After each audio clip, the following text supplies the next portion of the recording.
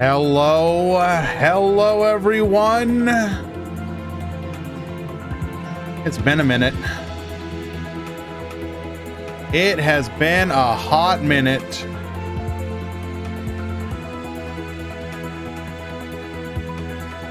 Marco, no, it was not intentional. It may or may not have been a fat-fingered misclick.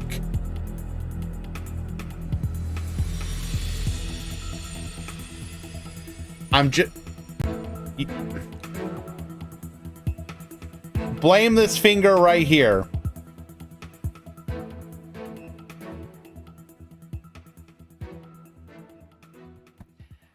Here we are, everyone. Welcome, welcome. It is Rush Day. We're here for the Rush Duel Grand Prix number 13.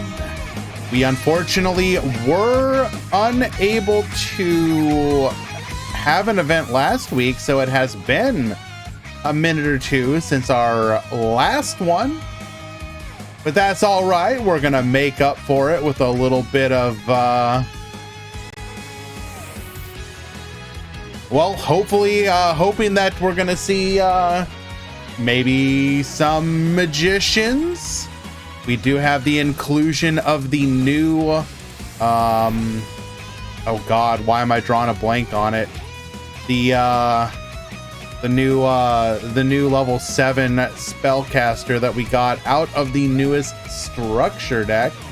Rush Duels has been going with an, I don't want to say necessarily interesting, but we have gotten 4 structure decks since the start of the introduction of Rush Duels, and 2 sets, oh, wrong button, 2 sets and 4 structures, which could be a way to do the format, although it necessitates the conversation of they should probably make them all accessible with gems. But regardless, the Dark Sword Magician, probably one of the most fantastic structure decks that that Rush Duel has gotten. They just straight up said, yo, here you go, have the entire beast engine and some more copies of the barrier. So even at a single copy, if all you do is go in for a single copy, you will be able to pick up the entirety of the beast engine, which is obviously fantastic. We do have the introduction of Curtains of Spark, the quote-unquote power crept version of the barrier for spellcasters. There will be some matchups for whom not matchups, rather some builds for whom going with sparks will be the preferred way to go.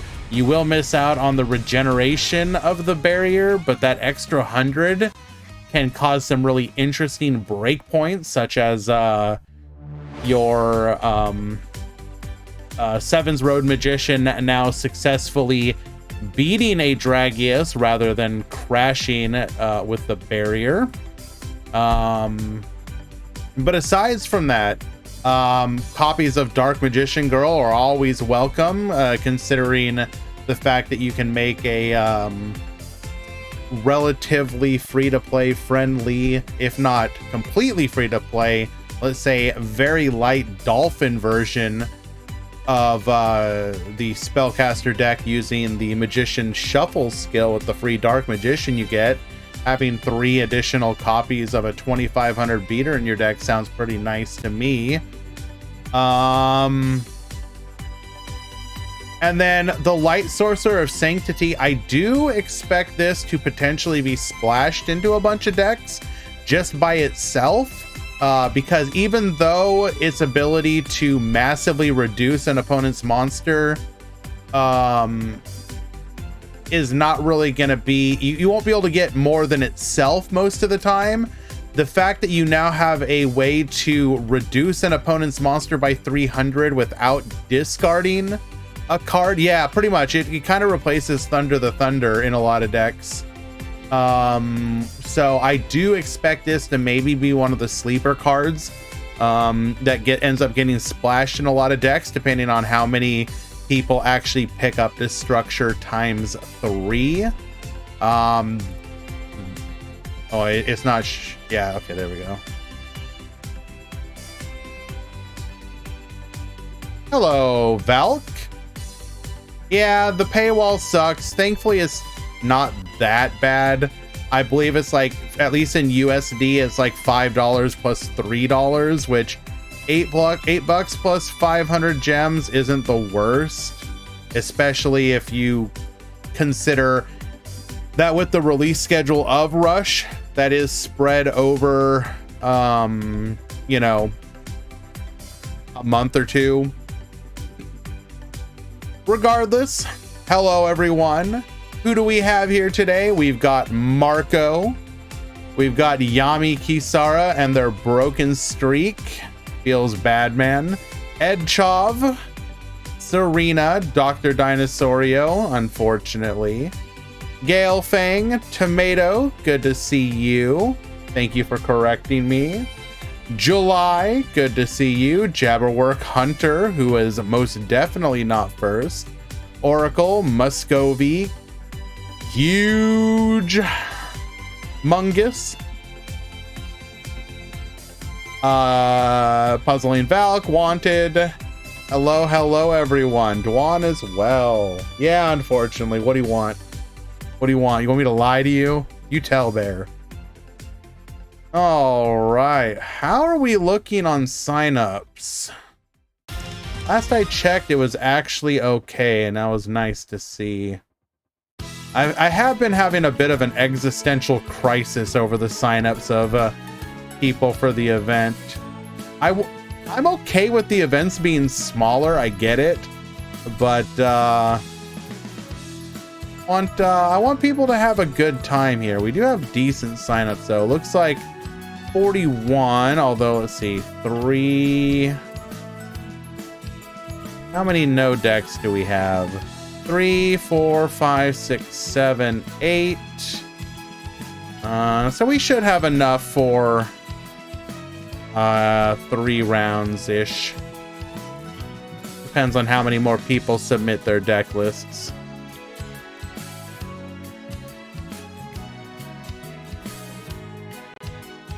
Really hope that the maximum stuff isn't going to be expensive. Well, what do you mean?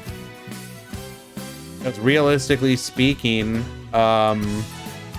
if they put them in the box and it's like a 3 of, you're going to have to go through it, you know, 3 times. And you can figure it's probably going to be a main box.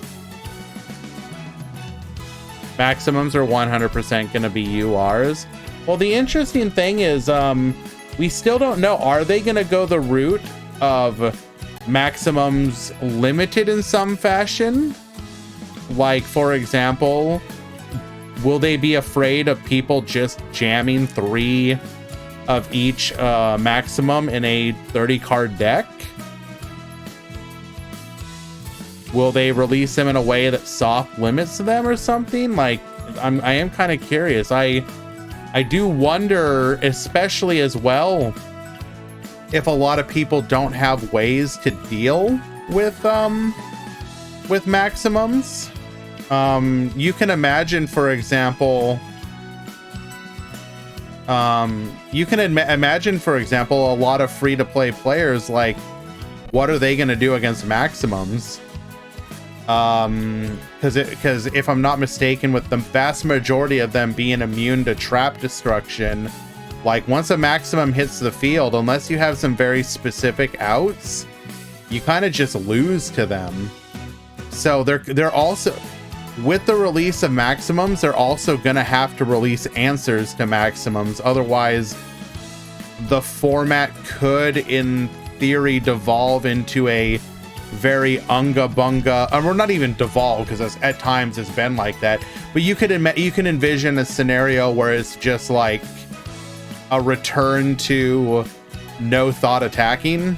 So I don't know, it will be interesting. I am a newcomer to Rush, as many people probably are as well, but there are Rush veterans who are part of this community who will have experienced this format that maybe could offer their insight.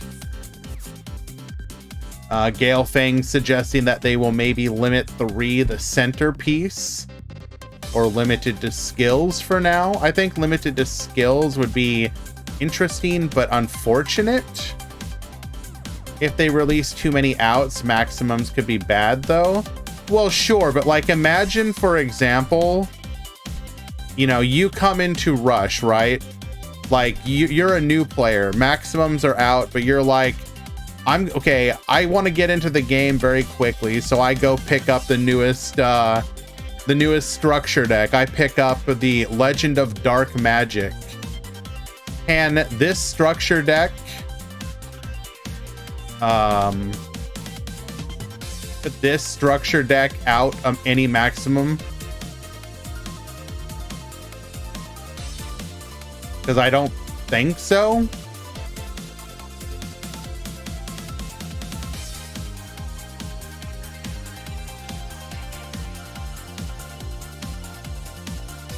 Maybe if what you pull off like a Silver Wolf plus a Light Sorcerer, that'd be minus 500. I know, I think you still can't out it that way.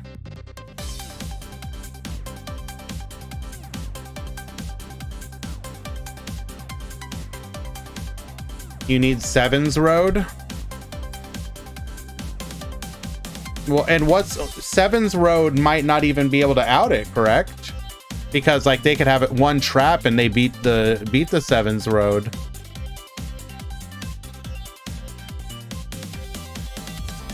I don't know. It'll be interesting. I suspect that they will release some kind of answers to Maximum in the same release as Maximums themselves. I would be shocked if they didn't.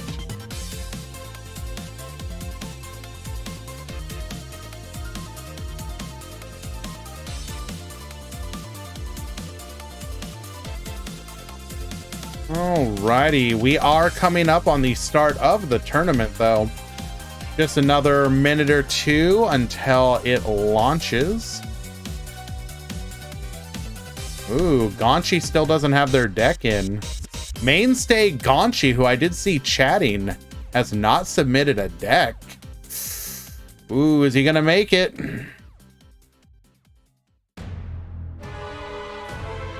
Regardless, we're gonna go ahead and get the adges. We're gonna get the adges out of the way. When we return, we will have the start of the tournament.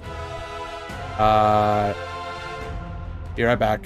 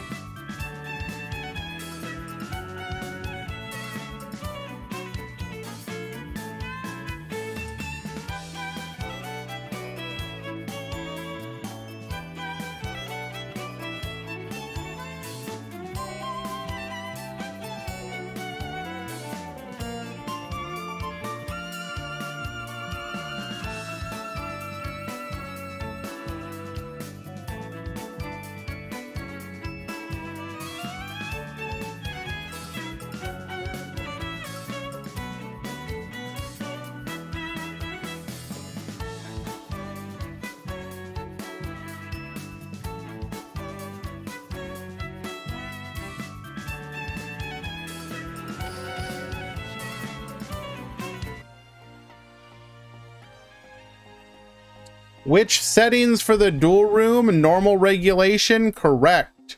The only thing you change is recruit spectators off. So when you go to the PvP area, you're going to go to duel room. You're going to create room. Well, speed duel to rush duel. And then scroll down to recruit spectators and turn that off. No recruiting spectators. That's all you got to change.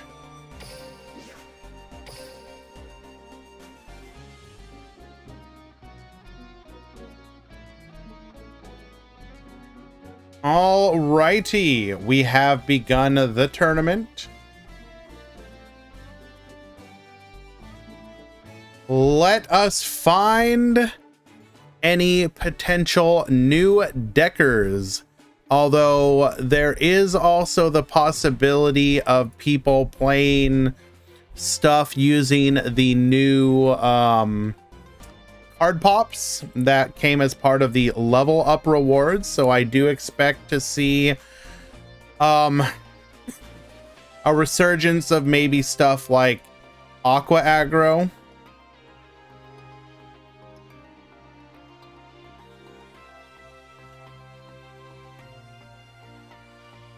Just because they got some support in the most recent Mimi event, and also their card pop is actually pretty all right.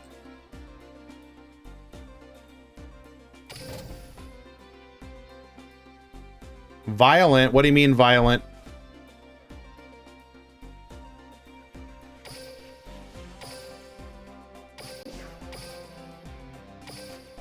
Let us find our first match of the day. Oh, don't worry. The person that I kicked was Dr. Dino. Here we go. Get ready for the rush. Okay, we are going to double set here.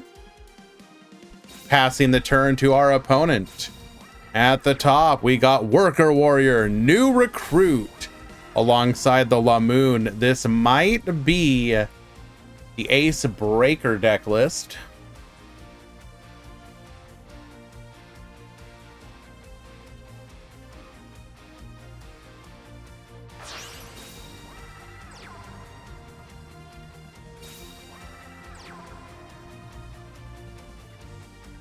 We do have a copy of the Ultimate Flag Mech Tough Striker. We are going to get in and take out 2 copies of Kanan the Sword Diva. Looked like no delay on that attack.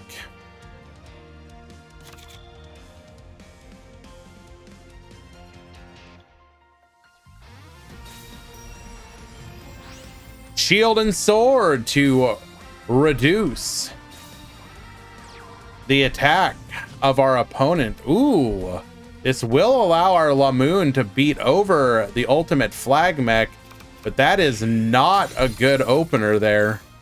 Or rather, we do appear to be bricked up. Opponent's going to be able to punish this pretty handedly.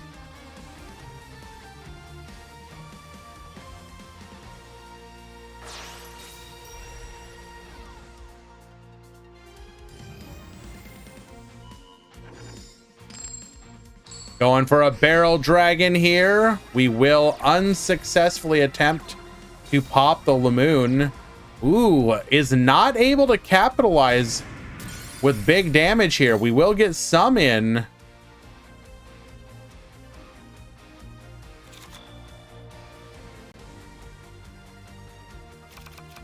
Can we fix this bricked up hand is the question.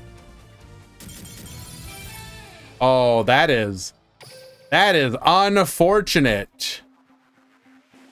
Game number 1 going to Mirai.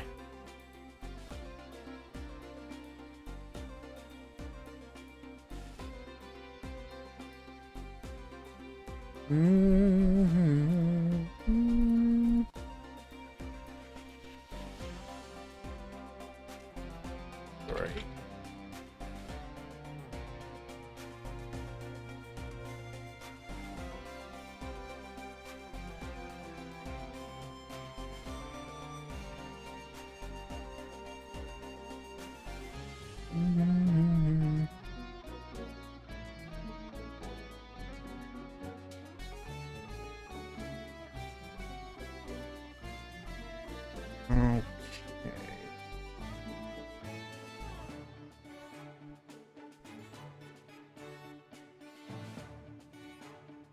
Haven't done a deck breakdown just yet, sorry.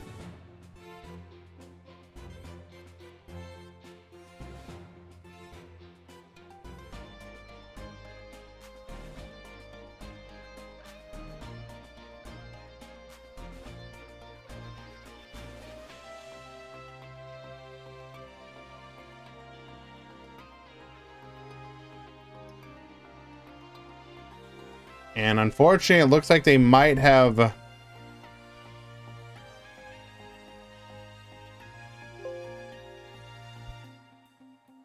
shadow dueled.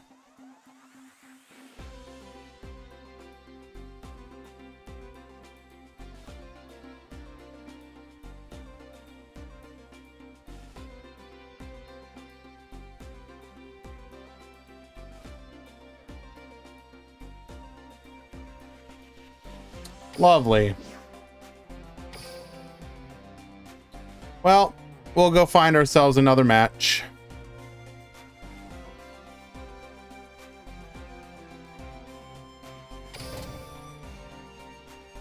What am I going to use my prismatic dream tickets on? I don't actually know, to be honest. I haven't thought about it. I'm not like a super big fan about making things prismatic.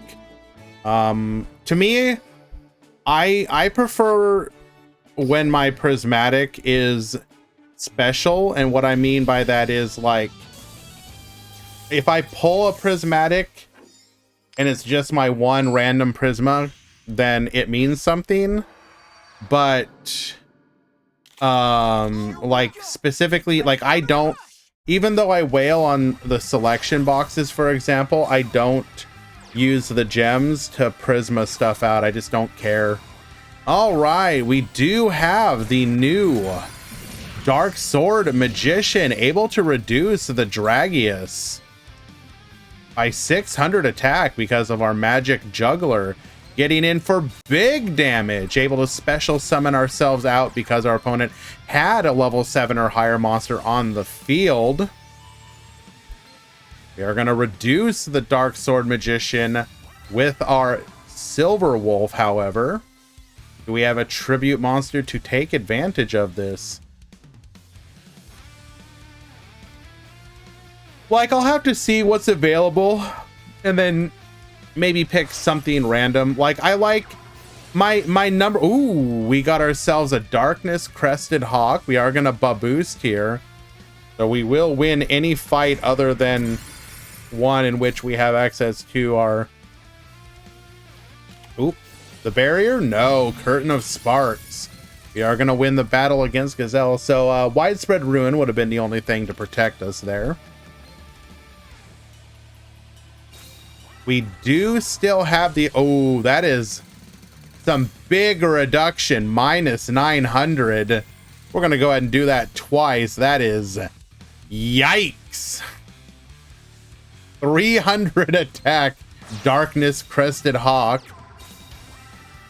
Brings out a copy of Dark Sword Magician. Had no room, so we did have to tribute over for it. This is just lethal. The barrier to reduce, but that ain't gonna matter. Getting in for 700, and a Dark Sword Magician will be lethal. Game number 1 going due tomato. Are you gonna dig through the alt art box? I'll be honest, again, that's another situation where I need more information. Like, if it's reasonable, maybe. I'm not... Okay, I will be honest. I do like the alt art unicorn. Like the other alt arts are kind of what, well, okay. The live twins are fine, but I kind of don't care. The Black Rose Dragon is really cool. And the unicorn is probably my favorite. Out of almost any alt art in Yu-Gi-Oh! But it really depends on what else is in the box. And how paywalled it is, if any.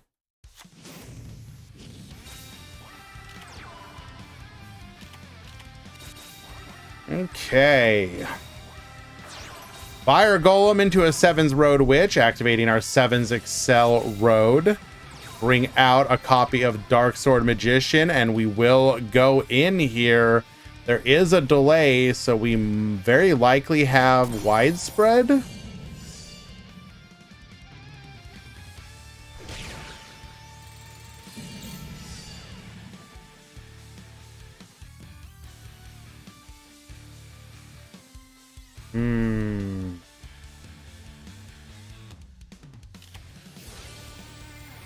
No Widespread because we're just going for the barrier here. Tomato is getting in for huge damage turn 1. Yamo just can't get his footing.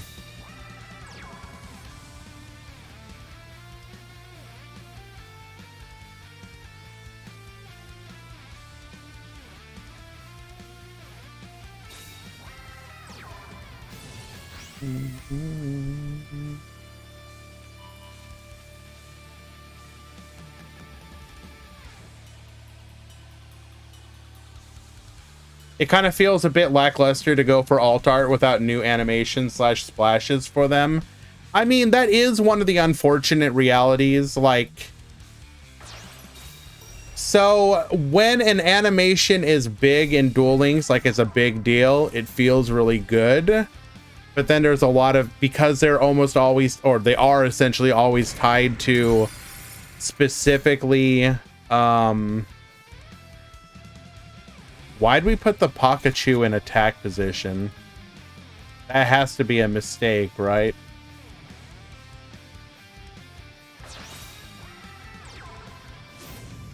Yeah, that has to be a mistake.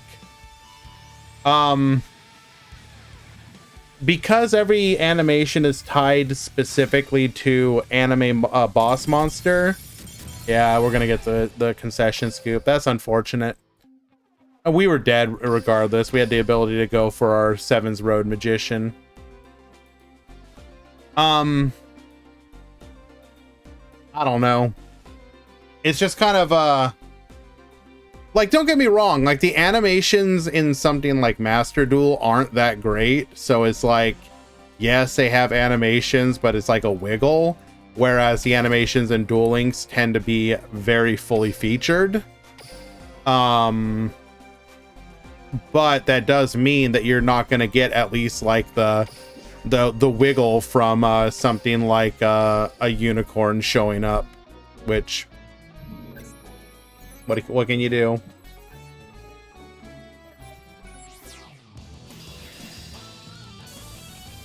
So pretty decent showing from the spellcaster deck there, although their opponent did suffer from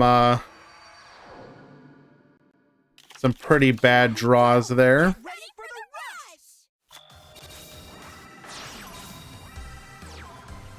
Okay. Summon Skull, gonna go in, taking out the Avant Wolf. One back row here.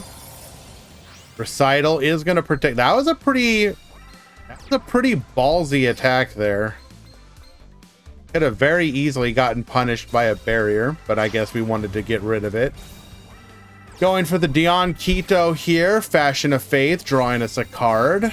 Disco Fever, get boosted. Widespread Ruin will successfully take out the boosted Dion Quito. Another copy of the Flag Mech. We're going to crash here, leaving just the Tough Striker on the board. Seahorse Carrier adding a copy of Kanan back to our hand. Monster Reincarnation to grab a Dian Quito here. Tribute it off. Another Kanan. Go for the Disco Fever, and King's Majesty is going to be enough to bring this turn to an end.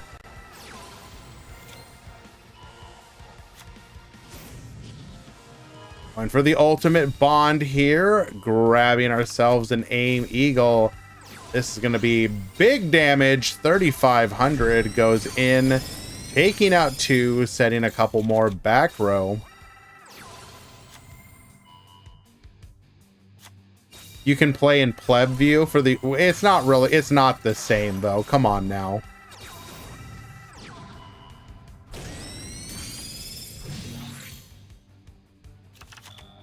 I do wonder how much...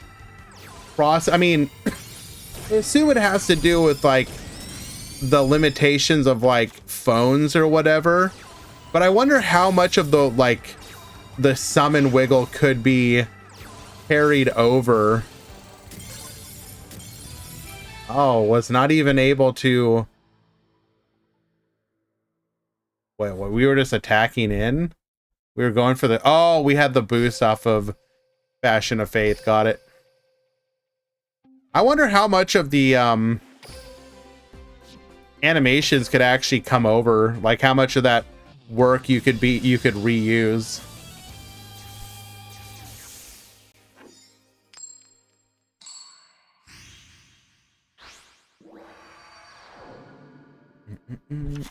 Here we go. Get ready for the rush.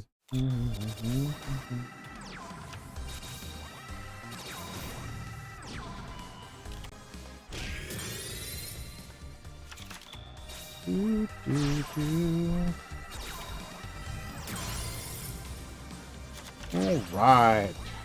Widespread Ruin is going to save us here. We're going to go Torna. Get boosted. Going in here. Barrier to protect. We'll keep that from being able to get any damage through. Seahorse Carrier is going to go ahead and return the Grace Princess, allowing us to go for another tough striker, and we will get in over that Torna. Newly unlimited, triple threat thunder, reducing our opponent's stats. Hydration, popping one of those back row. Get boosted, take out everything. Having to widespread here on like a not even a Lamuna, Kanan. Pretty hilarious. Seahorse Carrier once again, tributing off for a Barrel Dragon. We're gonna go for the Gamba. Big money, finds nothing but a whiff. Ultimate Bond, however, is gonna be able to get us an additional huge body on the board. Or no, rather not, because our opponent did not have a level 7 or higher. Ghost Cyclone, take out that last back row. Tributing off for a Summon Skull, going for the Crash, leaving the Barrel Dragon for Gamba number 2, and we find success. We're gonna go Barrier here to reduce, but it don't matter. That will be lethal damage. Gozu taking it in 2. Hello, Soramiya. Yes, unfortunately, you just missed it.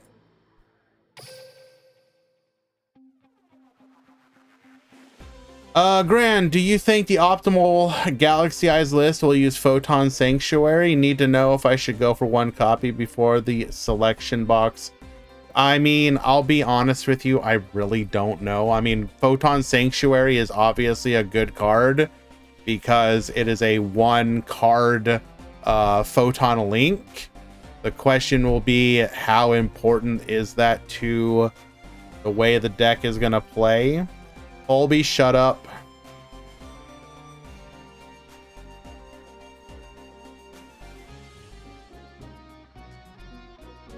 The new skill forbids the use of link monsters. Did I read the new skill wrong?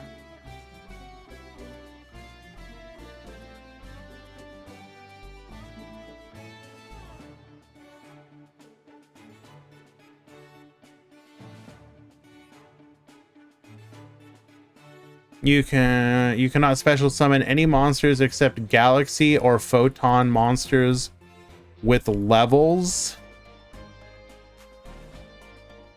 So you can't use Galaxy Xyz monsters? That seems weird. Did nobody notice that? Or is it just mistranslated badly?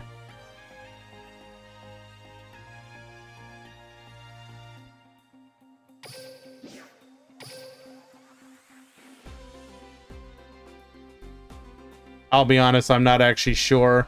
I mean, the obvious answer is that it's a good card. Should you go for it? I don't know. I honestly just do not know. I mean, again, the answer being that if you can use it, the fact that it's a one card Link 2 is obviously good. So you can also, if you were to play it, other variants of the deck as well. That's obviously like the old skill that lets you search for a card. Obviously a big deal.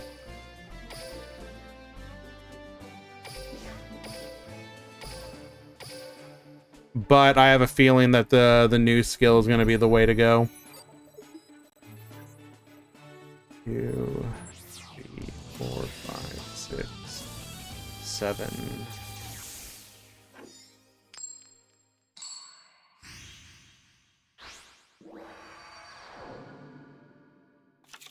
Here we go! Get ready for the rush!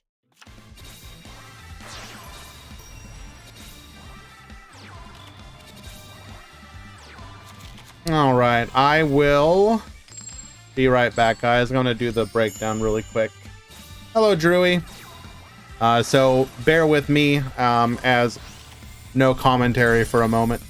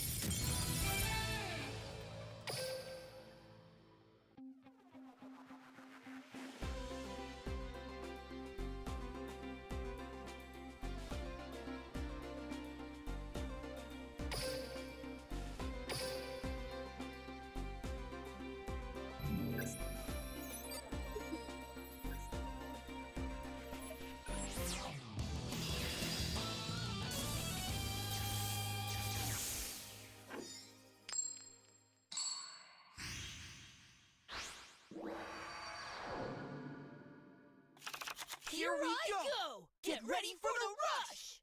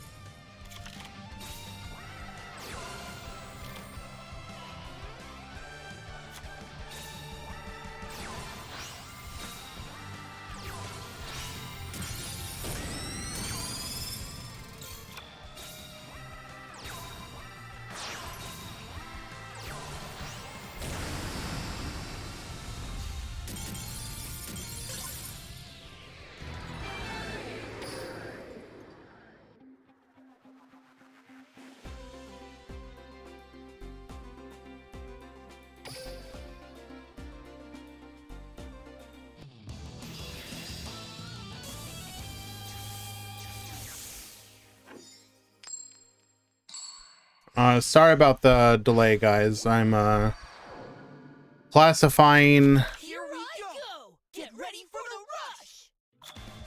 classifying these decks is always fun.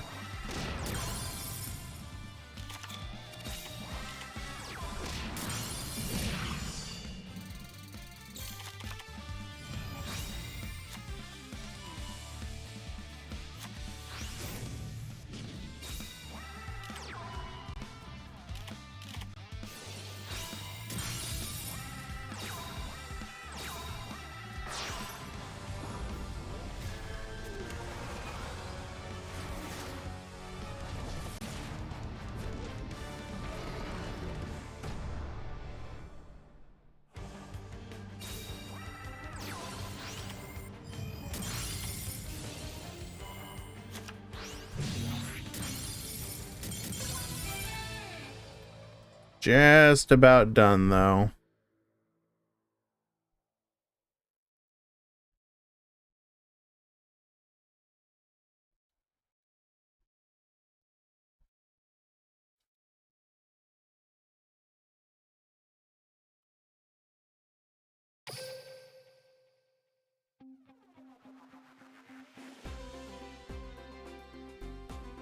All right, there we go.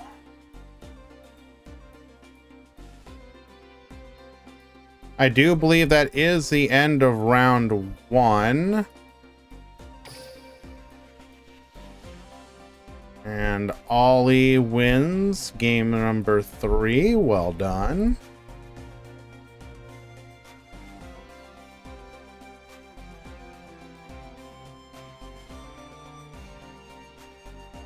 All right, guys, thank you for your patience. Breakdown is counted. Now I just need to organize it really quickly. Go ahead and notify the Discord as well.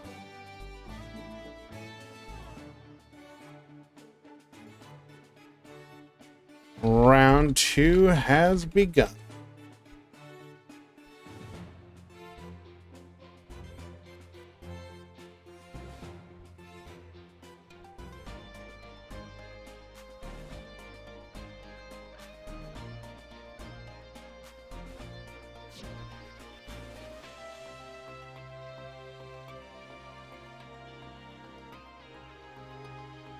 Okay. So there are a couple things that are interesting to note here.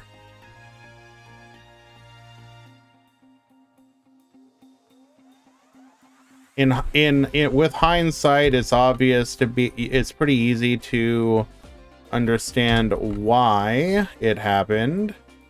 But there has definitely been a resurgence of Aqua aggro.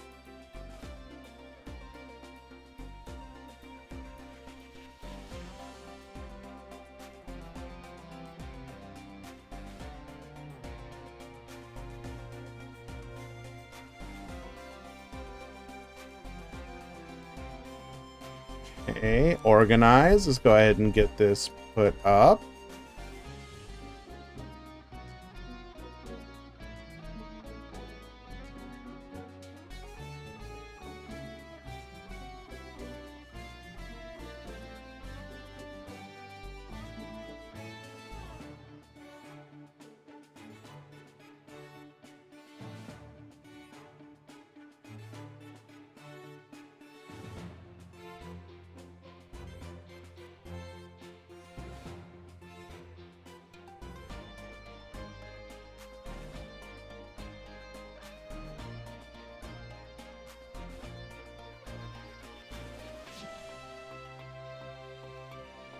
I think I'm more hyped for Tachyon Galaxy Eyes than Photon. Searching Transmigration is insane.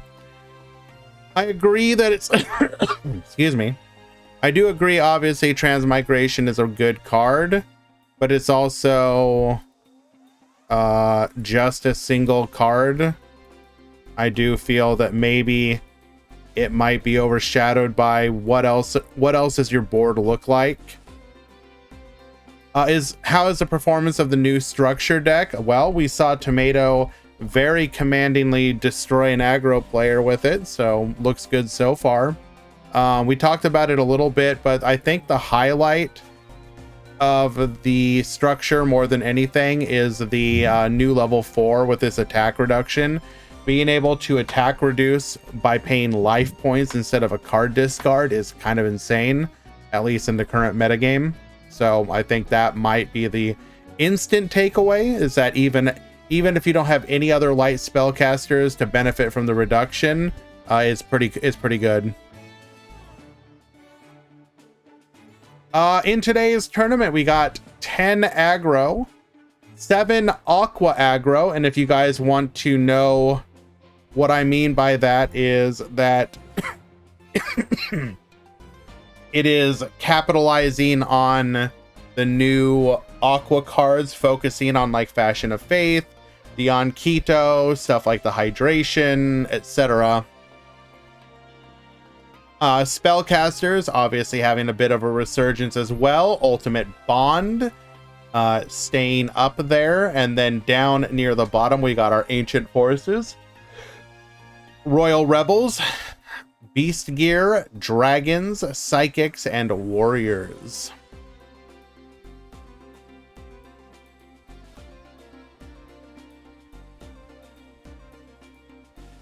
New Spellcaster's Barrier looks good. I think it is only good in a couple scenarios. In most others, I think the Barrier is better, just because that being able to get the regeneration, I think, is really useful.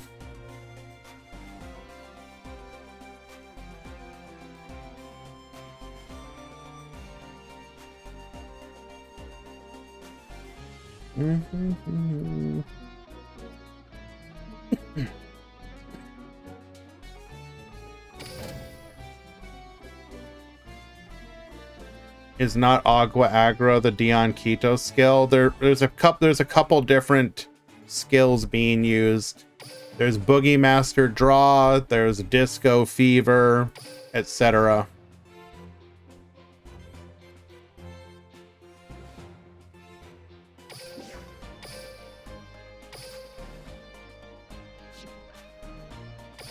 Like I said, it's not exactly easy to classify some of these.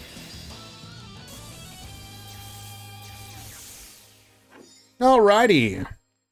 I don't mean to follow Tomato here, but he is playing the new structure deck, or at least a version of it, and I do want to see how this goes. Once again, our opponent is on Hammer Crush Deal. We're gonna triple set the back row, double set the monsters here. Seven's Road Witch. We are going to be able to successfully attack in. Getting a little greedy here. Not going to be able to get any damage in. Monster Reincarnation, adding the Gazelle back to our hand. Definitely don't love to see that. We do have Dragius, though. It's going to allow us to beat over both of our monsters here, getting in some good damage. Triple set the back row. Hammer Crush Deal hits. Double Hammer Crush Deal, hitting Curtain of Sparks as well. Ancient Arise here is where we would like to see Curtain of Sparks.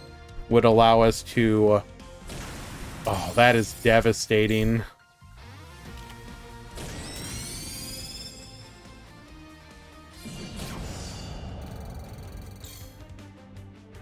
Okay, can we come back? On top of this, our opponent could still have... Oh, Magical Stream, free to play. Back row Destruction, taking out the Widespread Ruin. That is huge.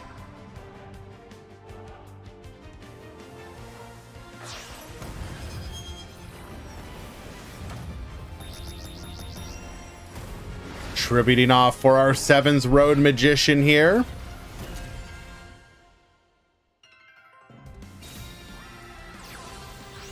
Get boosted. One back row as well. Finally on the offensive. Our opponent is really low on resources. We do have Paka-Paka-Chu, though. That's going to be a big help here.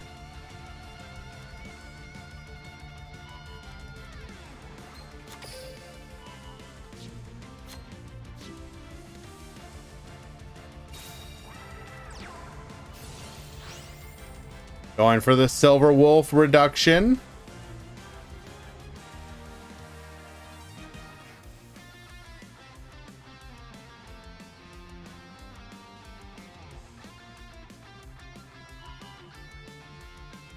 We're going to try and cheese a win by attacking over 7's road.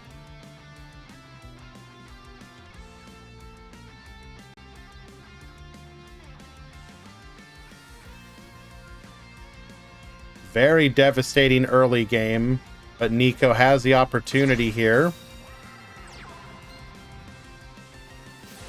Ancient Arise, get boosted. It all comes down to, do you have Widespread Ruin or not? There's delay.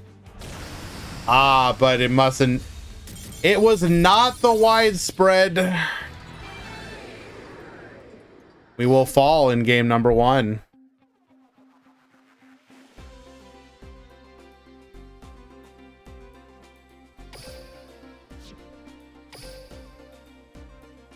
I like Rush lately, but we're missing too much card support. I think people would agree that the release schedule is a little too slow. They should probably, at the very least, be well, actually, if you were to compare it to the IRL release schedule, like number of card wise, what, like, because they get a box, what, every, how often do they get it IRL? Hey Scyther, long time, hope you're well.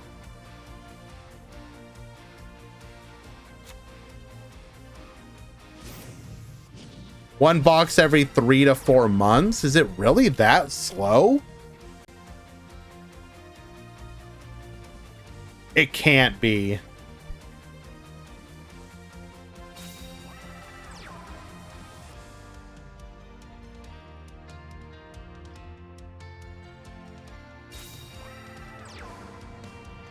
I would be shocked if that's the case.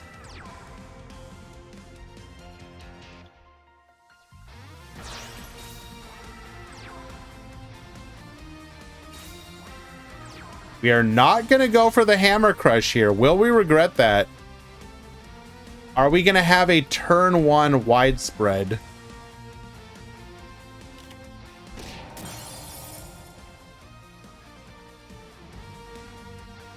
Does not appear to be the case.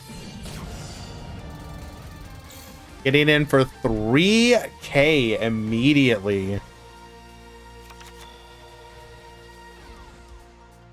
What summons can you do in Rush Duel besides tributing? Currently nothing, but, well, and special summoning. The one that we should be getting soon, at least according to the leaks, is maximum summoning.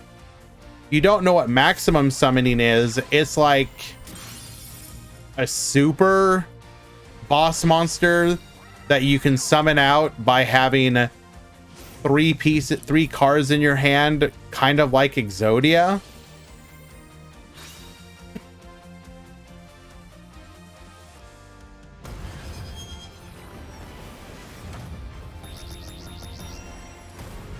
And the maximum summons take up all your zones. They tend to have really powerful effects.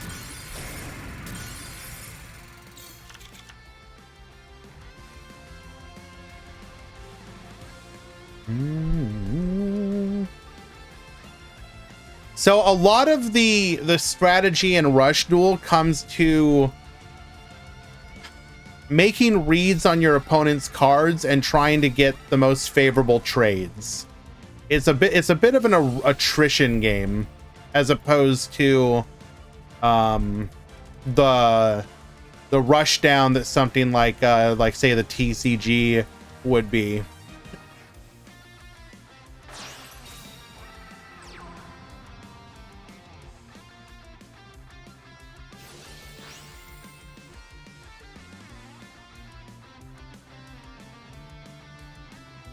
Right. We are just giga punished here.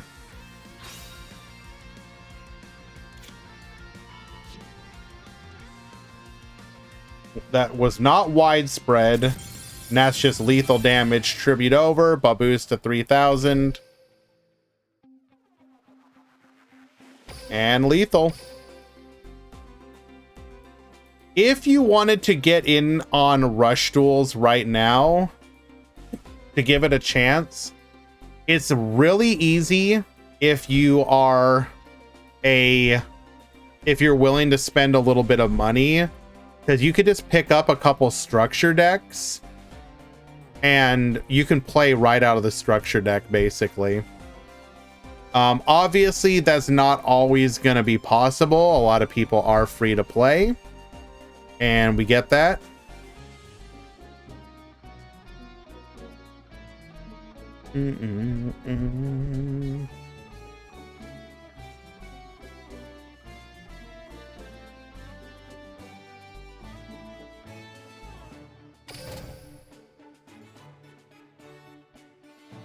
But yeah, either of the two newest ones, you can make a deck with them very easily. And be like basically caught up with the metagame.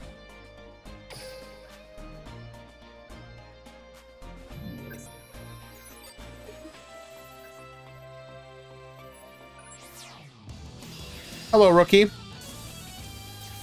Idea for Rush Duel. Yuga hacks into Duel Links, you know, a Wednesday for him, and he sees the asset folder for speed duels. He attempts to copy the folder into Rush Duel, but a power surge stops the process. We are just chatting here.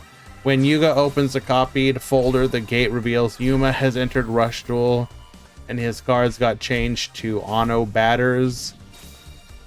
Huh?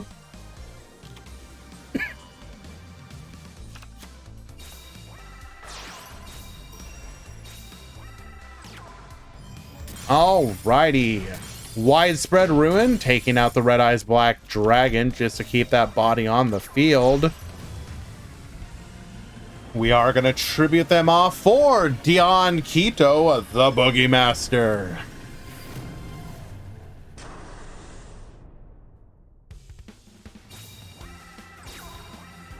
Bastion of Faith, draw a card. Babu, Seahorse Carrier. Adding Kana back to hand. Tribute off for the Torna. Get boosted. We're going to go in for 15, 100, and 1100 after it. Asuka at the top, using our skill to regenerate the Red Eyes so that we can resummon it to the field. Getting in, taking out the Dion Quito, passing the turn. We're going to go for a Summon Skull here. Disco Fever, Baboos, Widespread taking out the Summon Skull. We are going to successfully beat over the rest of the monsters on the field using our skill once again. Grabbing that Red Eyes once again. Reducing the Torna. Bring out the Red Eyes. Flame Cerberus. We will successfully... No! Music Princess Recital to keep us protected. Torna putting the opponent's monster in defense position. Disco Fever playing right into a barrier. Should have seen that one coming.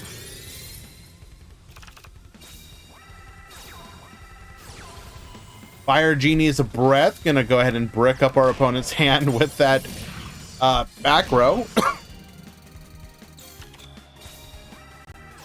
That's okay, though. We've got ourselves a copy of the Seahorse Carrier, activating Monster Reincarnation, sending the now dead Ghost Cyclone, tributing off for a Dion Quito, Fashion of Faith, get boosted, gain 1,000 life points. We're going to go ahead and buff our opponent's our monsters here. All the monsters buffed, we're able to clear our opponent's board. Fashion of Faith is actually a really good addition to the Aqua Aggro deck itself specifically, just because it allows you to use your buff on your other monsters. Triple Threat Thunder, Disco Fever, boost everything. Zaga will take game number 1. I'm really actually impressed with how the Fashion of Faith is helping out the Aqua Aggro deck specifically. Have I not seen the Onomat Rush Duel cards? Yeah, I've seen them.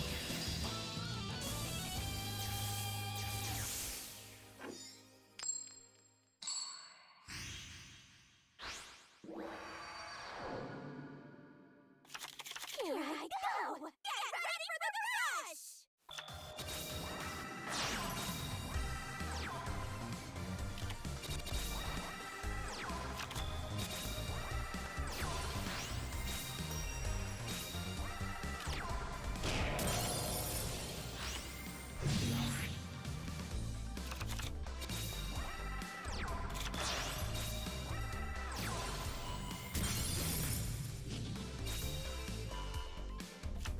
All right, revealing that we were not in fact just a Red Eyes deck.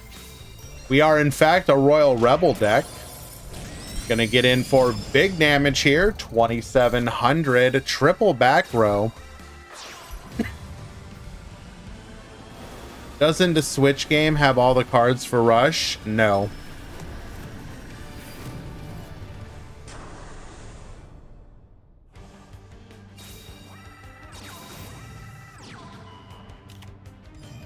Widespread Ruin, get punished for attacking. Asuka will take game number 2.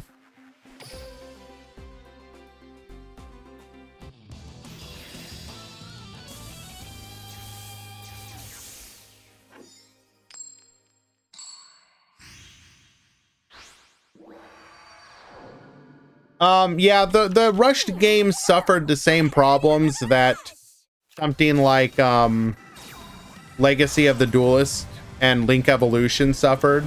They just didn't get any updates.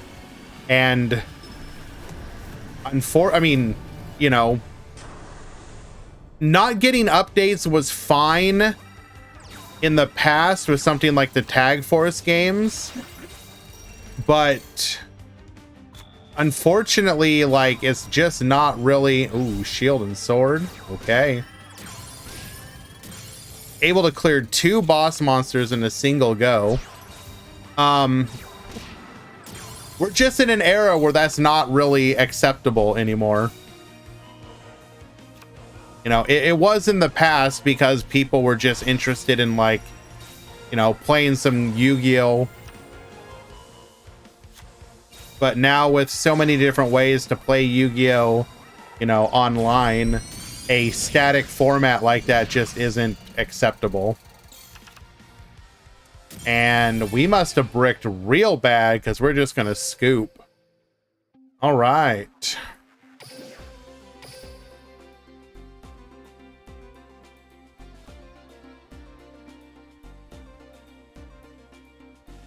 Do-do-do-do.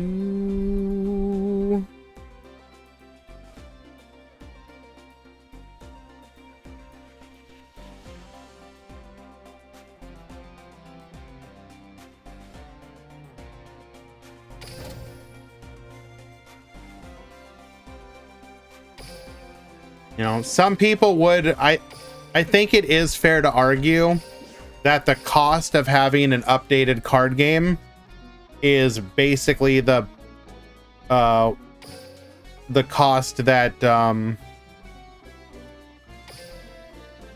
comes with playing a live service game.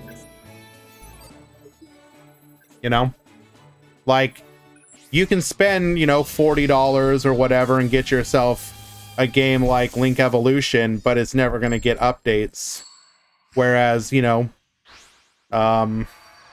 something like Duel Links or Master Duel will get updates, but in theory, if you want to keep up to date on it, it can end up costing you.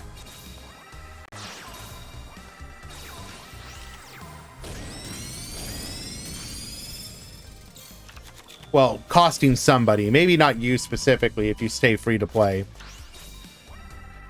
Alrighty. Normal summoning out of the Dark Magician. Or the Dark Sword Magician. Not normal, but special summoning because our opponent has a big body on the field. We are going to have to crash, though, getting in for 2,000 damage off of the Dark Magician Girl. Ancient Arise, take that out, leaving our opponent with just 2 monsters on the board. We have another big summon here. We are probably going to be able to push for near lethal. Bring out the Seven's Road Magician. Attacking in. We do successfully play through the defense game. Bogeymaster draw here. Going to give us a Seahorse Carrier. And a Dion Keto in hand, but we are facing down triple back row. We have used the widespread, so we can get in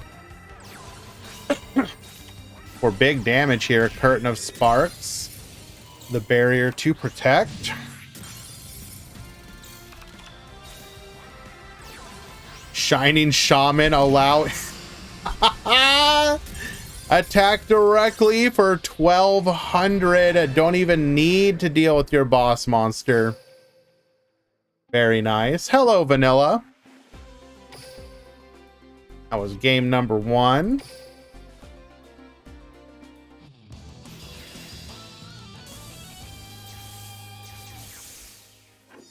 What is good, gamer? Yes, we are here with this week's edition of the Rush Duel Grand Prix. Here we go. Get ready for the rush.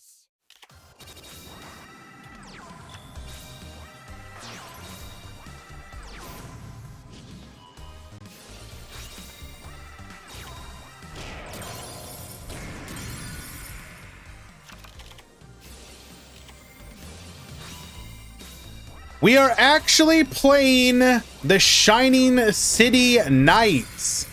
Unfortunately, this card limited to 3, despite the fact that for the vast majority of decks, you are simply buffing your opponent's monsters in addition to your own, because we are in a meta game right now that has a huge number of light attribute decks. Aquas, Dragius, Ultimate Bond, flag mechs. Like 60% of the meta is light. So giving up a limit 3 slot to potentially buff your opponent as well is hilarious at best. Rush will only get more light heavy, which is kind of fascinating, because if you think about it, obviously regular Yu-Gi-Oh tends to be extremely dark heavy.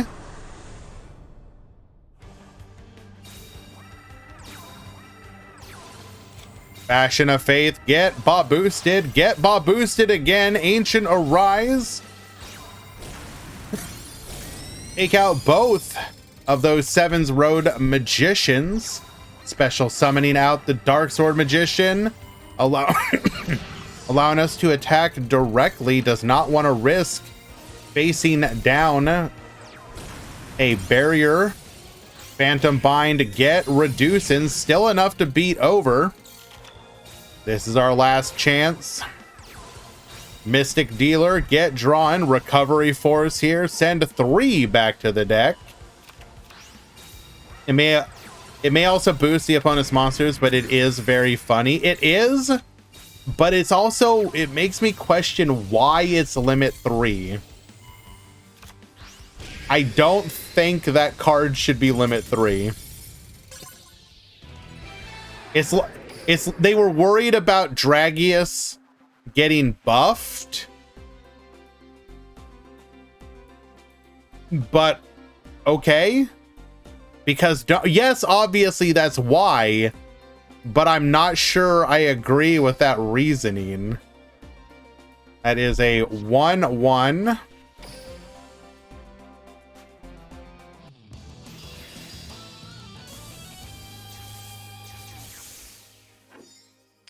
Because, like, in the vast majority of matchups, you're gonna be like, wow, both of our monsters get buffed.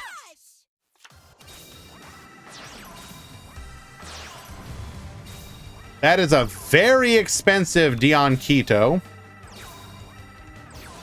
Light Sorcerer, get reducing. Allowing us to beat over. Shining City, go for the Dragius here. Okay. We're seeing the combo.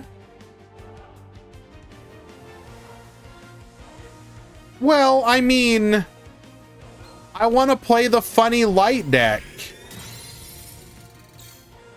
Oh, we are at risk now if there's another reduction. Do we attack in? Do we risk it? We do not. Probably the smart idea. I want to play the funny Dion Quito deck running Shining City Knights, but unfortunately it's not worth it.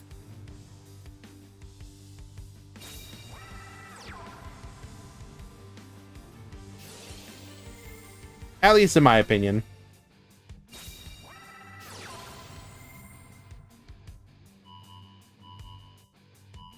We are going to go spell recovery here. Recycling.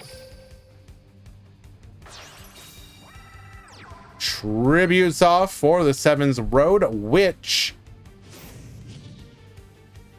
does trigger our Sevens Road Excel. We're about to get in for big damage, if not lethal. I think this is lethal.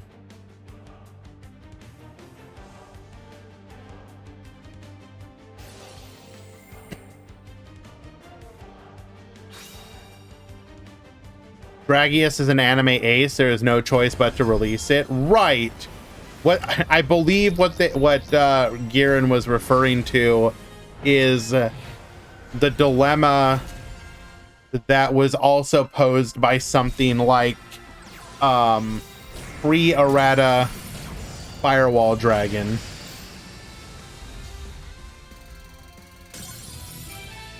All right. Spellcrafters will take it. The difference is that obviously they were eventually willing to ban it and then errata it.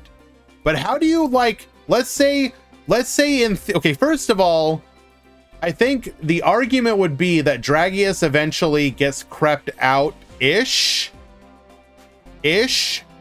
but it's also in a format like Rush Duel, it's always going to be good because it has the ability to get to your opponent's life points, right? That's always going to be worthwhile.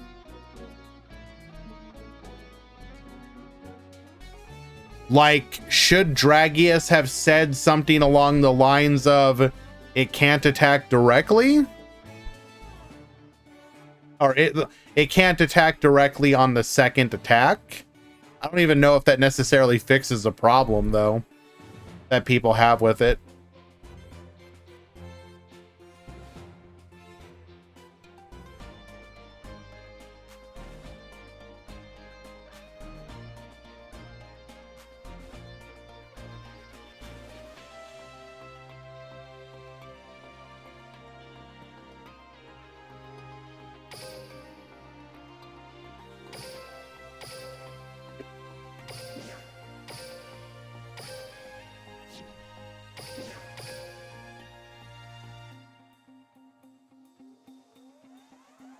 All right, looks like we're just about done, or down with 2.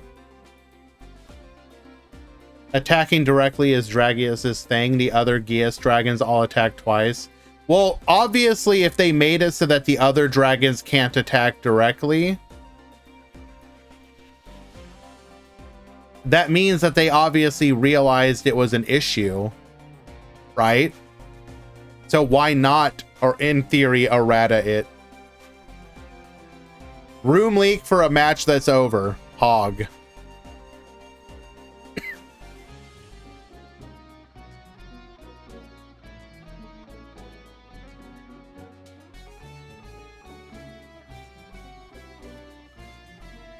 All right.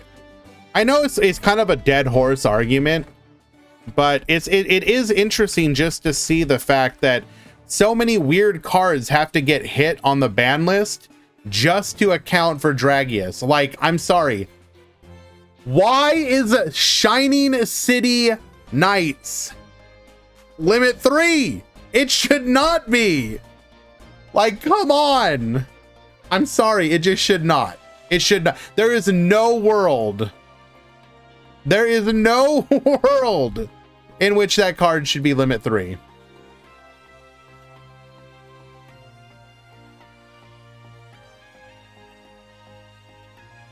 I'd argue that it would make Dragius a worse Geas dragon, which would be very strange. Counterpoint, is it okay for stuff to get power crept eventually, especially years later? Yes or no?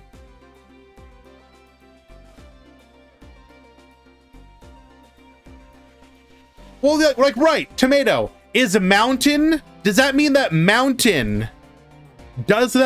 mountain is a limit 3 worthy card by Duel Links' standards?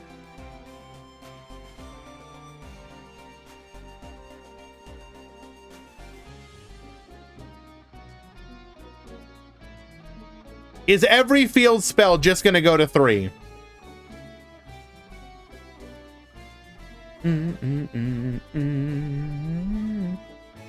Yes, if you are interested in these tournaments, I do highly suggest joining the Discord, making sure that you sign up for the Duel Links events role, and then pay attention when we ping you in the news channel.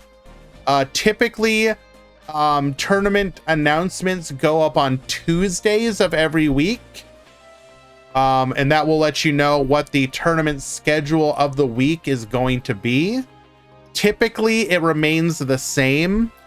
That is Grand Prix on Wednesday, the Empire Ascension on Saturday, and then the Rush Duel Tournament on Sunday. We probably are going to make a few minor alterations going forward, though.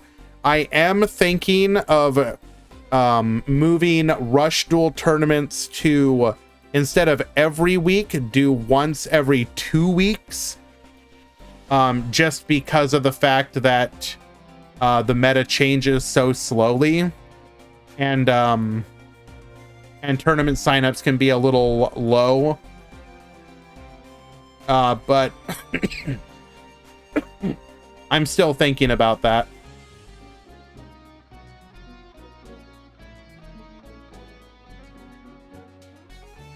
What do you mean limit 1 fields in real Yu-Gi-Oh?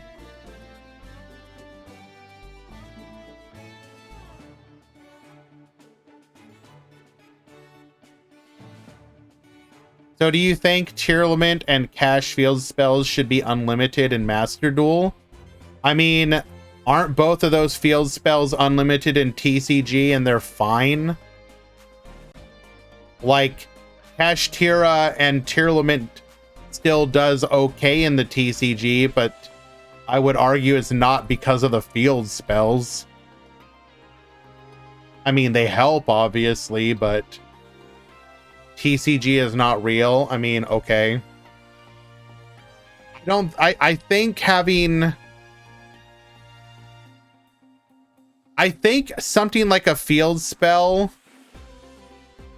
is fine.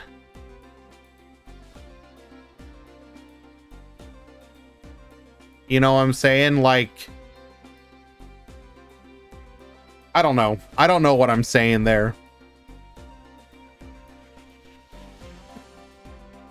I find the idea of, like, typically field spells are supposed to be a cohesive aspect of a deck's theme that brings it together.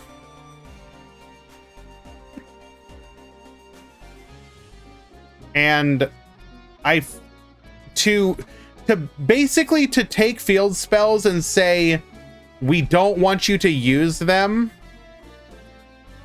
it's just weird. Like, I don't know. Like, it would be like saying we're excuse me.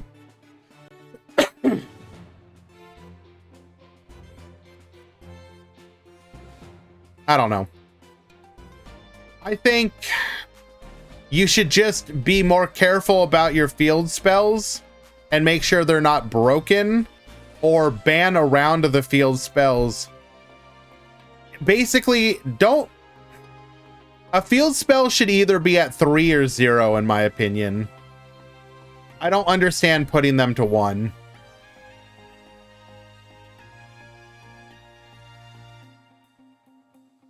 Like, either it's a part of the deck's theme or it's broken and you should ban it. Like what is a 1 of field spell even represent? Think about it that way.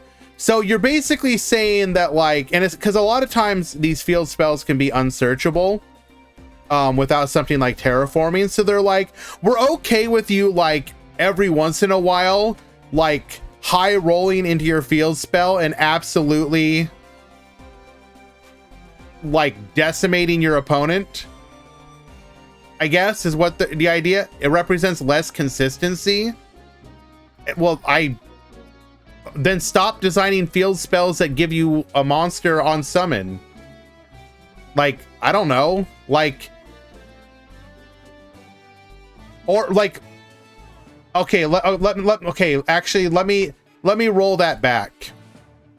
I do not believe the correct way to hit decks is to hit the consistency, because all that does is leads to unfun games where it's like, I didn't lose because me and my opponent had a good match and you just happened to play better than me. No, I bricked.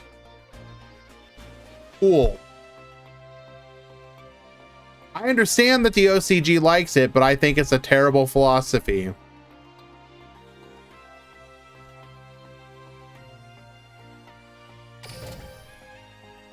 You should reduce a deck's power, not its consistency.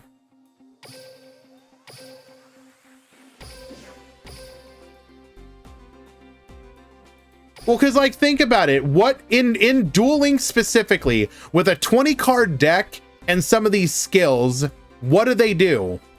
They make your deck very consistent most of the time. You know what isn't fun?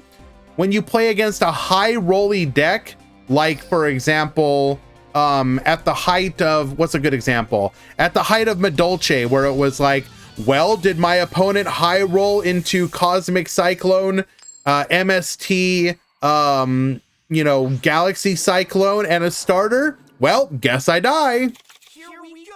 Get ready for the But, you know, but you only have like 3 starters in your deck, and hopefully you don't draw it.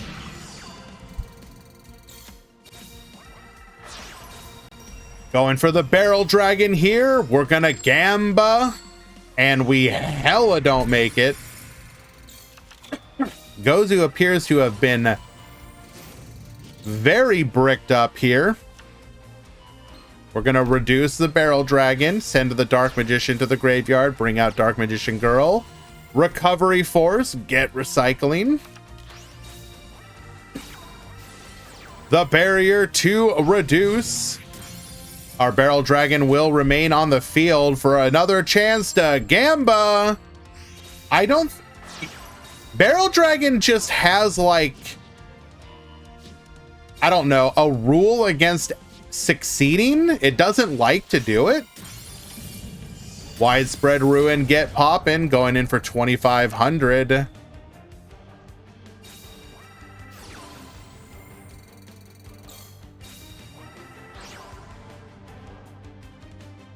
I'm sorry, did we just Magical Curtain bring out our Mystic Dealer?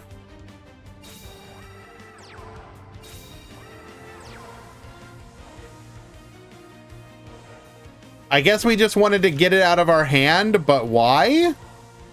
Don't we just lose now? I mean, we're probably going to lose anyways, but...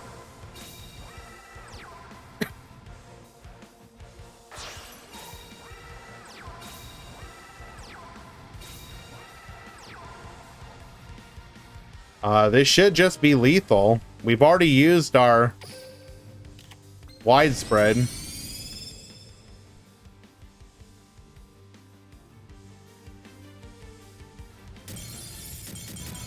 All right, Gozu takes it.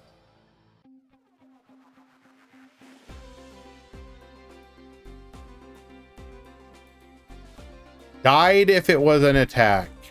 I don't know if I'd call that a gamble, though. Was that a gamble?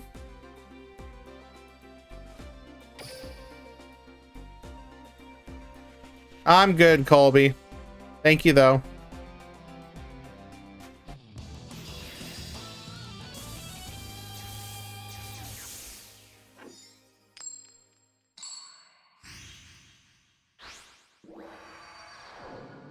Thoughts on the wall of text you sent earlier? The problem with hitting the power ceiling with a deck is often the power is in the extra deck staples. Duel Links does it better than paper by disallowing multiple Omnic negates in the extra deck, but paper can't do that. So first of all, I would actually argue they could if they wanted to, Rukarin. They do have a master rule system. So for example, imagine, and now obviously take this with a grain of salt. Master Rule 6 comes out, and they're going to have a new ban list system for the extra deck specifically. And they'll have an alternate limit 1, 2, and 3 system that applies to the extra deck. They can now start limiting the extra deck. So if an extra deck monster is limit 1, you can only have 1 copy of a limit 1 extra deck monster. Done. Then you just go through and start slapping limit 1, 2, and 3 on extra deck monsters. Like, Konami could do that if they wanted to. There's nothing stopping them. What happened? Did we brick or something? Bug? I'm being told bug.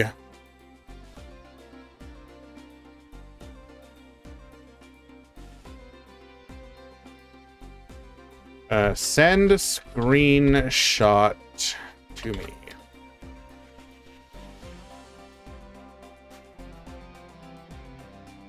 That's outside of our scope of analysis. Well, sure. But then I would also say, why can't they hit some of those monsters? Does a card like Barone need to be legal? Yes or no? I mean, the answer is no, obviously, but I would love to see people argue why it has to be legal.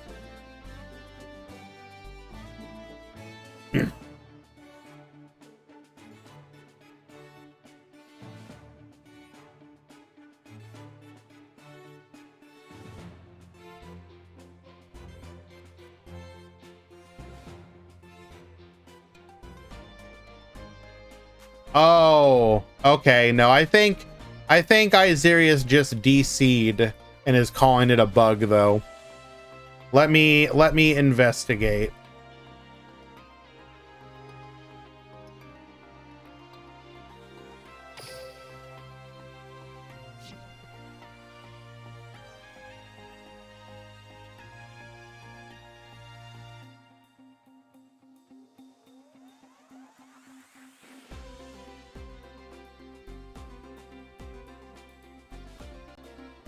Wait, nope.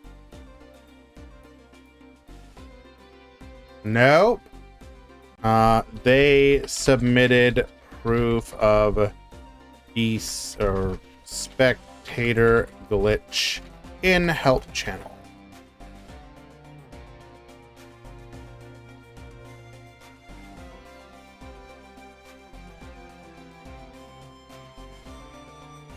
Replay game 2.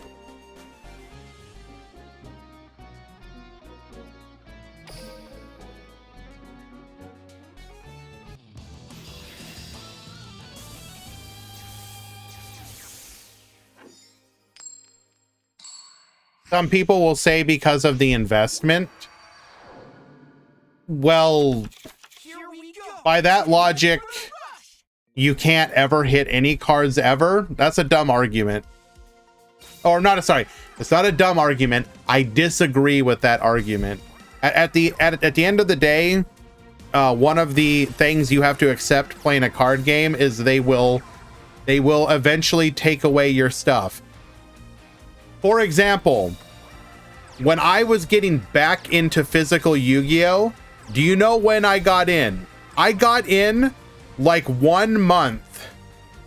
1 month before they absolutely destroyed Bird Up.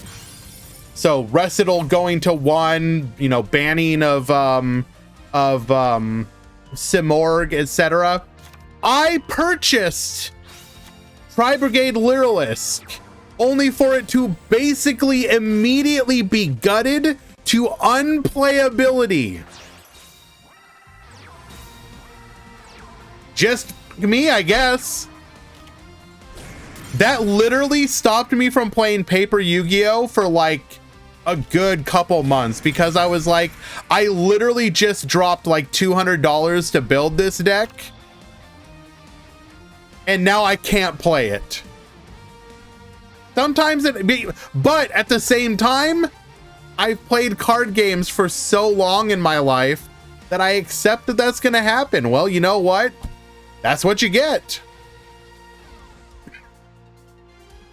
I don't think Barone is too broken or anything. I just find the card's existence boring.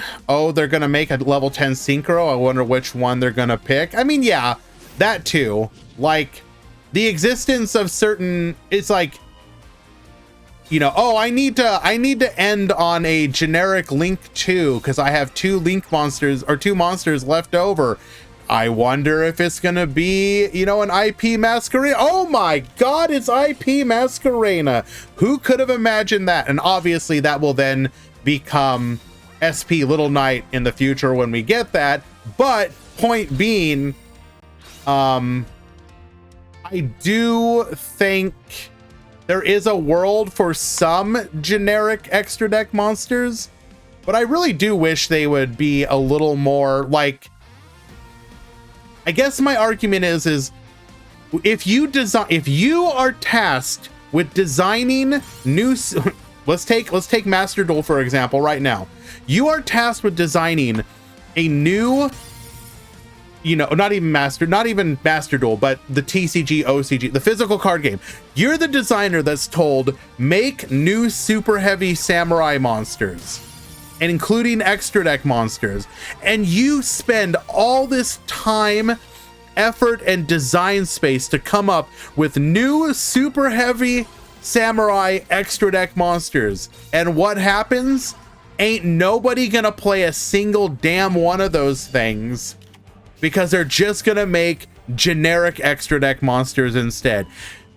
Your archetypical boss monsters need to be worth summoning such that you want to play them more. Also, we live exactly because of the barrier. That's pretty hilarious. You should be wanting to do your archetypical bosses first, and then generics are, oh, you know, I guess I'll make that instead.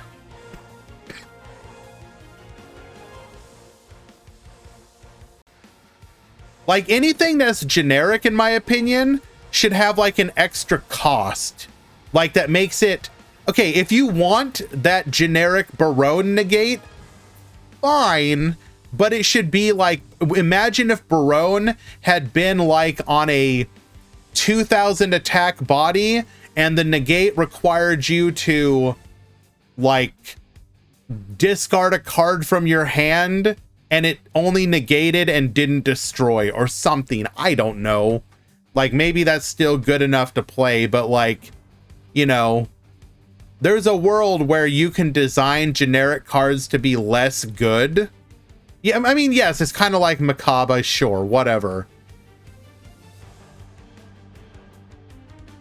Or maybe Barone negates itself by sending itself back into the extra deck and you lose a body then. Like, I don't know. You could find a way to put a cost on it that makes it go like, ooh, like, yeah, it's a negate, but ooh, that's a costly one.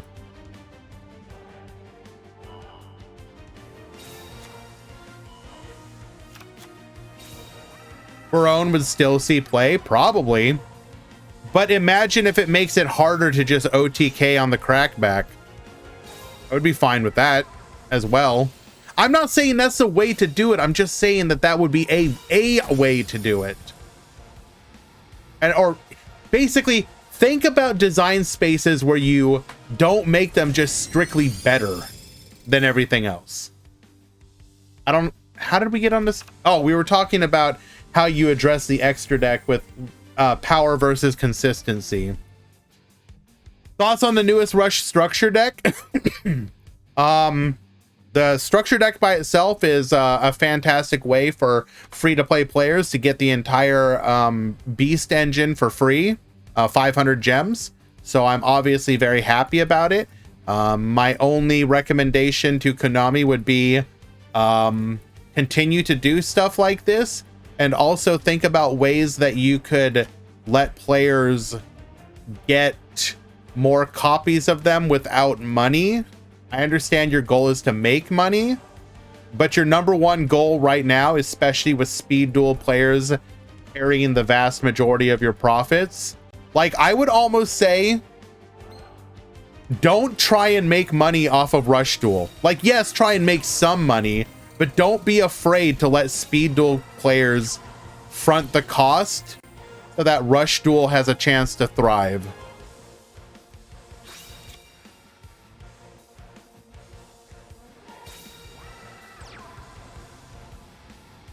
Now, I don't know how you do that, you know?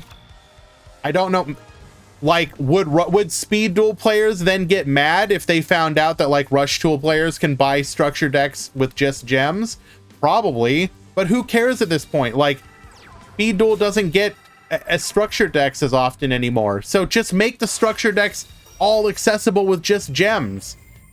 That's not where you get your money from speed duel players from anyways. Once again, the Gamba fails.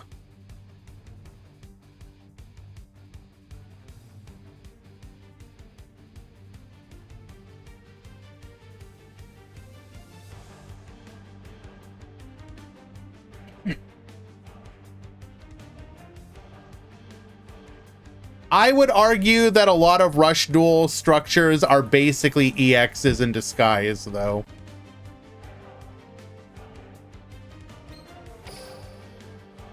So we have already dealt with widespread, so we can kind of attack at our leisure.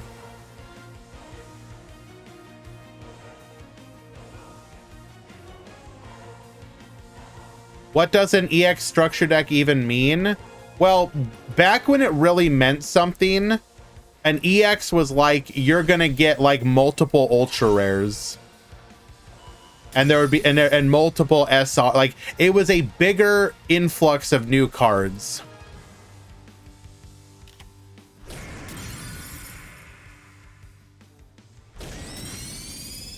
Rukarin, a couple X2s will top, so there's still a chance. Also, if as long as you end up X3 or X1, you'll top regardless. Wait,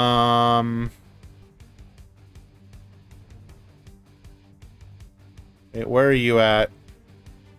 Rukarin.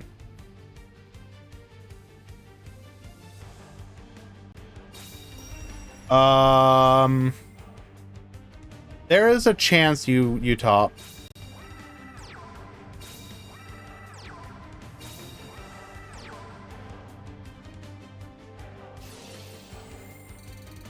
They have a skill attached to it. Having skills attached to structure decks is actually a bit of a newer thing. Not like new, but like you can actually go take a look. And that ties it up 1 and 1. Yes. You can actually go take a look in the shop. When's the first one that had a skill attached to it?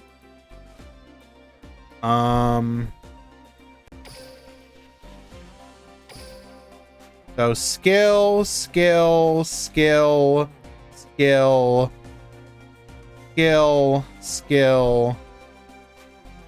Did this one have a skill? So this one did not have a skill. Well, technically it did, but it was like not with the box. This had a skill, this had a skill, this did as well, although it was garbage. This did not. Yeah, this didn't. This was just generic support. This did not. This did not. This did. This did not. Wait, no. It did. It says right there. Did not. Did not. Did not. Did not. Did not. Did not. Okay, so I would say this was probably where it started.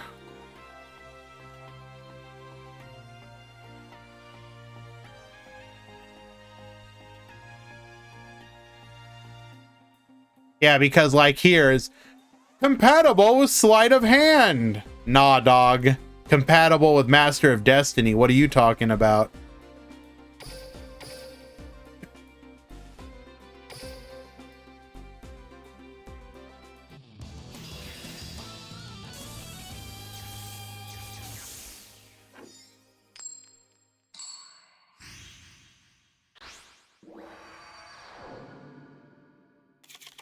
Here we go. Get ready for the rush. Compatible with Life Point Boost Alpha. Nah. Compatible with no skill selected. Okay, have we seen Barrel Dragon resolve successfully one time?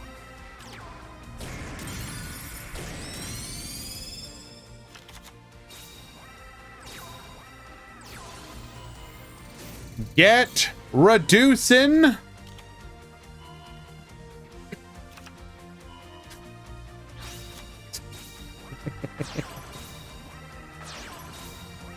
Double Dark Magician Girl. We are gonna go for the crash. Get in for 1400. Yo, you know what I'm saying? You know what's better than one DMG?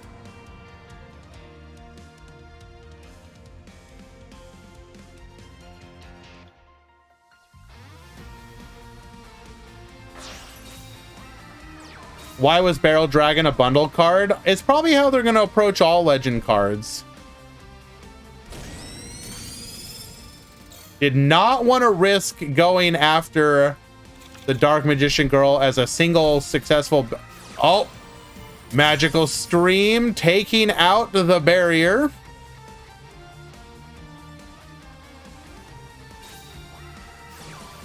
What are my opinions on the two new structures in Rush? They're both fine. They're great structure decks.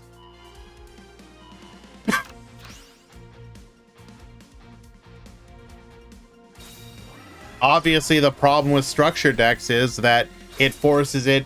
If your only content is paywalled, there's a problem. And as we talked about just a little bit ago, Rush Duel really doesn't need... Like, you should not be... Oh, is this lethal? Not quite lethal. Wait, no. Okay, yeah, no, not quite lethal. Rush Duel should not be desperate to make money. Again, Speed Duel can carry it. It's fine.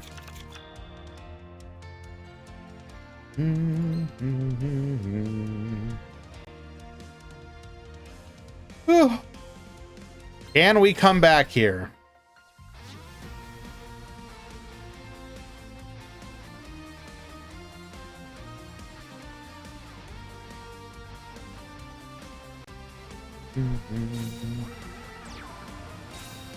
At bare minimum, though, if I was going this route of drip feeding new cards, I would be designing skills as often as possible.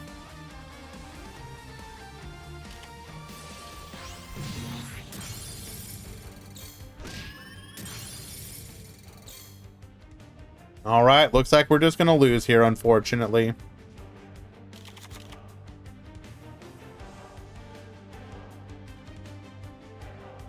I think they're trying to make Rush Duelists spend money as well because they have nothing to spend anything on. You can't be like, yo, dog, why won't you buy anything? And then the person's like, because there's nothing to buy? Maybe if you put out product for me, I'd buy it.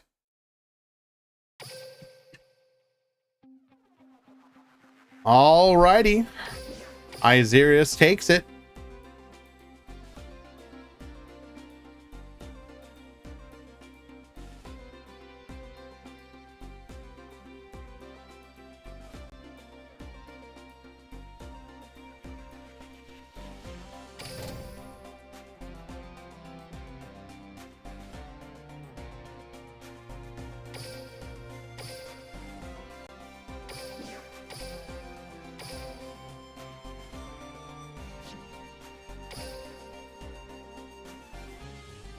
We hop into game number 3. Make Rush branded And I'll buy till I prismatic it at all. Yeah, okay. Here I go! Get ready for the rush!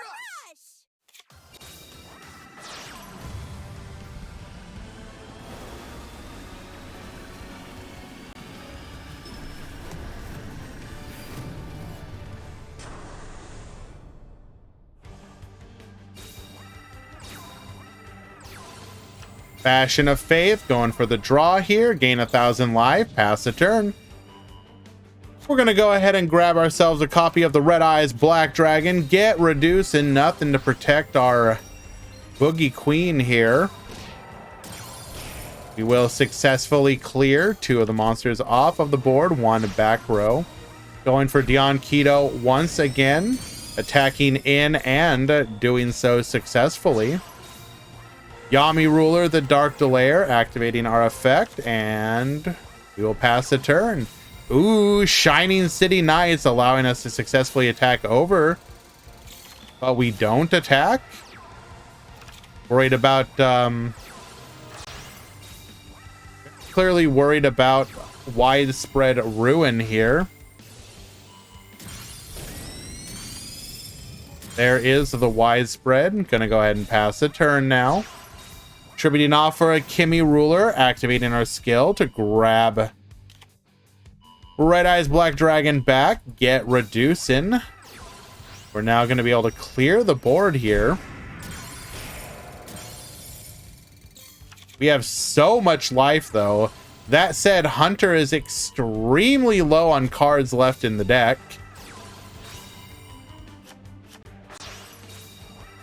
Gonna go for the Dragius double attack here. Recital will protect and delay us. Oh no. All we have to do is wall up now.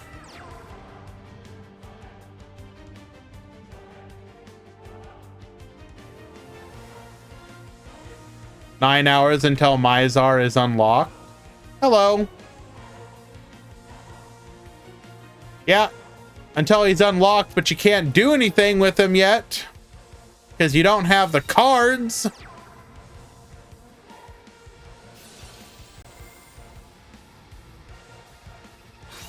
What do I think of Mizar's OST? It's grown on me a little bit. It's pretty decent. It's like upper middle of the pack.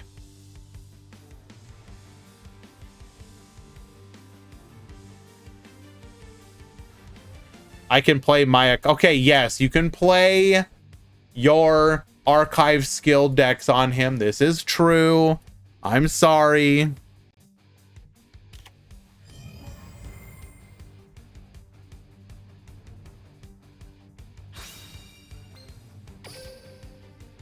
So what exactly is our game plan here? We can't... I don't think we can't activate Dragius's multi-attack. Okay. Still not going to be enough damage.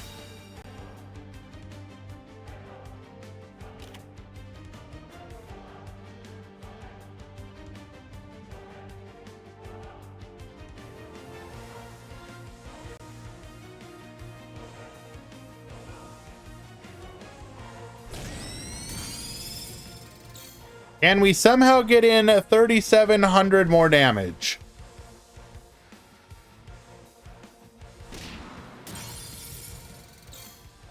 Just 3,100 more to go.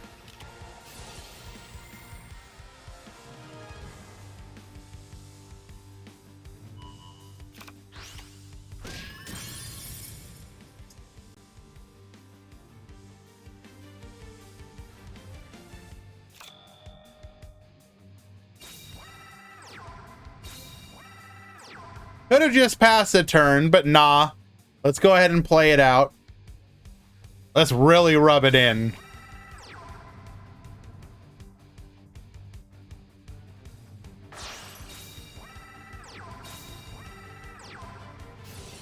Yep. Definitely use the Seraph of Darkness here.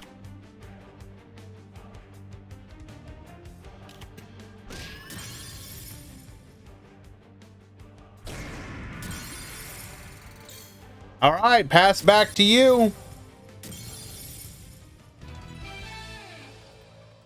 Damn. Last card was widespread. Sucks to suck, I guess, my dude. That's okay, though. You still have a chance at topping, so do be sure to check in and play out your final round.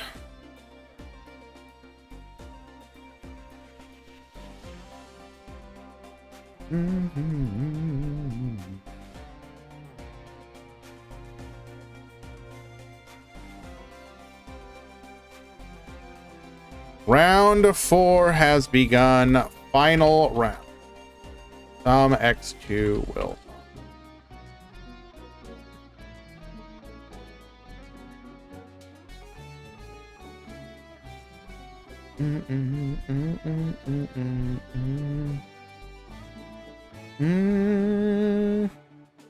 Duan is rude. Ban him.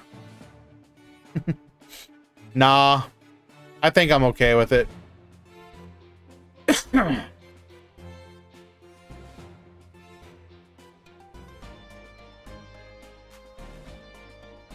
Mr. Grand, are you excited for the new box? Well, obviously.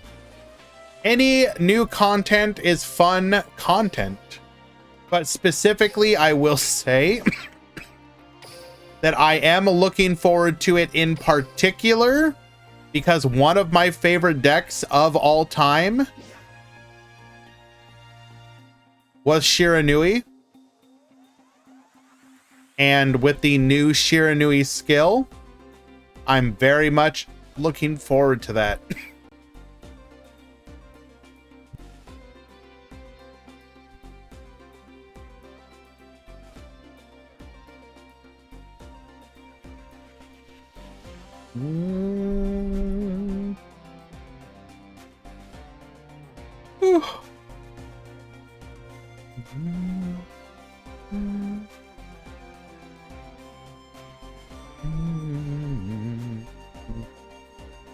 Back during so when Shiranui was a actual meta deck, I was actively partaking in some leagues like Clan Wars, Friends League, and the like. And Shiranui was one of my favorite go-to decks.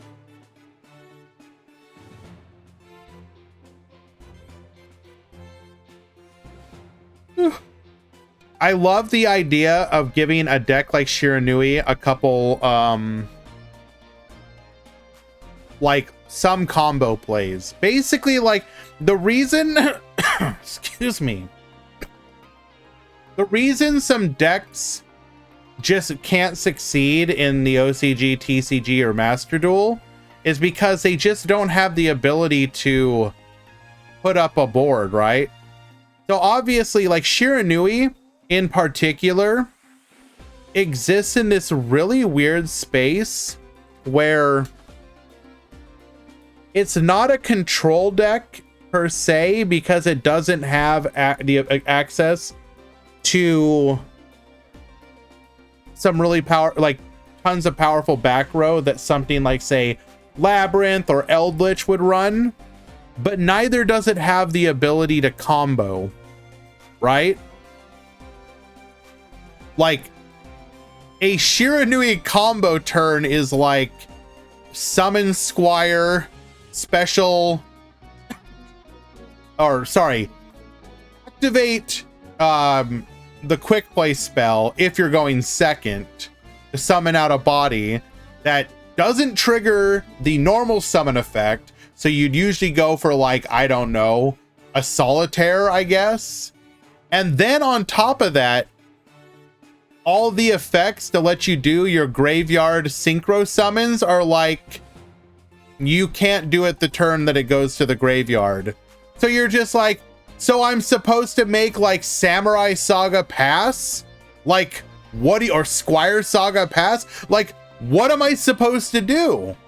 Now in Duel Links, because it was released at a time where doing that was fine, make Samurai Saga, set 3 back row, and then on the following turn you would pop off. or you would play like the version that could make Sun Saga with the level manipulation skills. That was fine. That was cool because it got a chance to shine when in the physical version it never did. This new skill gives it some combo capabilities. It's not huge. It's not a huge amount of combos, but it gives it just enough combo capability that it's like fun, I guess, or it seems fun in theory. I'm excited to see it in action. I'm forgetting the tier 0 grass version. No, I mean, even the grass version didn't necessarily like really pop off. Like, its main thing was that it could play well going second because it could, like, you would activate grass, get a ton of stuff in the graveyard, and then have stuff like pops that you could activate before you made your plays. That was the main benefit.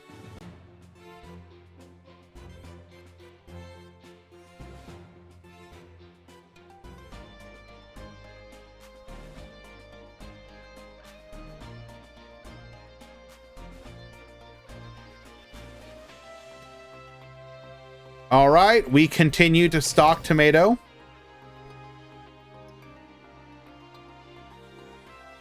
Grass turn 1 was also cracked. Well, yes, I'm not discounting that, Atlas. I'm just talking about like why I thought it would in particular. Because like if you were in a scenario where it was like, you know, you're playing the grass version versus like a back row deck or something.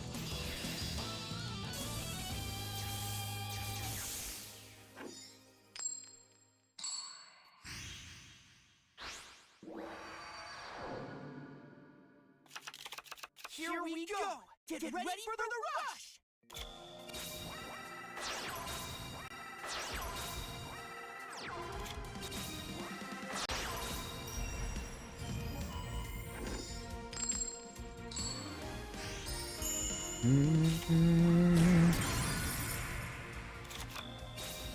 Once again, Barrel Dragon fails to do anything. Sevens Excel Road here.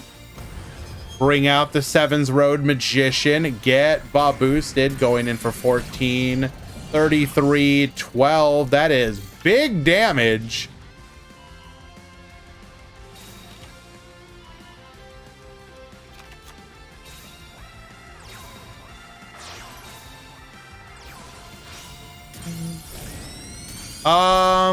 Maybe Rukarin.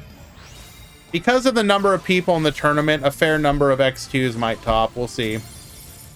Take out that back row. We didn't get to see what it was, but considering the speed of that scoop, I'm guessing it might have been widespread. It probably didn't matter anyways.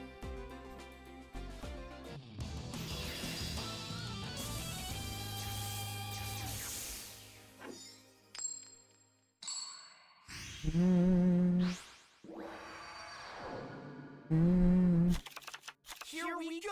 Get ready for the I feel like the coins on Barrel Dragon are just broken.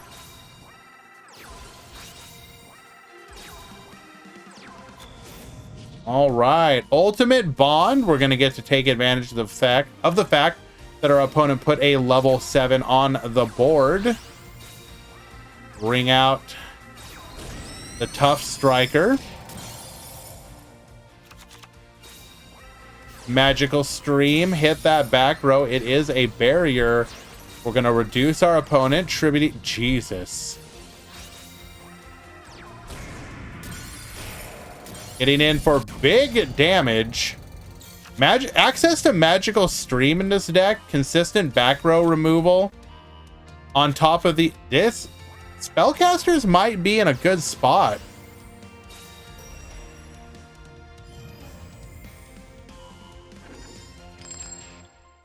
And we hit it.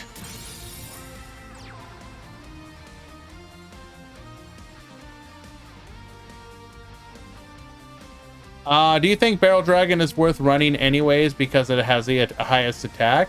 Well, I mean, if you're talking about specifically in the Ultimate Bond, you should absolutely run it in Ultimate Bond because it can be summoned out with the Aim Eagle, and it's, yeah, like there's no reason to not run it.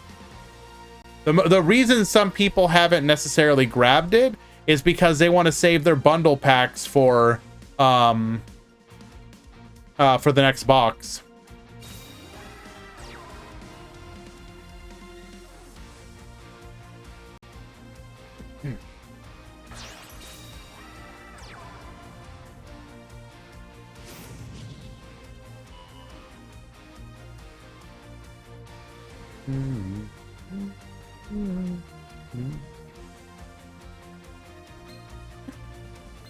The big defense here will also allow us to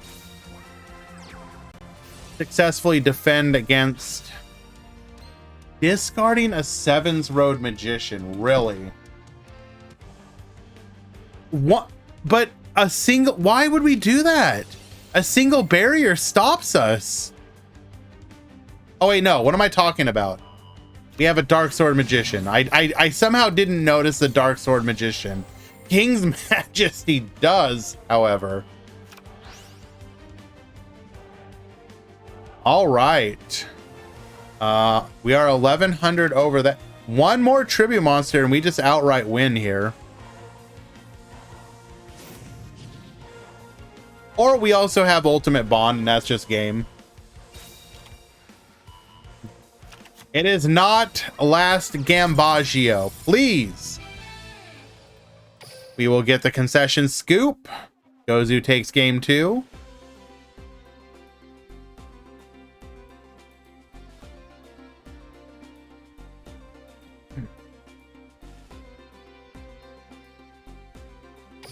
Game 3. I miss old Last Gamble. Okay, let's be honest though, Jay Strong. Do you really want Last Gamble with current power level cards? Exactly. It existed in a time and place, and I appreciate that it existed then, but holy hell, was it a very time-limited skill.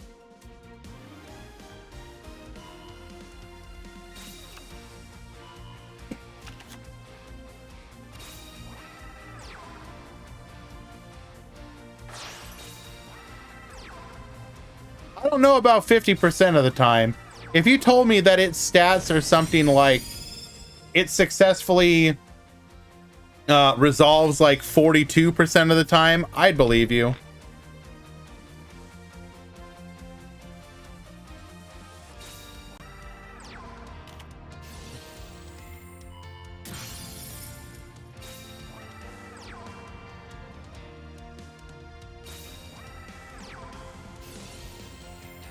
I'm telling you, I really like Light Sorcerer here.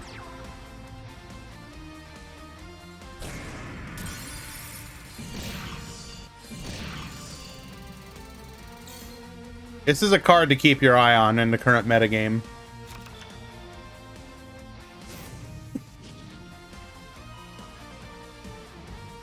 Colby, if you keep it up, my dude, I'm just gonna ban you.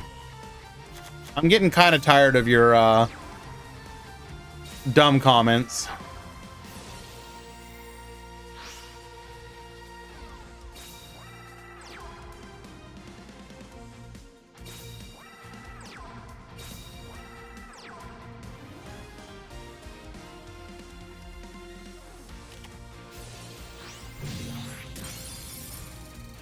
You got a little, well, I wouldn't call that greedy, but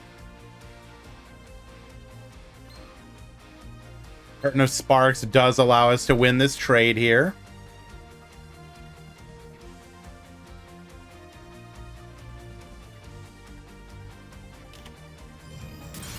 Oh. Well, sometimes you just have it. Tomato will take it. Game number 3.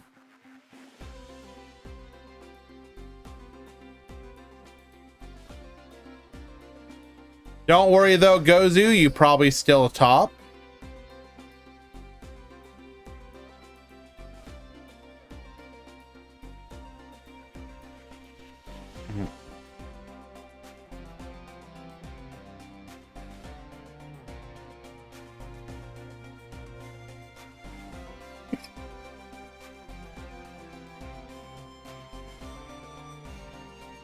Let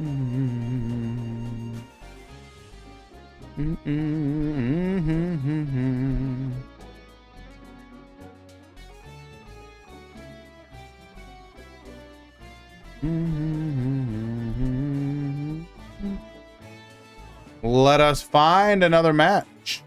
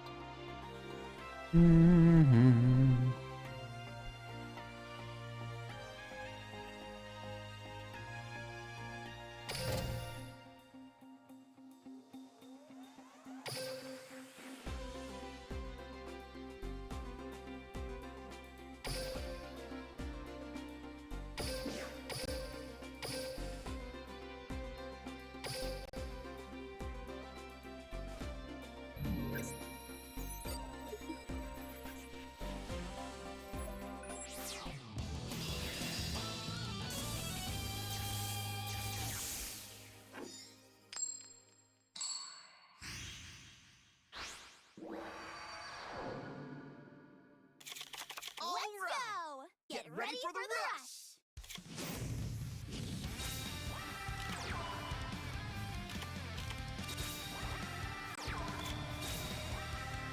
Alrighty, that's right. We got ourselves some psychics using Stardom Light. Have not seen this really used, allowing us to bring out our Prima Gitarna. We're going to get 2 attacks in, clearing 2 of the 3 monsters. Going Paka Paka Chew. Hammer Crush hit that back road as another copy of Stardom Light. We are going to clear with Dragius, though. Get ready to get amped up. Angry Roman is here. Going for the Roman pick. Grabbing a copy of the Silent Assailant. Okay, hold up. So hitting the back row. This is the psychic anti-back row. We're gonna send that to the top of their deck. Silent Assailant, Prima Gitarna, get boosted. Okay. We're gonna go. How do we win this? We just have to survive one more turn, then we'll be able to trigger our boss monster in hand. Widespread. Oh, this is it. It was the widespread. It's all we needed. I draw! Roman pick! I activate Roman pick's effect! Roman pick, grabbing a copy of Roman pick. I activate Speedy Performer's effect! This rock idol is metaled out, cause she's ready to shred! Rock on! Esperade the smashing superstar! Howling Burn! Prima Gitarna activates her effect! I'm sorry. And retain! We're going for the BM of normal summoning Howling Bird. Esperade activates her effect! You're out getting a cub! Alright, let's battle! Rock and roll, Esperade! Heavy Okay, that's just rude. This is the perfect card to end the cub. Alrighty, successfully resolving our Esperade will allow us to lethal. That is delightfully rude. I appreciate it.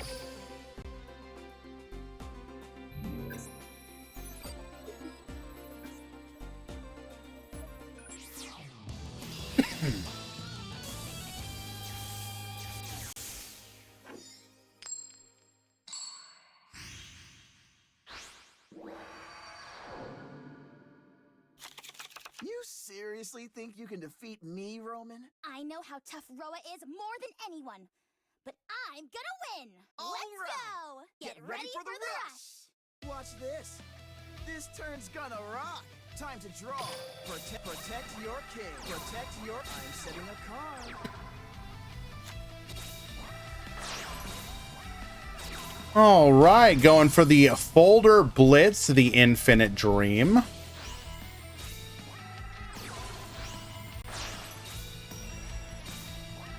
Bring out the Barrel Dragon. Multi-Strike Dragon Dragius as well. Flipping those coins, and we hit it! Severing Psychic Wall won't be enough. We're going to get in for 25, 14, and jeez.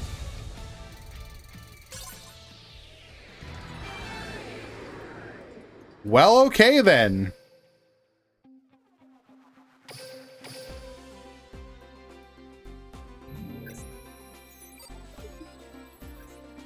Angry Roman needs 3 Prima, probably.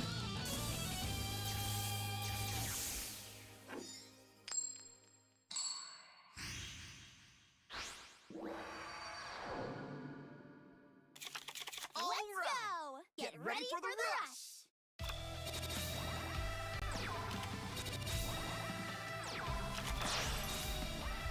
All right, bring out the Dragius. I will say it is kind of interesting to try and understand the ban list, or not ban list, but the boss monster philosophy. So you have something like the Folder Blitz, for example, which is a level 7, which means it can't beat over any other boss monster, and its effect is not that good. Like, where, in what world is a boss monster like that supposed to like do anything? Like, if you look at like the structure of Rush, it basically focuses almost exclusively on wanting to be able to pump your monsters.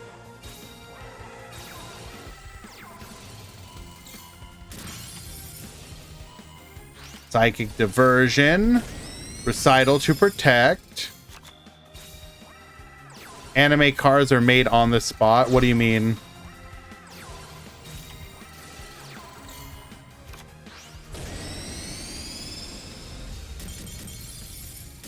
Hello, Tauros. Future psychic support fixes those things with fusions. Well, yeah, but like, what was the strategy behind it in the first place? Like, so psychics have always had this thing where they pay life points to do things, right? But it oftentimes feels like you're paying life points to get the same effect that other decks get without paying life points.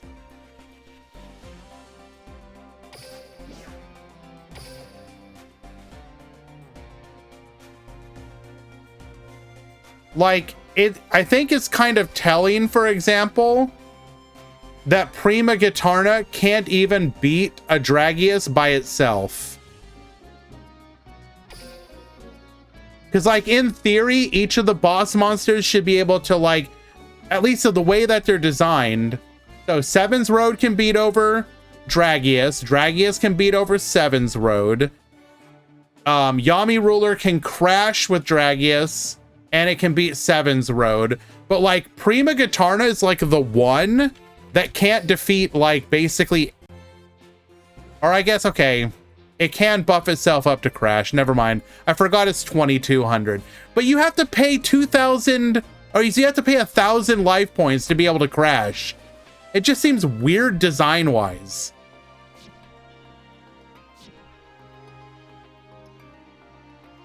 Like, all the others don't have to do anything to be able to either crash or win.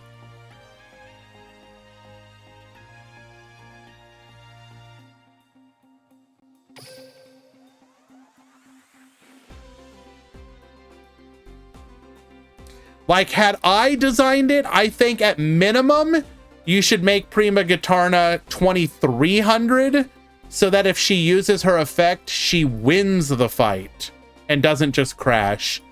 I mean, if you're paying 1,000 life points, you should get something out of it.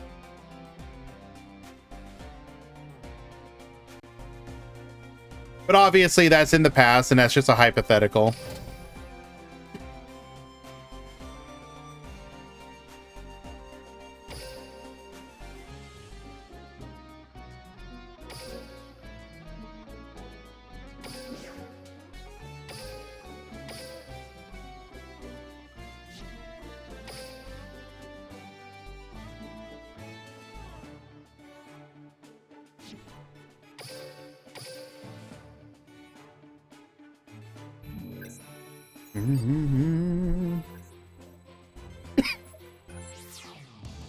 Psychic did always feel like the black sheep. Yeah, kinda.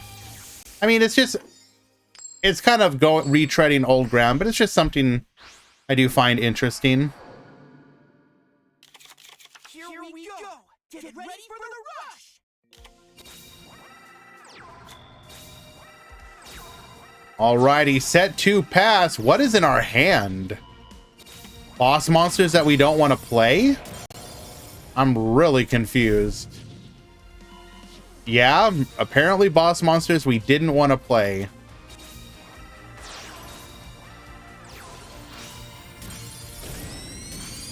Wow.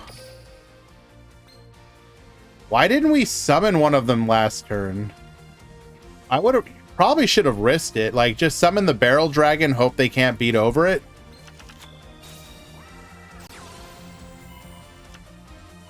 We are going to go for the Paka Pakachu here. Monster reincarnation adds back the Seven's Road Witch. Very likely means that we are going to go for our Seven's Road play here. Yes, indeed. Seven's Road Witch. Bring out the Seven's Road Magician. Get boosted. Getting in for big damage.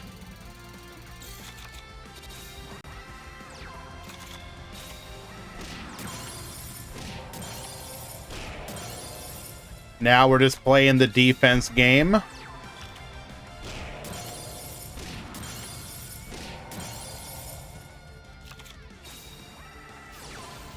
Go Cyclone, pick apart one of those back row. Just gonna keep going in, draining those resources. Go Cyclone number 2. I mean, at this point, you're just kind of like done, right? Like, what are we doing? Seven's Road boosted, widespread, but it don't matter. We got 2 of them, lethal. I think barrel is too important. I mean, if your hand is bricked up with 3 tribute summons, I think you just have to YOLO it. You lose. Like, what's your... Think about it. What's your game plan turn 2? Assuming that you're going to lose your 2... You draw 2 normal summons, and then you just end up with the same thing. I think you have to just go for it in that scenario.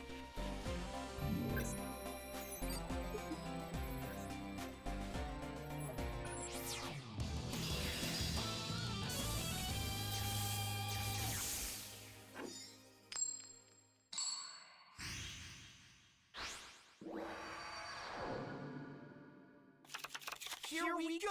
Get ready for the rush.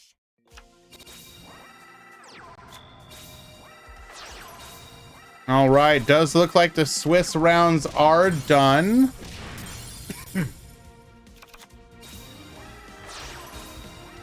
Let me check the updated standings so I can announce to our lucky X2s. I still think maybe you should go for the barrel just because in that situation they potentially can't beat over it, whereas they could crash in other scenarios.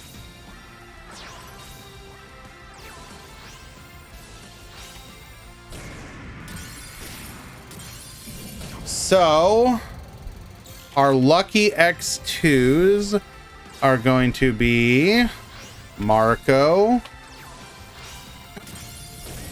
Ega Nun,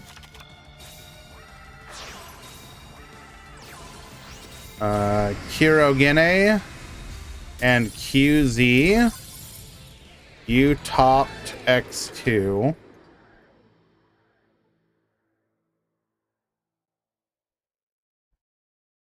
Unfortunately, Gozu bubbled at 17th. So, sorry about that, buddy.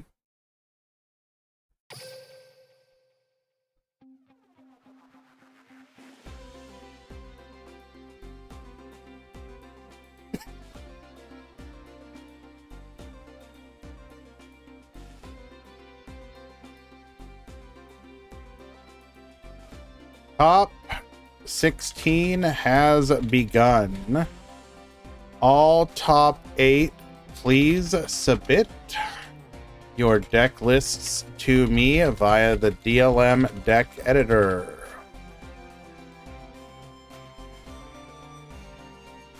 Actually, you know what? We should probably do top 16 since... No, top 8.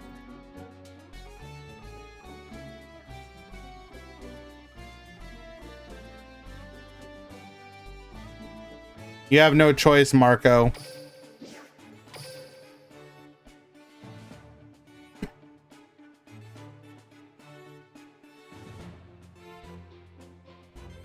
All right, now for the fun part. Doing the breakdown again.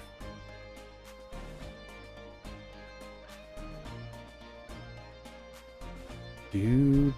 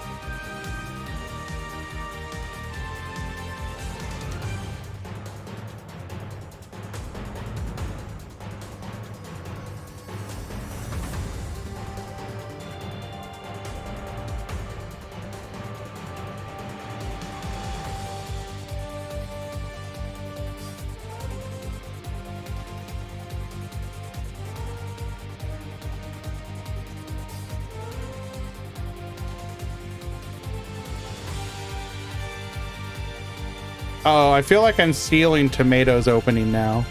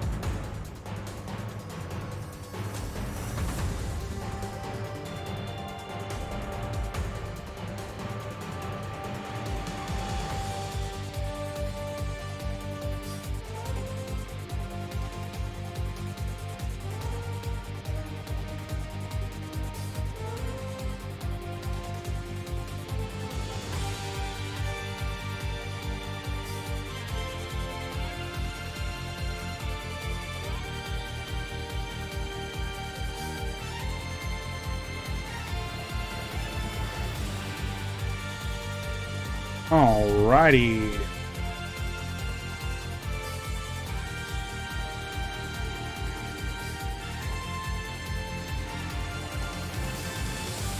Hello, Moo Cat.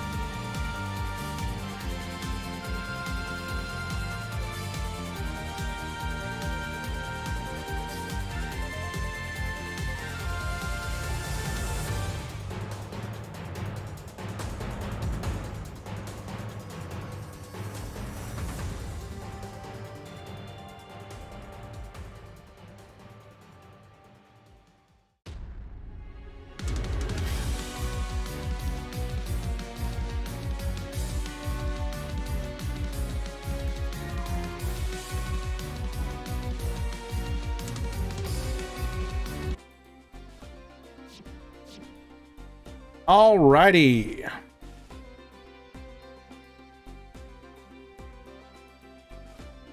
Your top 16 after 4 rounds of Swiss today. Aggro still on top with 6. Spellcasters, though, rising on up to take the second slot with 4. Aqua Aggro and Ultimate Bond following in third at 2 apiece. And then Psychics and Royal Rebels finishing things off.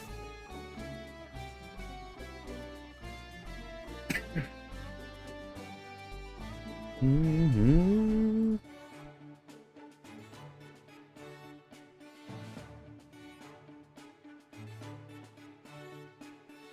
And Alexander, if you can hear me, you will want to check in. You're close to DC.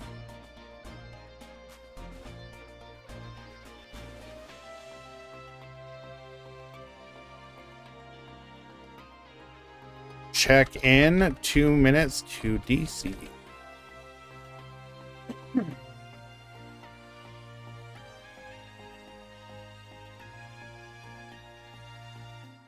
Okay.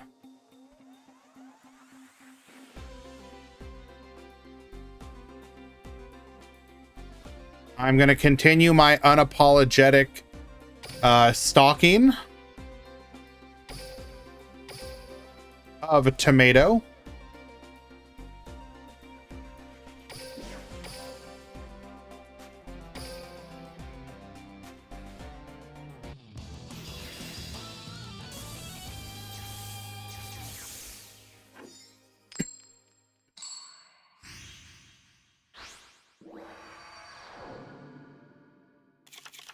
I don't count aggro as a deck. Well, you're wrong. It is a deck.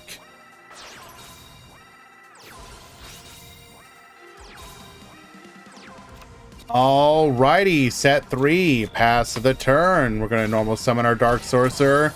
Start going in aggro style. Go Cyclone. We're going to be able to pop and get a draw off of it. Magical Stream, take out that back row. It is short sword and shield. Torna will help us get to our opponent's life points.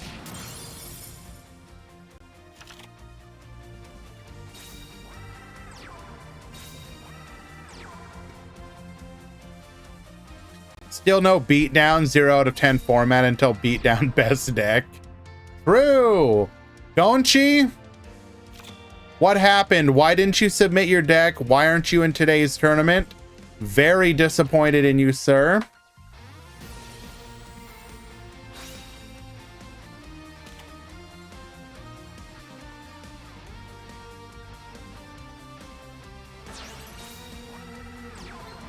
Distributing off our Seven's Road Witch for a second copy of Torna.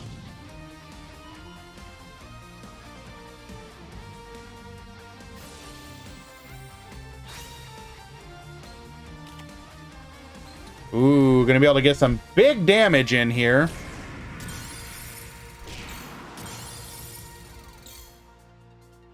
Ollie really can't afford to go defensive here anymore. We're gonna have to go on the attack.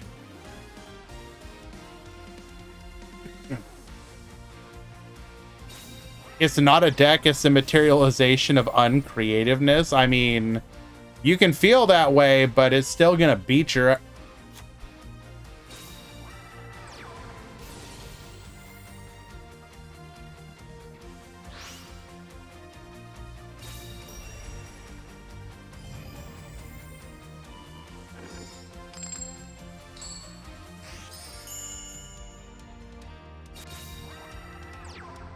One second, be right back.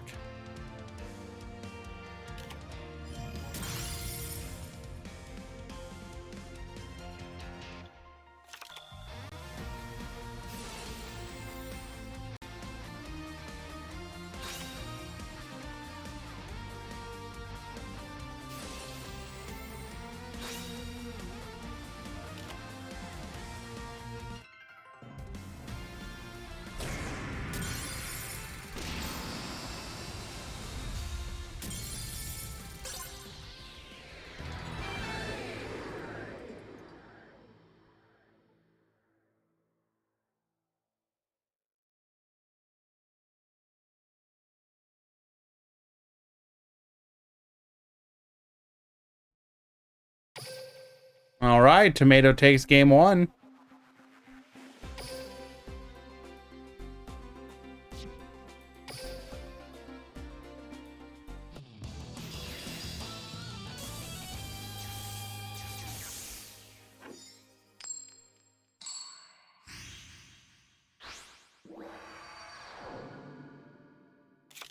Here we go!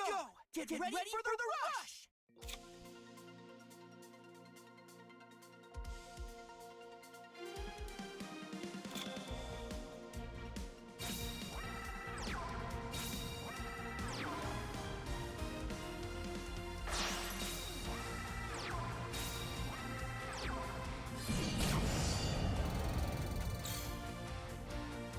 Alrighty, we return.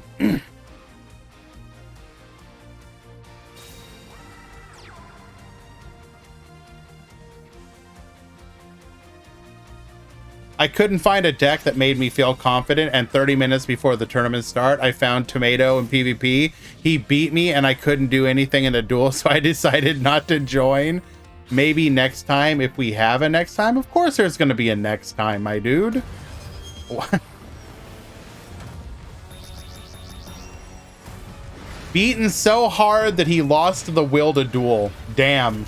That's like anime level storyline right there. I appreciate it. Widespread Ruin will successfully stop us from getting in for big damage with our 7's Road, and the clapback is going to be potentially quite strong, especially as we hit that back row with a Ghost Cyclone. Curtain of Sparks, not that big of a deal, to be fair.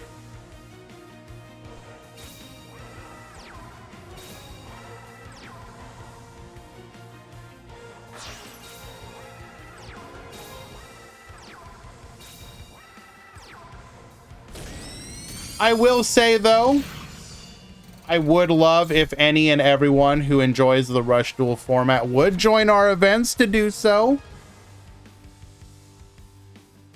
However you may feel at the time. I get it. If you don't want to, that's fine, but, you know.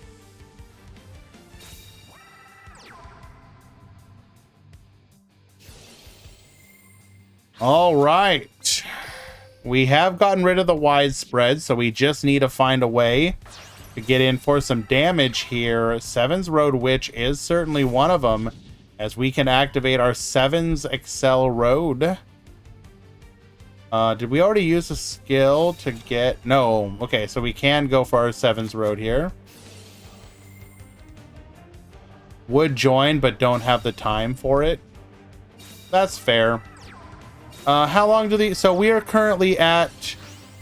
so if we minus the 20 minutes... So we're at 2 hours, 20 minutes. Well, that's not bad. I'd say all told, the tournaments are probably going to last about, what, 3.5 hours? In the grand scheme of things, I would like to think that's not too bad.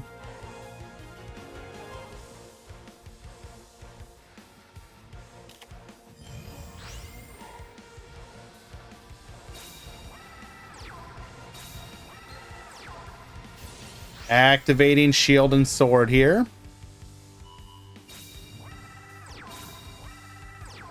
Oh, wow. Can't even capitalize. So all we can do is go for the Crash and then take out the 7's Road Witch.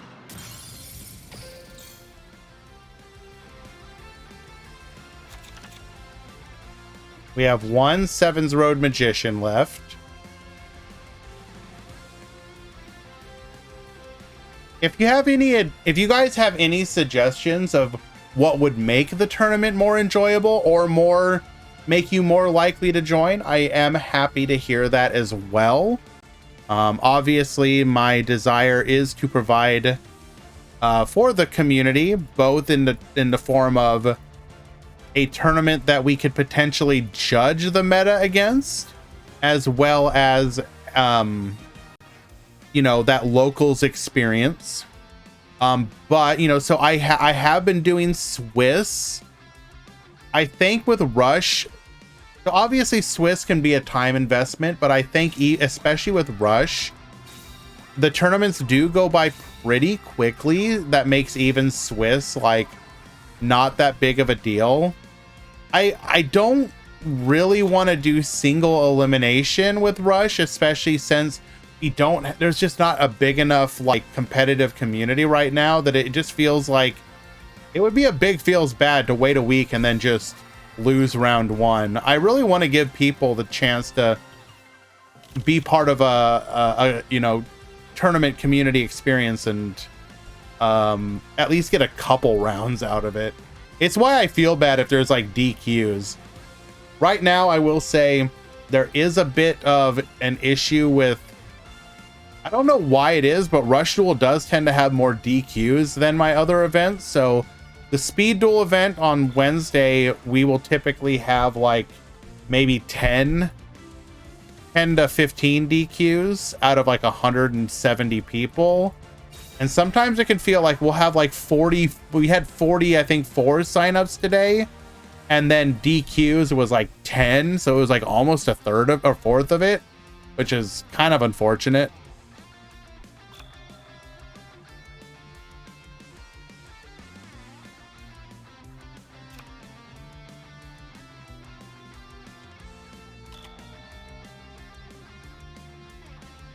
We are just both going pure defensive here.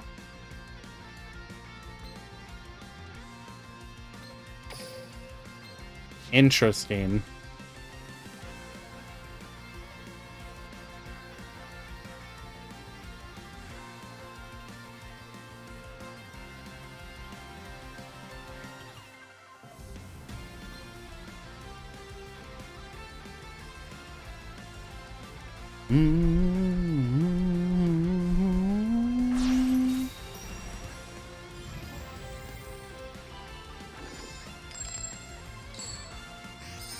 Other than a more interesting format, I don't know how to bring more people.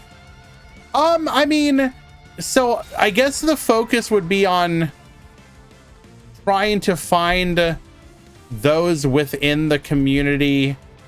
Like, are there people within the competitive community that just aren't playing? We can't obviously necessarily try and encourage people who aren't playing right now, but I do wonder if there is a magical stream. Okay, hold. Double magical stream, hold. Are we gonna try and go for a lethal push here? Shield and sword, okay.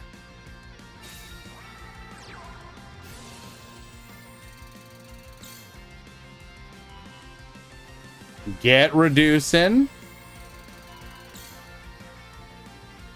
If we have like a sevens road and a Torna.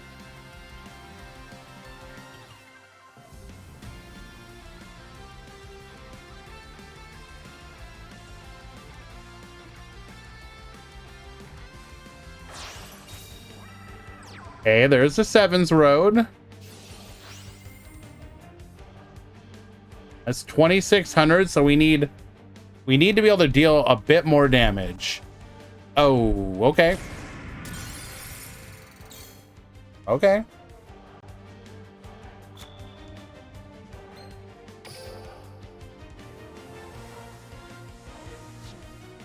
Okay. So now the danger is if we can pop a back row and put 2 2,500s on the field.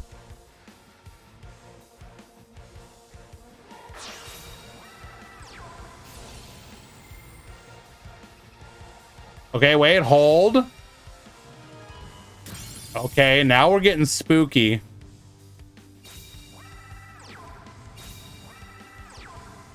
Wait, what?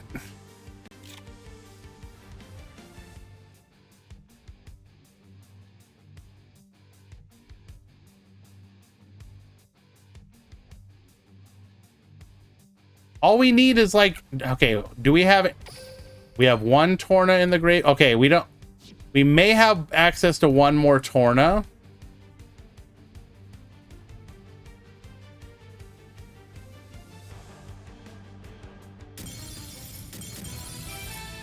Or not. We get a concession scoop.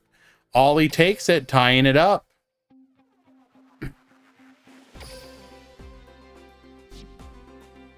Interesting.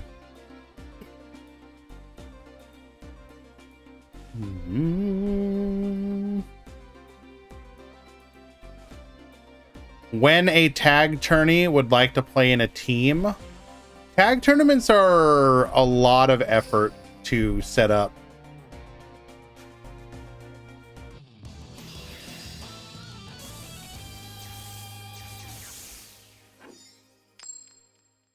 Considering I opened 5 tribute nah, you can do better than that, Tomato. Come on now. Here we go. Get ready for the rush.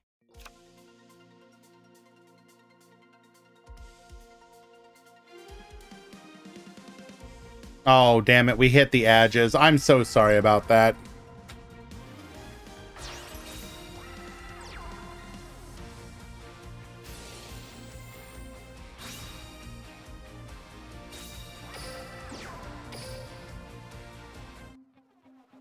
We're actually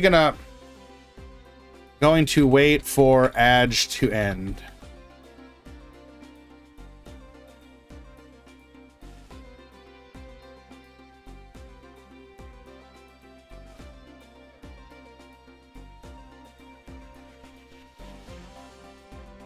I mean, I don't know what you guys are seeing, but it's telling me that the edges are going right now. So I will actually step away for just one moment. I mean, if you guys aren't getting them, then that's great. I thought I was doing a nice thing. I'll be right back, though, and then we will do the next match. High IQ people.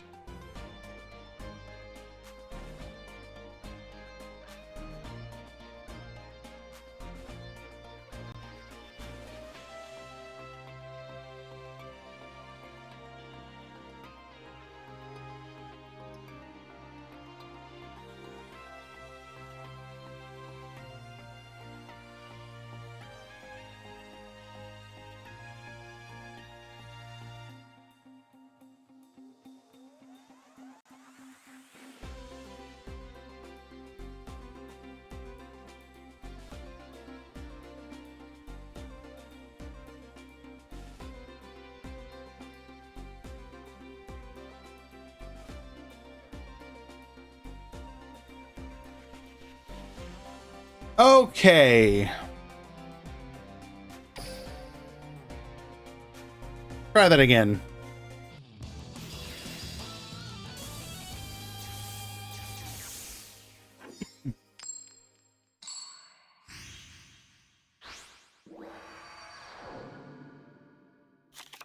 Here we go. Get ready for the rush.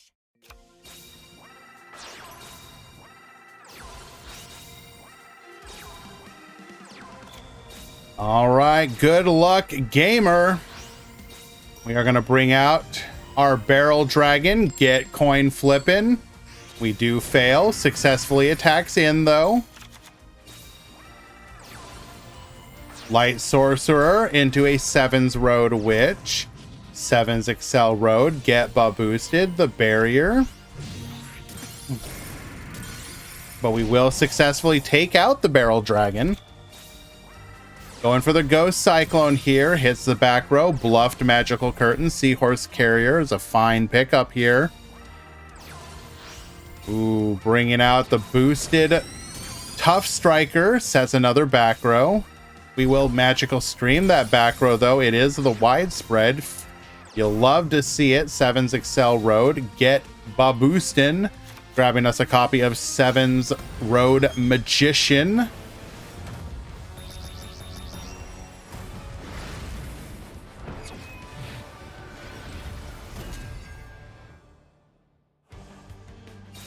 I mean, Hunter, everyone is acknowledging that it's very unfortunate.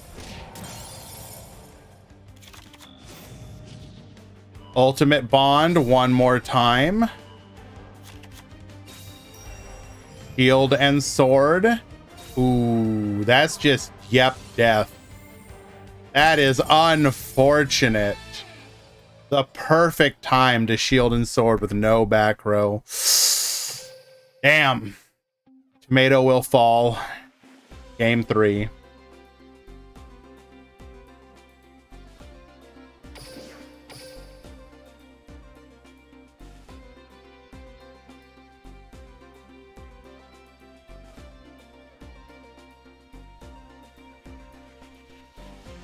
Okay, let us find another match.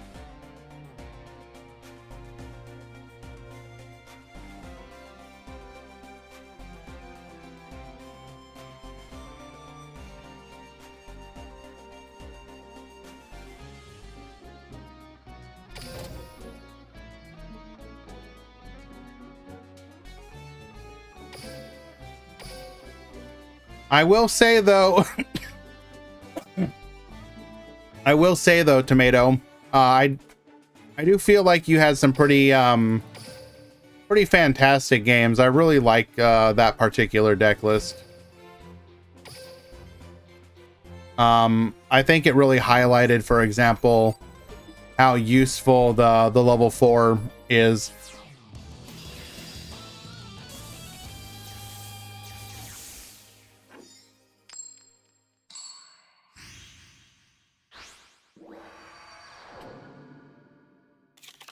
Here we go! Get ready for the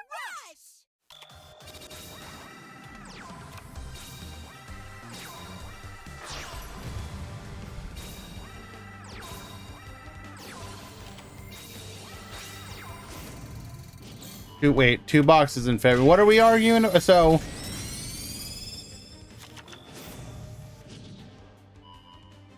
the 2 boxes that they're talking about are gonna be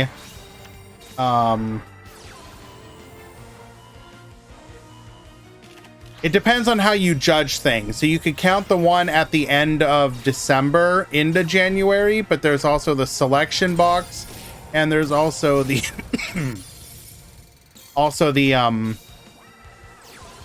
one that we just are getting.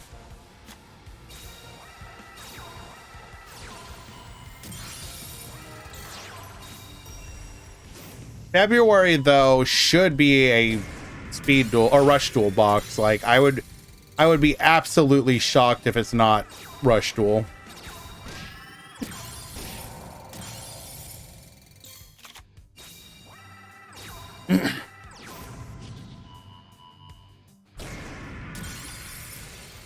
Curtain of Sparks will allow this to be a crash. February will get another structure. I mean, if we get a structure on top of this, of the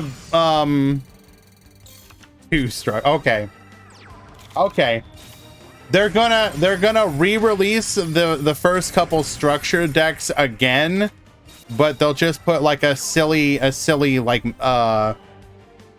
pair of glasses on it. Magical Scream, pop the back row. It is our hydration.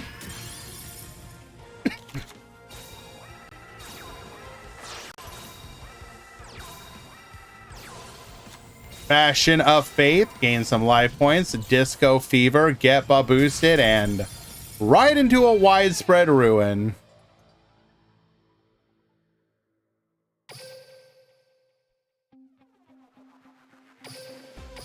Game 2.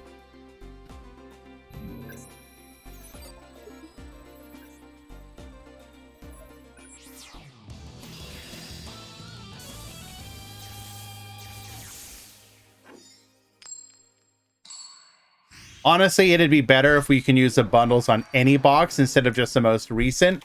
I agree. That should be a change.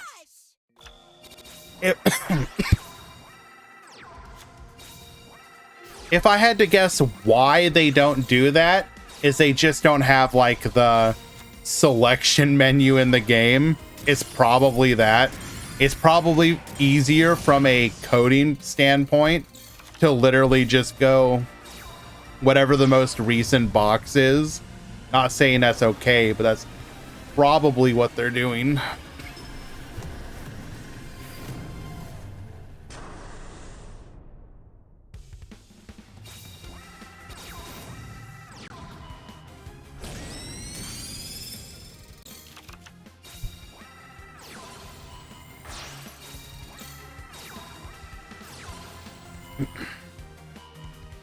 All right.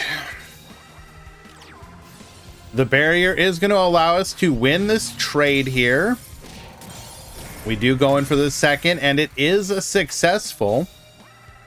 Fashion of Faith into a Lamoon, going for a hydration here. Pop a back row. Hydration number 2, tributing off. Disco Fever Baboost. Does not go for the Dark Sword Magician, though. Interesting. We're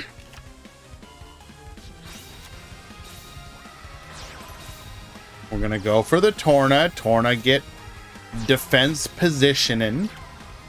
Widespread. We are gonna survive. Light of Sanctity get reducing. Oh, we're just gonna go for the cheese win.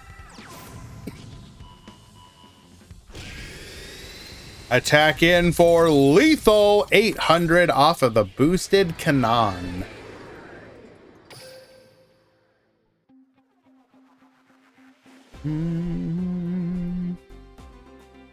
I don't care if it's a structure deck if you let me buy it 3 times with gems. Yeah, I mean, we've said it before and we'll say it again. That's obviously something Konami should consider doing. They do it in Master Duel. I don't think it would change the equation in Duel Links, but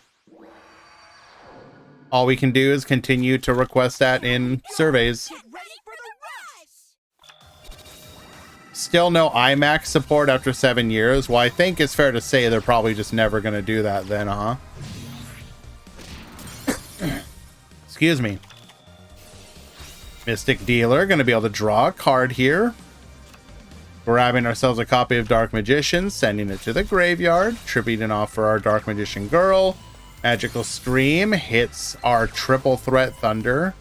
While that is not a reactive card, it is still good to get rid of that. Ooh. Spread Ruin does help, but still able to get in for a decent chunk of damage here. Disco Fever, Baboost, everything going in. Getting in for a good chunk of damage in return, but this crackback threatens to be quite unpleasant. Tributing off for a Dark Sword. Not as bad as it could have been. Still triple back row to contend with.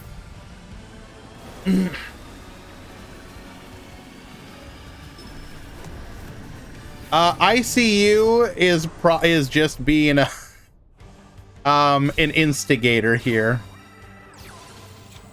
I think it is fair to ask Konami to support a stuff like the Max.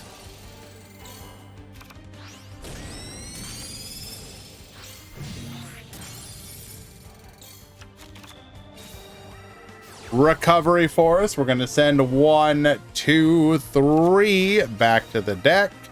Sending the Dark Magician. Interesting. Why? Tributing off.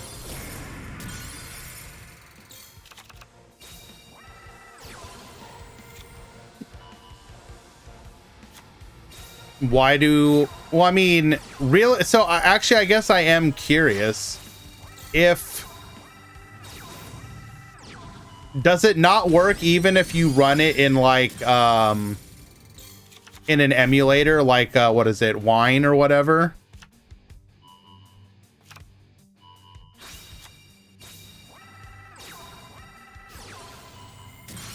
I don't want an emulator. I mean, okay, but... Want in one hand and all that. All right, this is it. Can we come back? We have the Torna.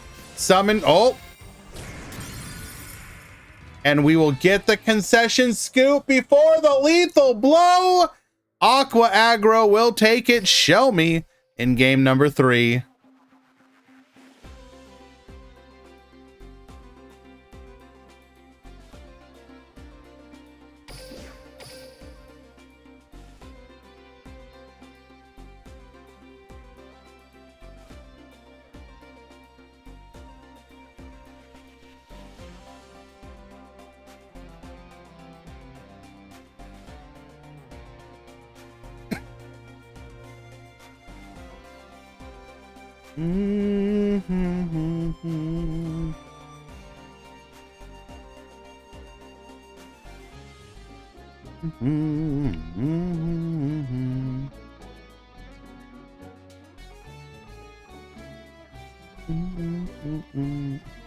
The game is already cross-platform because it runs on Android. Is iMac and Android comparable? I thought those are different. I mean, I know this is a stupid question, but pretty sure those are completely separate platforms. Or does anything that runs on Android just run on Mac natively? Also, yeah, wait, is Steam... I'm pretty sure, wait, no, is it? Am I being dumb? Steam on Mac. Yeah. Yeah, there is. Of course, that'd be ridiculous if there wasn't, right? Copium.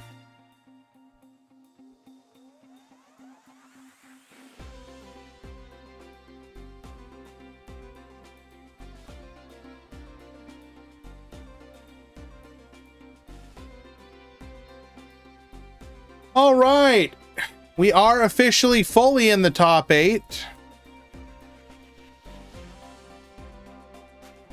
In the top 8, we have Spellcaster, Aggro,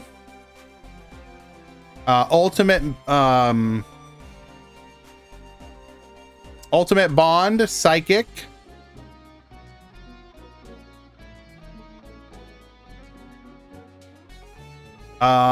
Aggro,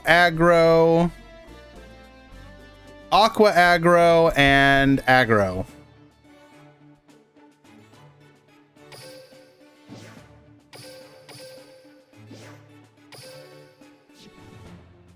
So spellcasters with a good conversion to the top 16, but then unfortunately suffering a little bit here in the top, going into the top 8 rather. Thank you for that gifted sub, ICU. They are Dwan. Hitting up my boy Cole.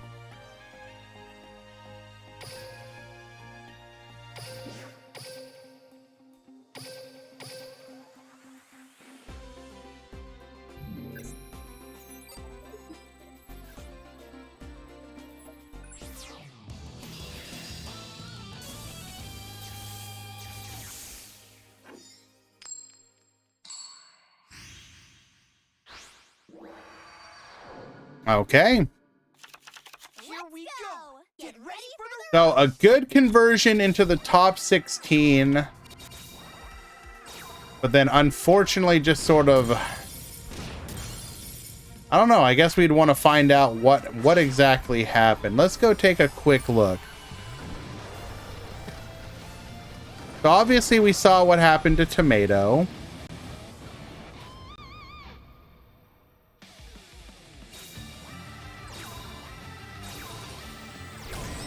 Isirius just barely lost to Shelmy.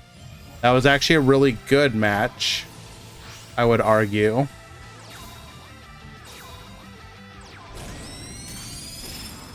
And okay, where was the other one?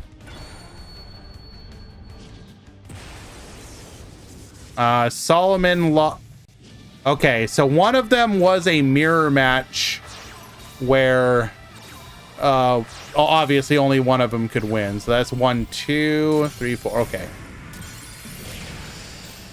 Yo, what up, Acetone? Welcome, welcome, my friend. Hope you are doing well. We are here in the top 8 of the Rush Duel Grand Prix. Exclamation point breakdown and exclamation point top 8 if you would like to see what was in today's tournament. Today saw the inclusion. Yes. Today saw the inclusion of the newest structure deck, including spellcaster support, and we saw a very strong turnout in the top 16 with 4 of 5 spellcaster decks successfully topping.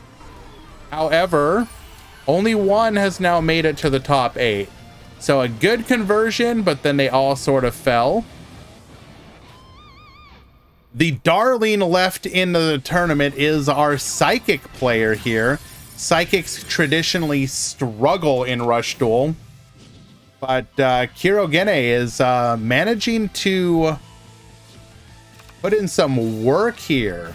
We're going to go for the Ghost Cyclone, taking out the Severine Psychic Wall. We are going to get a draw off of that as well. We're going to be able to pop, get in for some damage. But we do only have one monster and one back row. Angry Roman activates. Get ready to be amped up. We are going to activate our skill here. Roman Pick.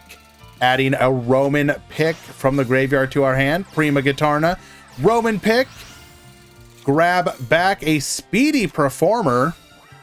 Could have gone for another Roman Pick if we wanted to. Esperande. Silent.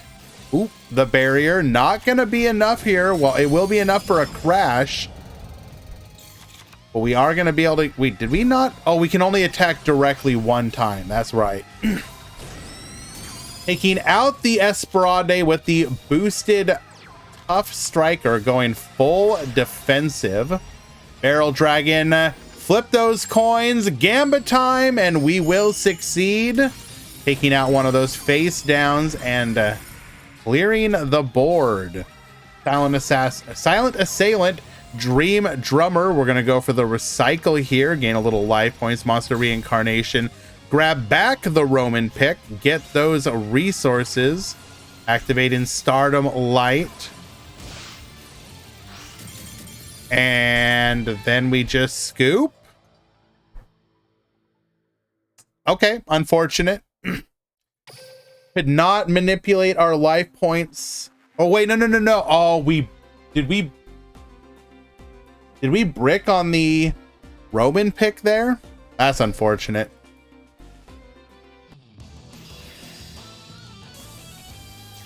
Not today, ICU, but this is the first tournament since the structure deck came out.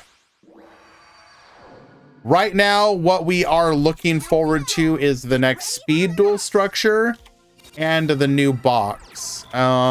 Speed Duel structure should be out, I believe, tomorrow. Gambit time, flip those coins. That's a hell no. Hello, Acceleration Gate.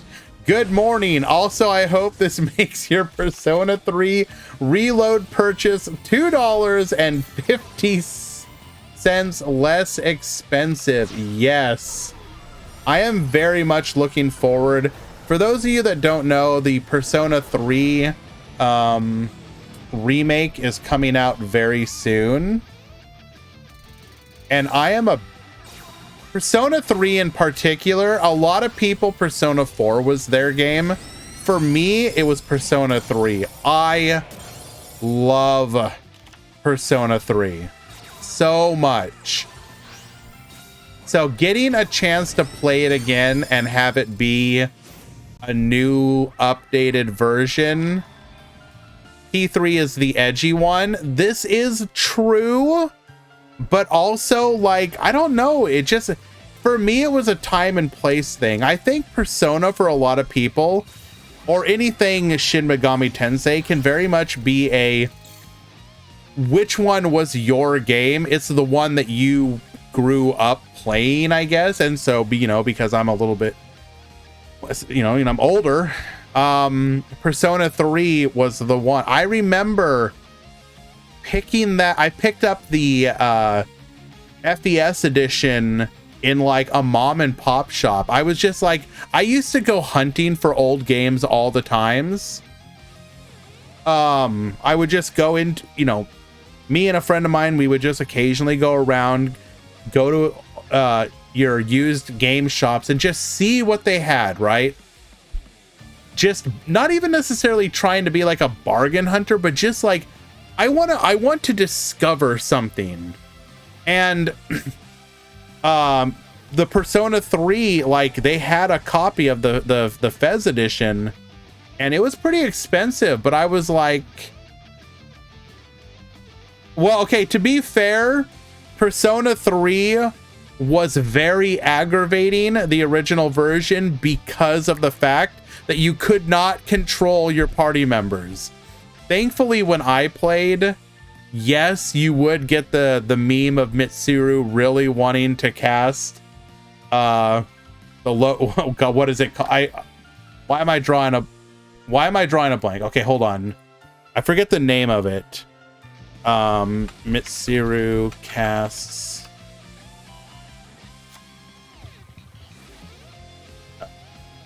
shadows. What the hell was it called again? Why am I drawing a blank?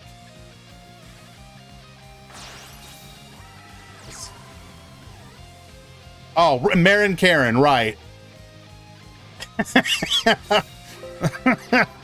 Like this right here. Right, Marin Karen.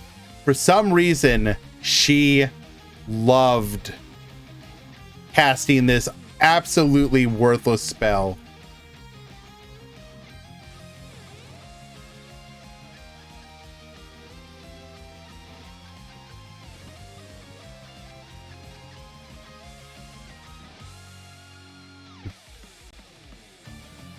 Field leader needs you to find the difference between this picture and this picture. They're the same picture.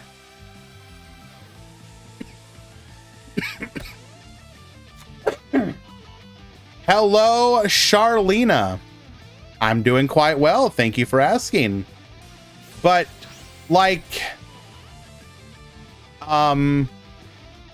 I don't know. Like, I don't even necessarily think the Persona 3 characters by themselves are necessarily superior. I just vibed with them. Like,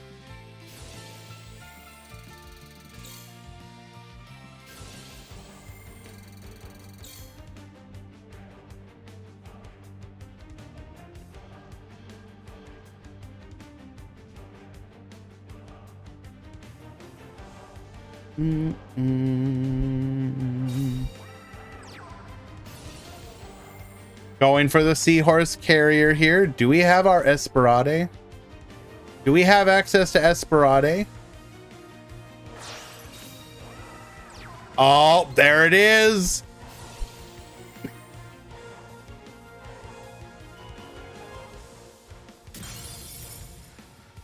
Does not pop both of them because we do only get one direct attack. Ooh, widespread ruin. This is devastating. We will go for the crash, but what seemed like a really good... First of all, how do we only have 9 cards in the graveyard on turn 7? That was kind of greedy. I mean, you're playing psychics. What do you want? That's kind of your MO.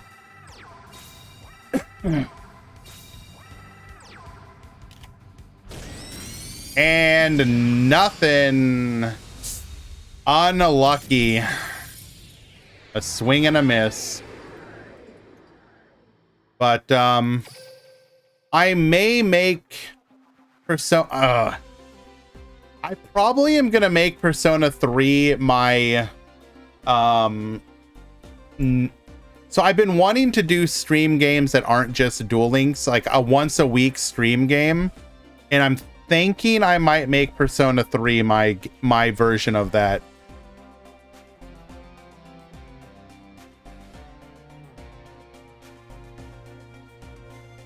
and then just luxuriate in it.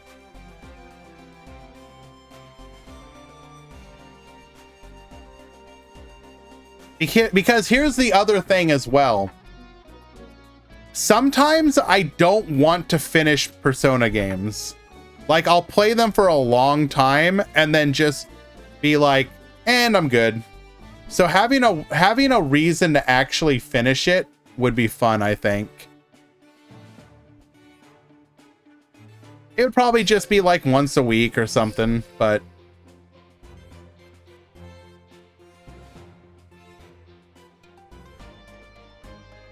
alrighty.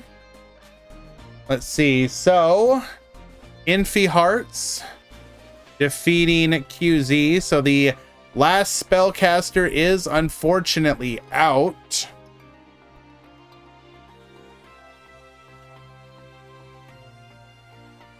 And on the other side of the bracket, Peganunk defeating Alexander.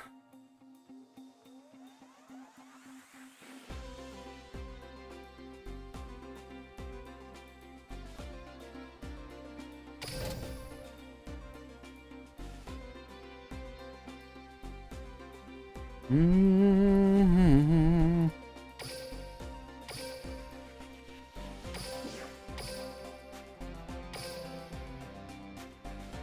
And we hop into game number 3 between Nico and Shelmy.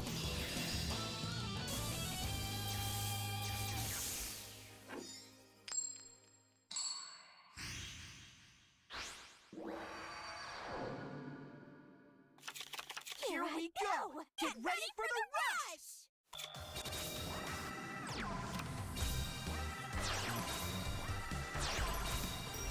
Mm-hmm.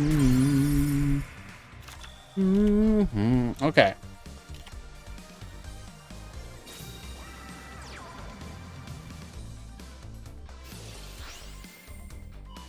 So these players are aggro versus aqua aggro.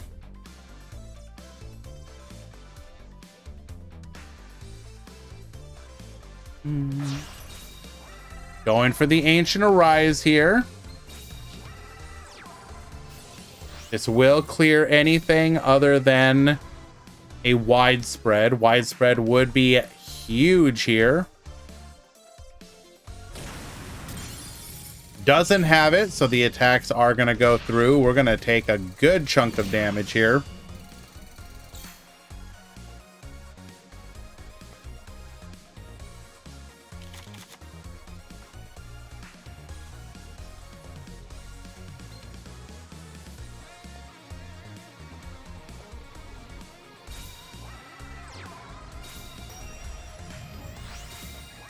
Shield and a sword. Going for the hydration. Pop that back row. Taking out a barrier. Shining City Knights. Bro, ain't no way, dog. Bro, ain't no way. You're gonna leave a Grace Princess Kana in attack. I mean, I get it. But bro, ain't no way. Oh, we get punished by so much now.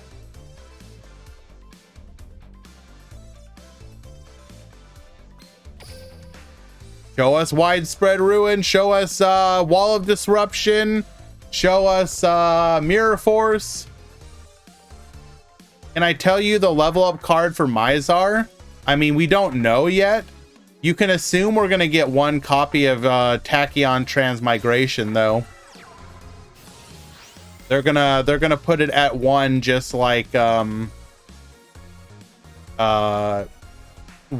and Salam and Gazelle.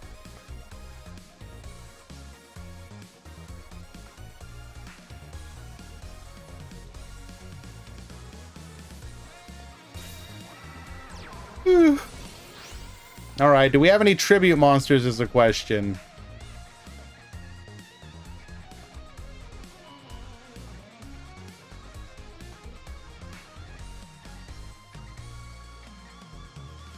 I would have thought we got...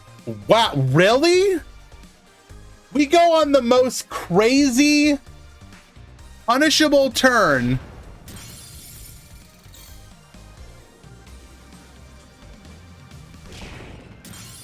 Dog, ain't no way. Literally anything, anything would have given us lethal here, bro. And of course, ain't no big deal, just top decking into a Seahorse Carrier. We're gonna go ahead and return Grace Princess Kana to our hand, giving us an additional tribute fodder. Should the Beast Engine get nerfed? I mean, nah, not yet. Okay, Shelmy, please, stop. Shelmy, tribute something for the love of God, thank you.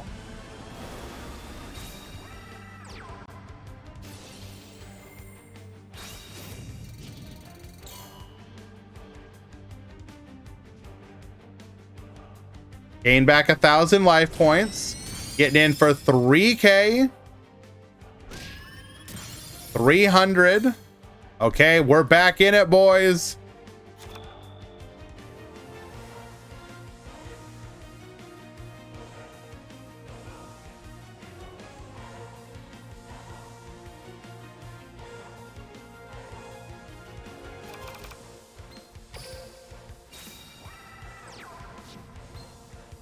Phoenix Dragon, gonna be able to return our Ancient Arise.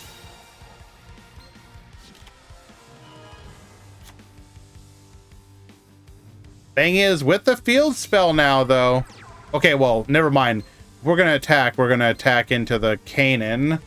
That's still not lethal. That'd only be 4,000 damage. Or 4,000, 1,400, no, yeah, 1,400 damage.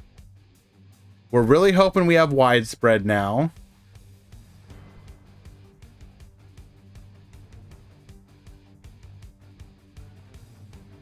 How does a Beast Engine work exactly?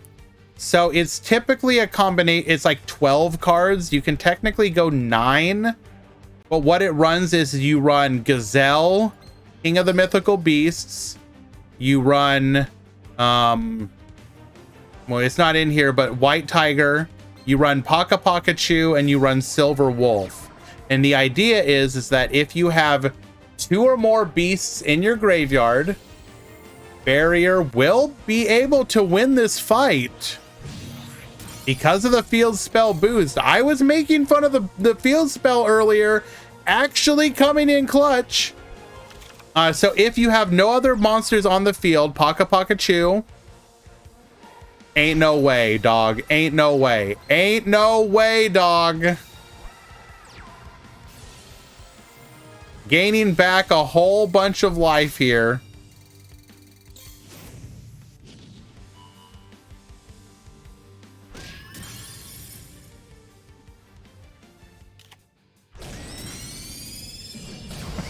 Oh, wow. Incredible comeback. But so you summon out a Paka Pakachu, you activate its effect. It has to be the only monster on your field. You have to have a normal beast monster in the graveyard and another beast. It can be any other beast.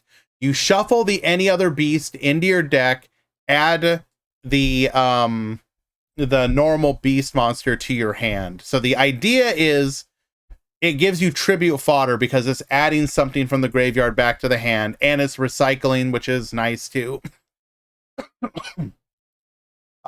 You run the Silver Wolf. Excuse me, sorry. You run the Silver Wolf because it can reduce an opponent's monster's attack if you have another beast on the field. So it's just more synergy of modulating stats and allowing you to beat over your opponent. The reason Aqua got hit and Beast didn't, or Beast hasn't yet, is because Aqua can be used even if you have monsters on field. Paka Pakachu is like Karibot in that you need to have no monsters on the field when you use it. So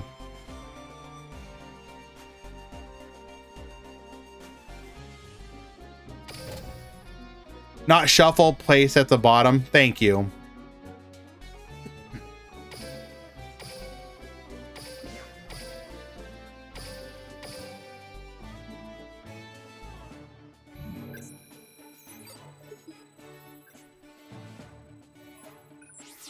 Aqua got hit because it was free to play. No.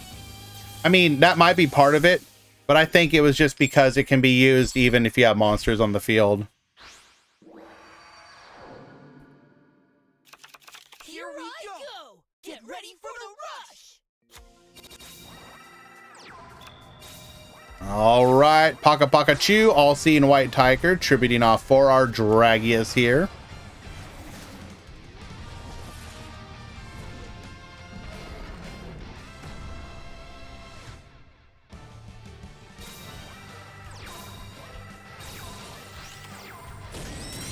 Going all in here. We're going to go ahead and clear the board.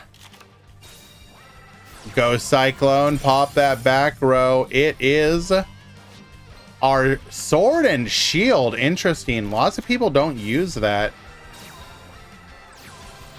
We're going to get boosted here. Get poppin'. Going in for 2,000 damage. Paka Paka Chew. See, now we're going to see Paka Paka Chew working. Because in our graveyard we have a normal beast and or another one, we're going to be able to put it at the bottom, add the gazelle back to our hand.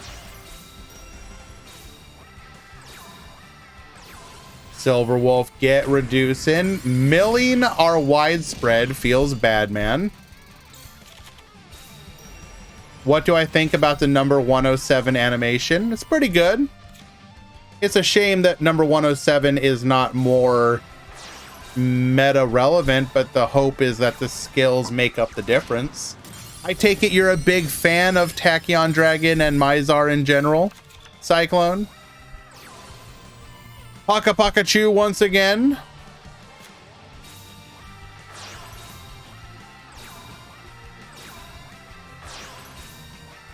Prima Gitarna, get boosted.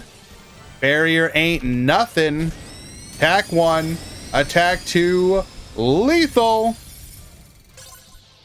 Veganunk takes game number 1.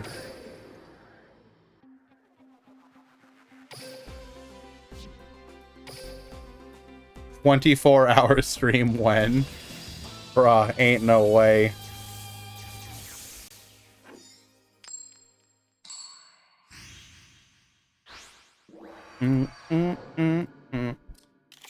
Now, the big problem with me doing any sort of long-term stream is I'm extremely ADHD. It's already kind of amazing that I can do these tournaments and whatnot, which they can go on forever. Like, I'm very much the type of person that normally wants to be like, just move from one thing to another, like keep setting things aside to go do something, stop, go do something else, stop, come back to the first thing. It takes a lot of willpower to focus on what we do here, for example. So the idea of then doing like a super long stream like that, oh my god, dude, I think I would die. I would literally die. Not because I can't stay up, but just because it would be like, all right guys, so we're now gonna watch you're gonna watch me watching an episode of anime, and then I'm then gonna read some forums for a bit, and then okay, now I'm gonna go play some like Baldur's Gate 3, but I'm gonna do a lot of reloading and save scumming. And then I'm gonna stop doing that. I'm gonna play a couple matches of Overwatch. I'm gonna get exceptionally angry, and I'm probably gonna type some things into chat that I would, you know, like, I move from one thing to another sometimes. Do I play Rainbow Six Siege? I do not. I tried it some number of years ago, but here's the problem.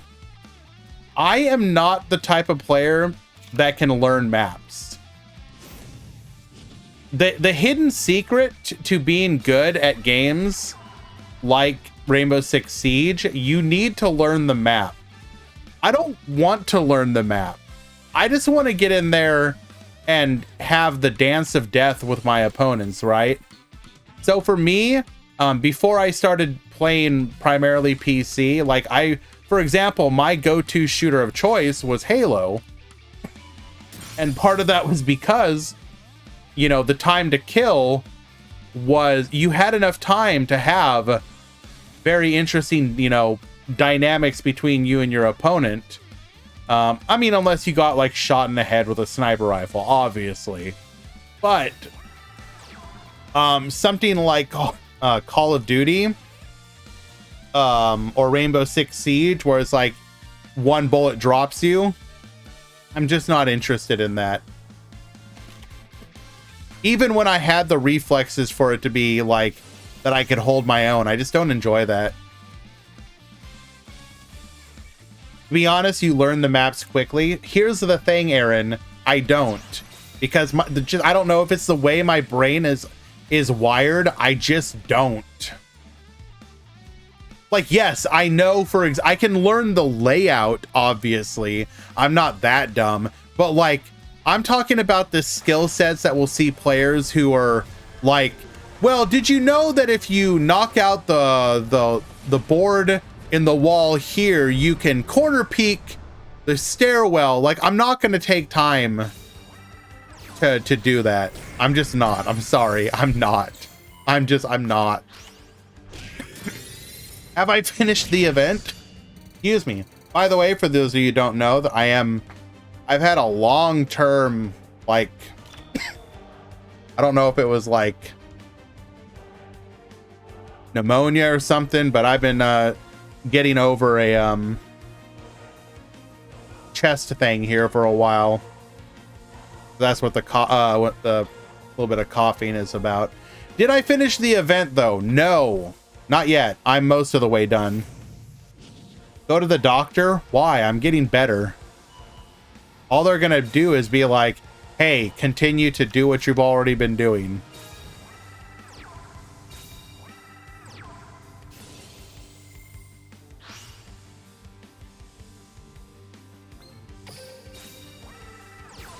We have no widespread, so we are going to be able to go in, taking out the Dragius.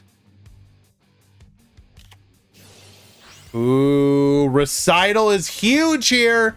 Any normal summon is going to win us the game.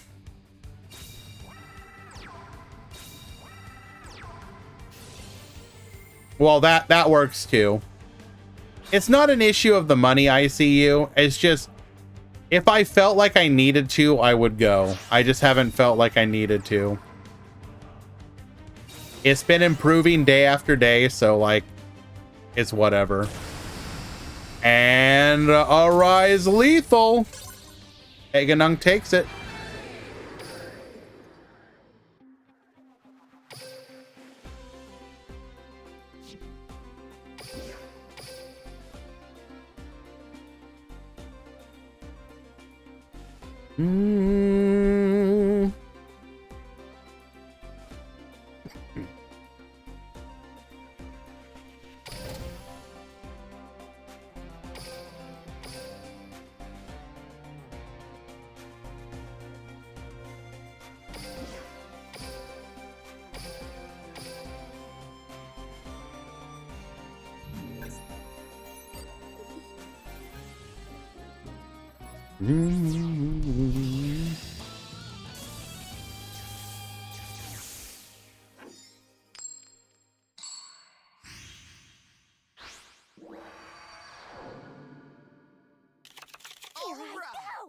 Ready for the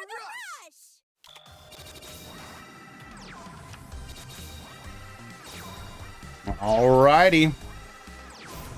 We got Infi at the bottom. We got Shelmy at the top. Not the greatest opener here. Hammer Crush deal. We're going to be able to set our Hammer Crush, draw a card. Light Sorcerer, get reducing, tributing off for our multi-strike Dragon Dragius. Seahorse Carrier, adding the Cannon back to our hand. Tributing off for another Dragius.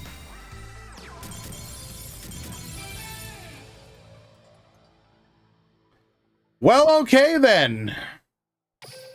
Sometimes you just get high rolled.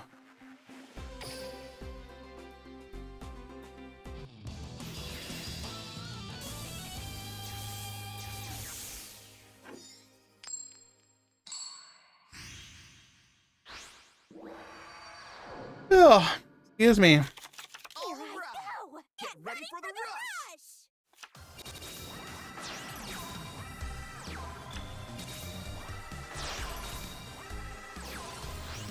Going for the Dragius here. We're going to be able to board clear.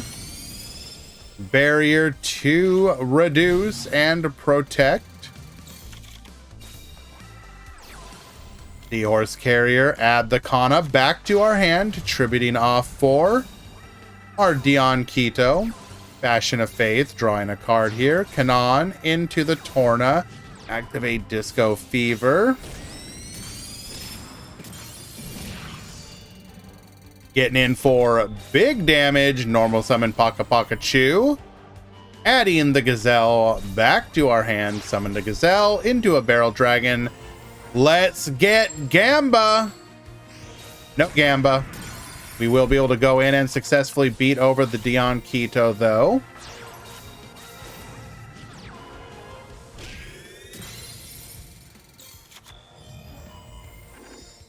Not able to take out the Barrel Dragon, unfortunately. Triple says back row.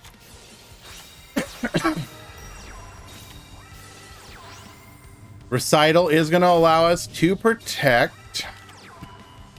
Hammer Crush deal. Get flipping. Surely this time, 3 for 3 doesn't work. Goes for the Dragius here. Hammer Crush deal. Hitting our hydration. We are going to be able to clear the board. Shield and Sword of our own. Hydration, pop a back row, triple threat thunder. Wait, hold. Bruh, ain't no.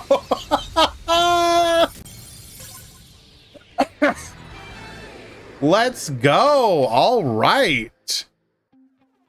The comeback. Game 3. Now I am completely unbiased. But that was a pretty funny comeback. I'm down for that. Here I go. Get ready for the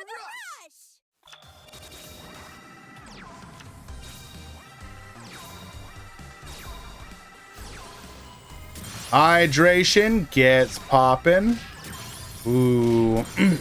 Potentially punished pretty hard here. Very weak opener.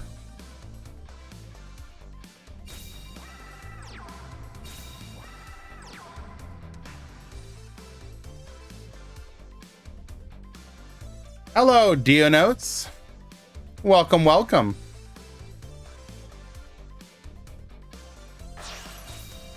Riveting off for an Arise here. We're going to get Millen. Go to battle. We do have the... Oh, this is massive. The early turn. Leaving our opponent on a single Gazelle. Oh, it's... If we draw anything remotely playable, we may not win, but we're going to be able to punish hard here. Light Sorcerer of Sanctity gets reducing.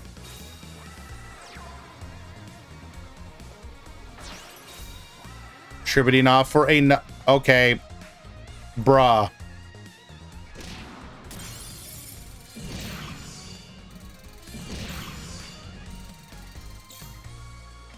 Bruh. How am I? I'm doing quite well. Thank you for asking. We're here hosting the Duel Links or sorry, Rush Duel Grand Prix. We host these once every week to 2 weeks. No shot! Infy, not like this! No! We are bricked up.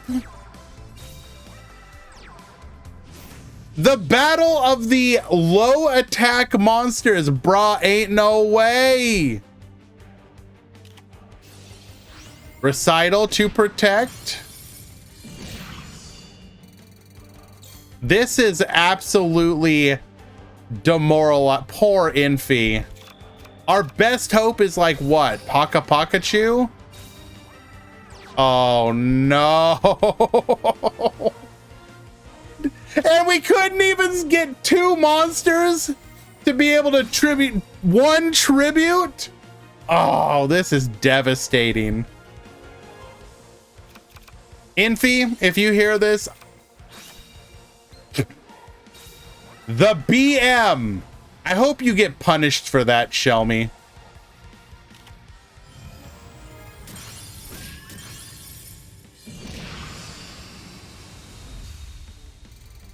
The absolute disrespect. It's not even BM. He put the monster to attack mode and then put it back to defense. What do you mean? It was already in defense, Atlas. What'd you think was gonna happen? He didn't know it was in defense? Dog, it's a normal summon. Just attack it with a 1600. What happens? It literally doesn't matter. Infy, if you hear this, I really need to know what your hand was. Was it like it was like Dragius, a friggin' Arise Dragon or something?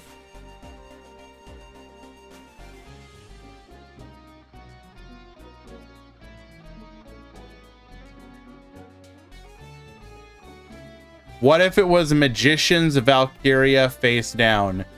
Don't you still beat over that?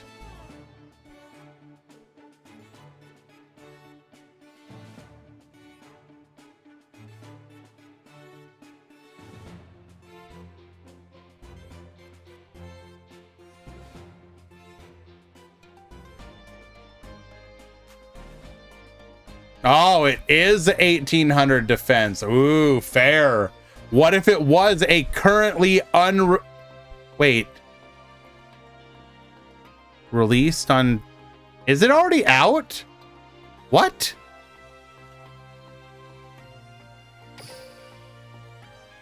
Do I just not have it?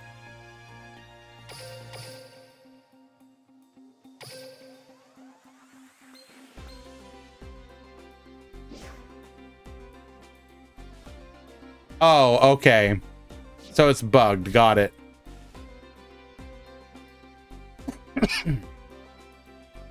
So we are about to hit edges, so I'm going to go ahead and get those out of the way, but we are also going to do a prediction.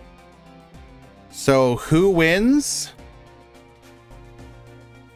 Shelmy, Aqua Aggro, and Paganunk, just aggro.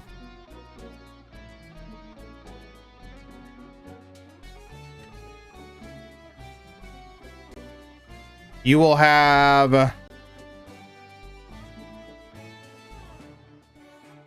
couple minutes.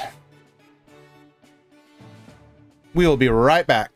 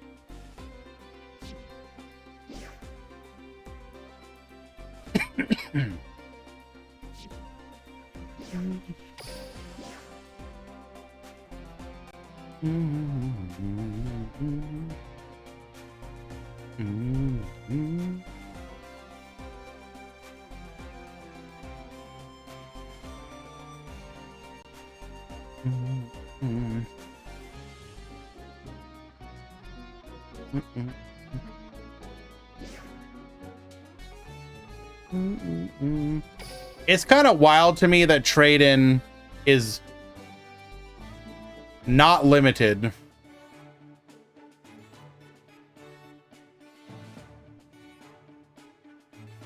We live in a world where trade-in is unlimited, but yet Ixchel is limit 1.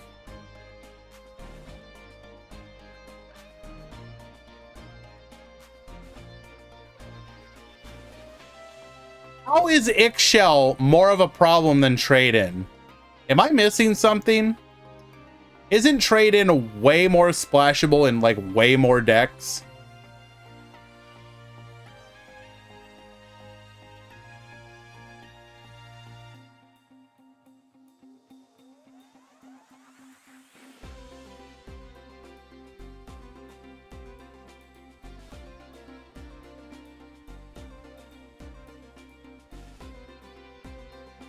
I mean, to be fair, you are playing Puppet, so that would be the downside.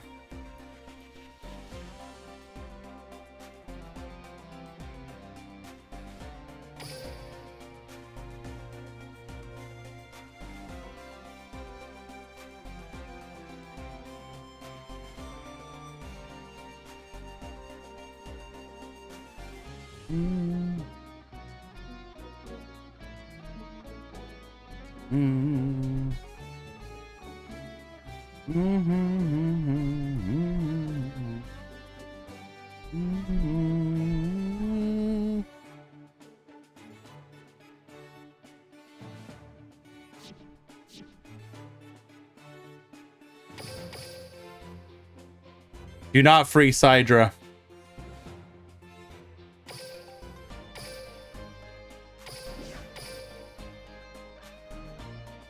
I want Sidra bros to suffer. Wow. 98% on aggro, 2% on Shelmy. 2%. Yo, if Shelmy wins, do you understand how big, like, bruh, ain't no Aqua Bros, where are you?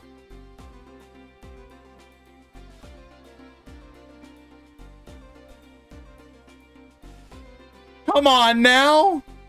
I'ma close submissions in 5, 4, 3, 2, 1. Ended.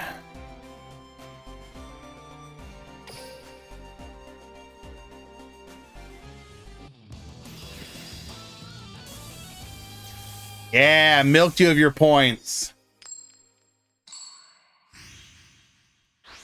Aggro enjoyer is gonna feast on you, Aqua Bros.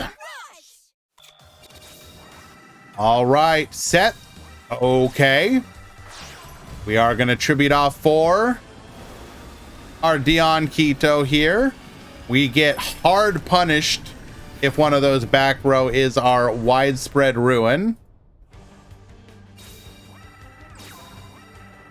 Fashion of Faith, going for the Light Sorcerer. Disco Fever.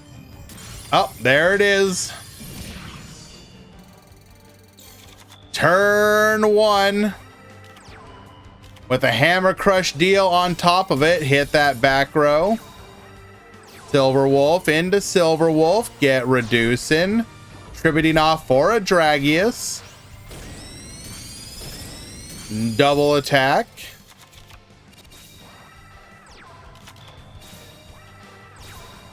Paka Pakachu into Dragius number 2. Widespread get poppin'.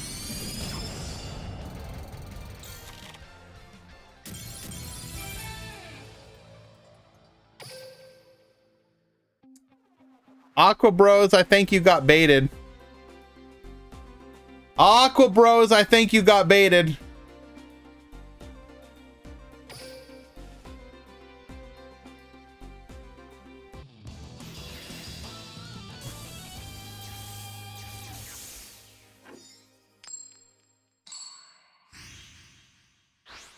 That went close to what I expected.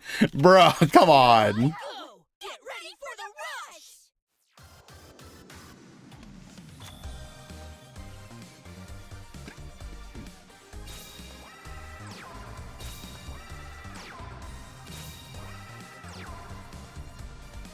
rush! All right, double back row. Good luck, gamer.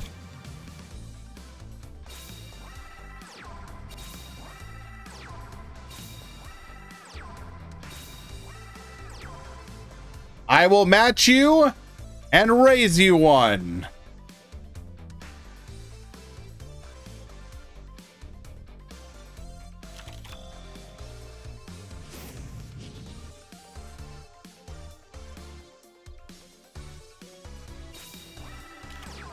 Hammer Crush deal, 50-50 to hit the widespread.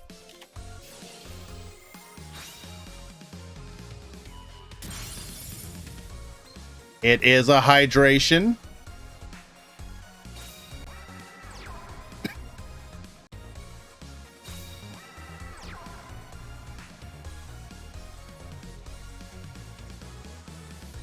So much back row for Panganunk. And we've got the Dragius.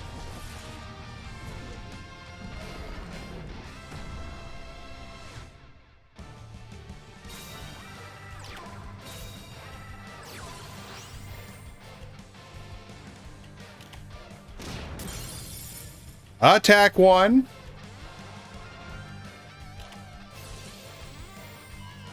We are going to show the barrier here.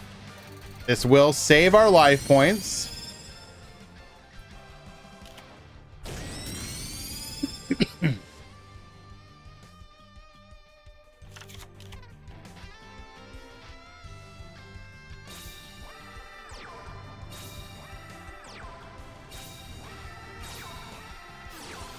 Triple Threat Thunder, get reducing. I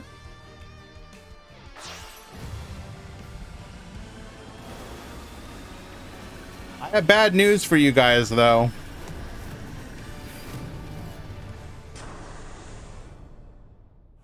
Oh, 07's in the chat for Shelmy.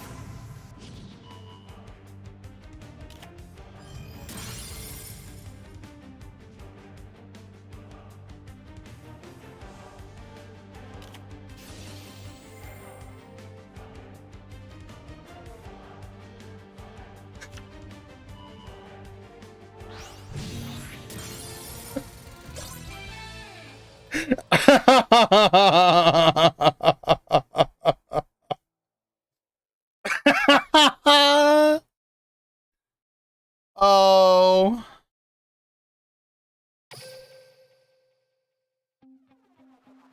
I don't know what to tell you.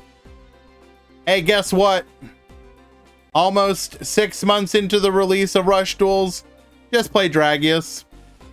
Doesn't matter what they release, just play Dragius.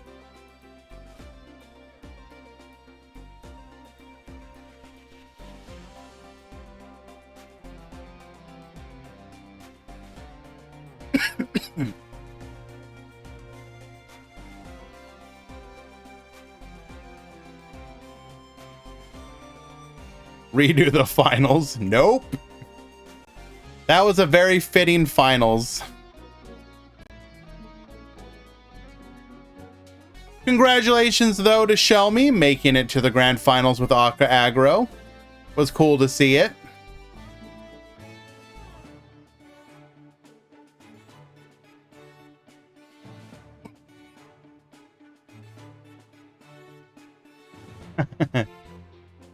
I see you taking all of your points. Yeah, I mean, what more can you say? It's on the one hand, it's kind of hard to be mad when there's only 2 boxes and 4 structures.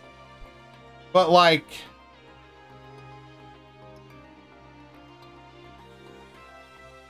I don't know, man.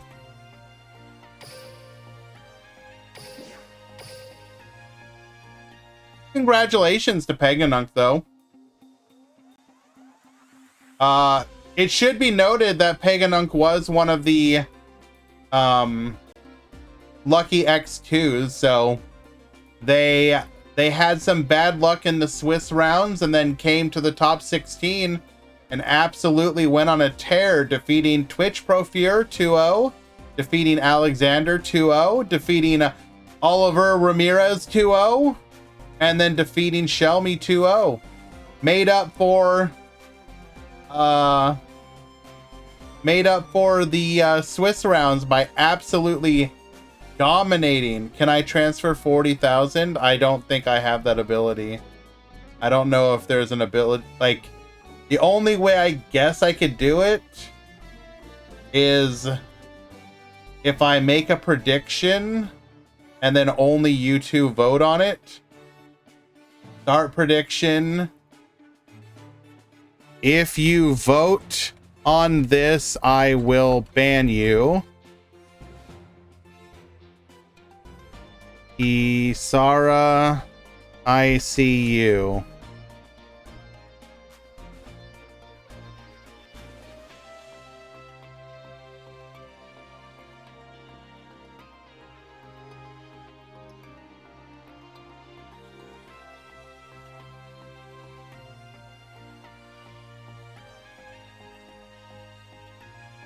So who is in here? Let me see if I have to ban somebody.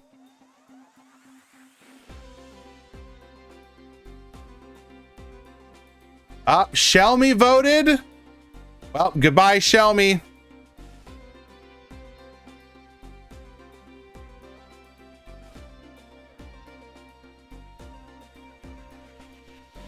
I'm out. Shelmy.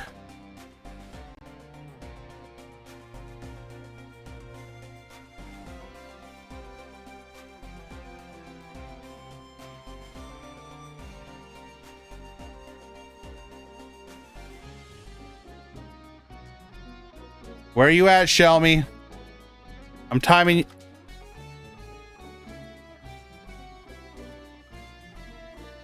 Did he already leave the chat? What? Yeah?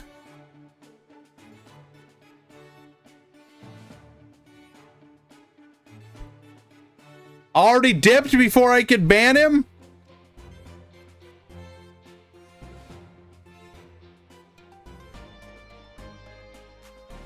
Bruh, you want your money, you have to come to me. You realize that, right, Shelmy? You want my money, you have to come to me.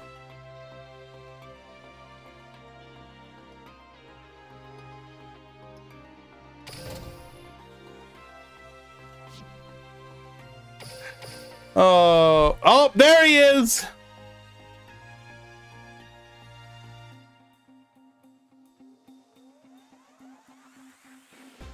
Yeah, really big number.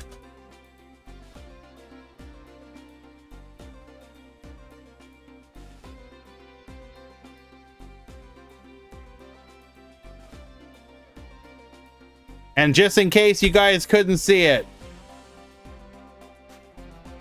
you're gone.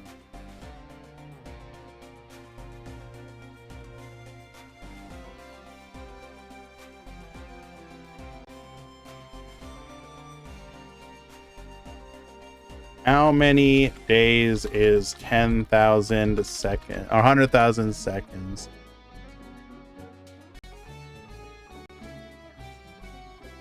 Wait. It is 11.57 days. That's actually not as long as I thought it would be.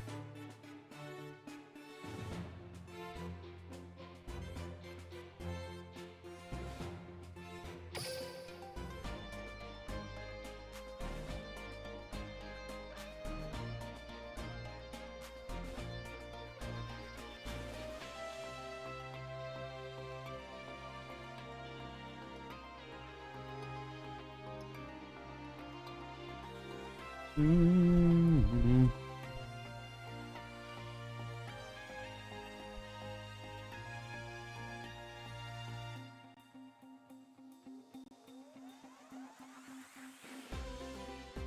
Wait, did the unban work? It's not telling me that he's unbanned. Uh-oh. Uh-oh. Can I not unban him? Oh, whoopsie.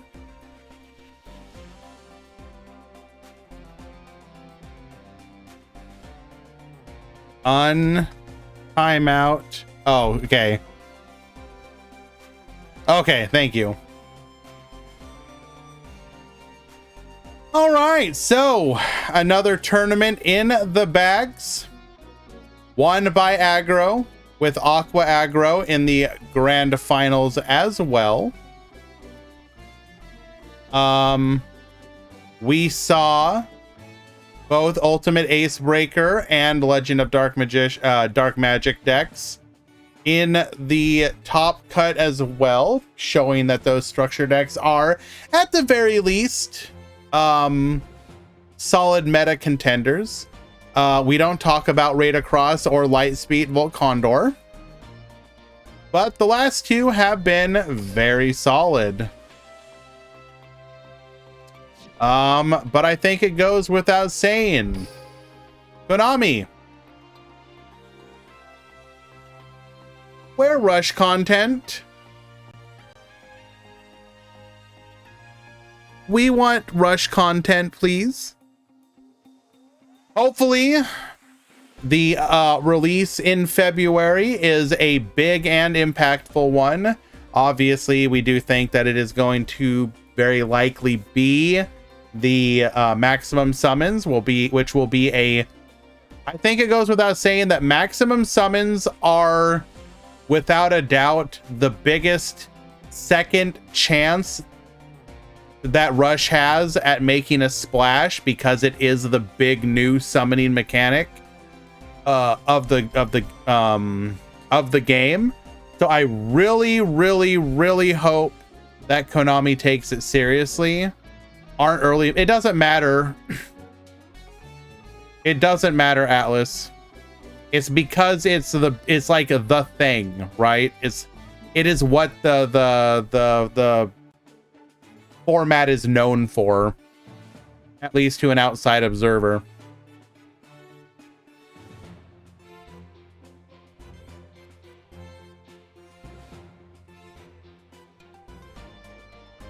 So are Maximum's Mech Lords? No. They are 3 monsters that if you have all 3 of them in your hand at the same time, you can just plop them down, regardless of levels or tributes, and then they make one big super monster.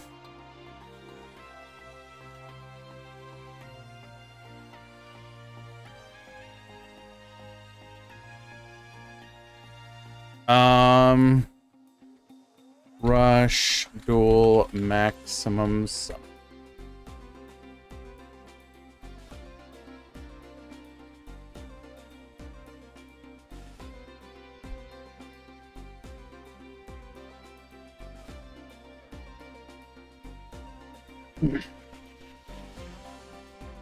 I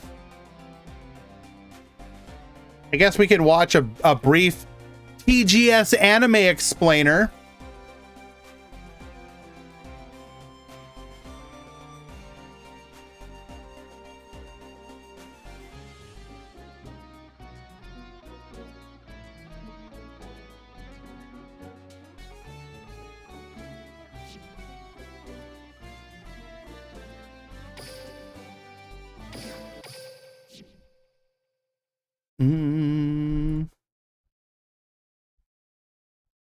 How's it going, everyone?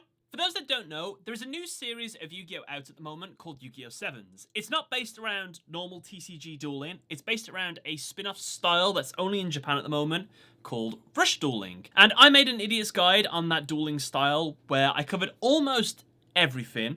However, a brand new mechanic has just been added to that format that has really piqued my interest and makes it seem, I don't know, it makes it seem more interesting. And there are some rumblings that Rush Duels might come to the rest of the world now, so I really am hoping for that. Basically, in a very recent episode that just came out, Yuga, spoilers, was dueling against some guy called Nail. This dude busts out something called a maximum summon, and he absolutely wrecks the main character, Yuga. We're going to just quickly look at this scene. So this is maximum summoning, okay? So...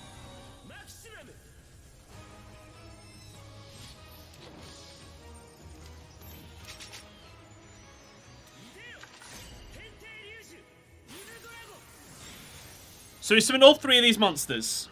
It looks like Zark, I know, but 4,000 attack, incredible for Rush Duels. And he basically wrecks Yuga. Don't need to say any more, he just wins. So you've just seen a maximum summon. And you there are different ones, Yami Kisara. You can already summon as many monsters as you want in a duel, but that is not what's special. The special thing is what happens when they're on the field. So first things first, massive shout out to YGO organization. They always have the latest news and tips, and this is how I found out about the official rules to maximum summoning and everything. So the first thing that you'll notice is that all three share the same artworks. They all sort of blend into other ones, which is amazing. This has never been done in Yu-Gi-Oh! Apart from, like, there are some card artworks that do match each other, but they're not specifically built like this, which I think is really awesome. You'll notice that each one of them also has their own unique levels, their own unique attack, their own unique defense, their own unique effects. However, all three of them share the exact same names. I know it's hard to see in the Japanese, obviously, but you can see the distinguishing feature here. This one has the letter L on it, and this one has the letter R. So that signifies that this one is the left monster, this one is the right, and the middle one doesn't have one because he's the main guy. Hard to see as well because in the Japanese, but I actually don't know this for sure, but I think the word maximum is written somewhere here in the typing for all three. So that's how you know they're maximum monsters. And also, this is where you guys get drawn to the most important thing, the maximum attack here, which is 4,000. I can show you another example here. This is Super Magitech Deity Magnum Overroad. This card too has its artwork split into three. So now if we go to the rules of maximum, let's just have a little read through this and we'll talk about it a bit after. What is a maximum monster? Monsters with maximum written on them are called maximum monsters. Summon a special monster by using 3 specific maximum monster cards. How to maximum summon. Assemble the 3 maximum monster cards you need in your hand. So you get all of them in the hand, which is quite easy in Rush Duels because you remember you draw like 5 cards every turn or something. During your main phase, special summon those 3 specific monsters at the same time from your hand to your field. Maxi is a maximum monster, yes. Outside the field, you can send them all to the graveyard to maximum summon. So you have those 3 pieces of that dragon. You've got monsters in the field regardless, you send them all off, special summon all 3 simultaneously at the same time. So it's not special summon, special summon, special summon. Because all 3 are going off, I assume they can be counted by like a bottomless trap hole or something like that, because it's all being counted as one monster. Maximum modes, Ultra Power. Ultra 1, they can only be in attack position. Monsters in maximum mode do not have a defense stat. So they're linked monsters, Troll Despair. So just think of linked monsters. Under no circumstances can those monsters go in face down defense position or defense position. You can activate a Book of Moon, but nothing will happen. Ultra 3, 3 monster effects. You can use all of the monster effects written on each card's maximum mode. That is awesome. I think, so with E-Drago, for example, one has the ability to choose 1 face up level 8 or higher monster. So Sword and Shield doesn't work either? I would assume not, because they don't have a defense stat to... And the other one has make it become 1 defense position monster your opponent controls and change it to face up attack position. Features of maximum mode. When referring to the name, level, attribute, and type of a monster in maximum mode, check the center card. So the center card basically becomes what represents all 3.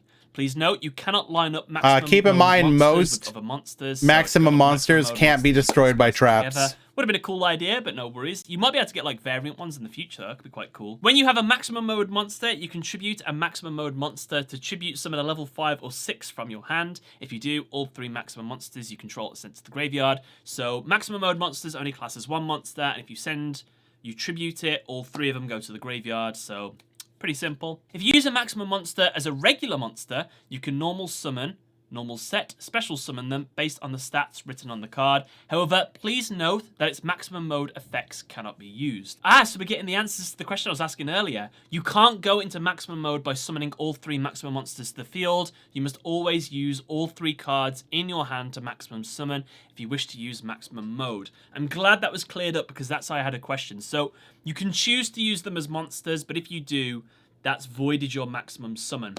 However, if you've got multiple pieces, of course, you can still go into them, but that's interesting. You can activate the effects written on each card once per turn. Continuous effects are effects that continue to apply even without declaring activation.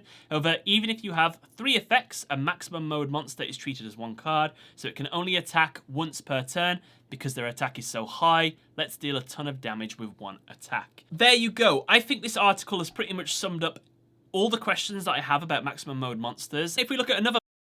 Yep, so there you go. That's a quick explainer.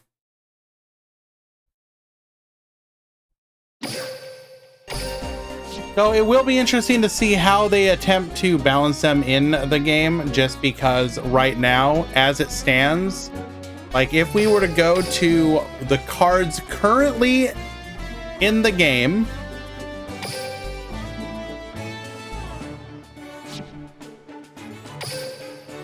the cards that could out it would be Barrel Dragon if it coin flipped successfully.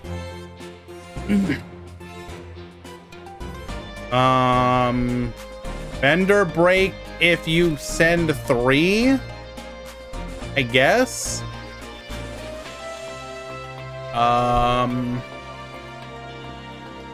If you boost up enough with Beetle, I guess. Obviously, the Ace Breaker monster can pop it if it can be destroyed by monster effects. Esperande from Psychics if you have that.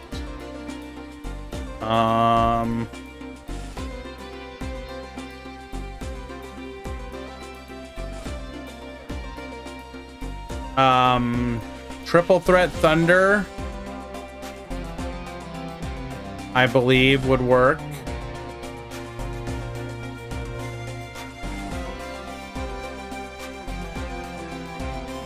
No, wait, no, level 8 or lower.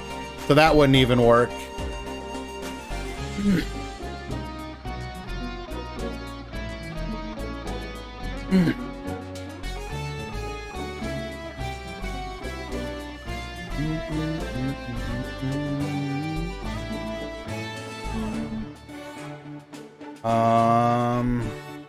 Anything else?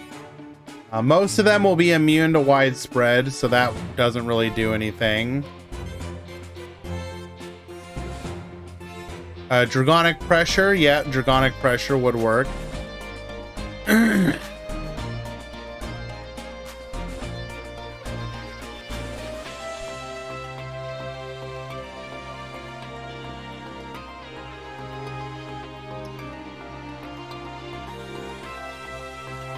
Yep, so there's a couple options, but not a ton of them.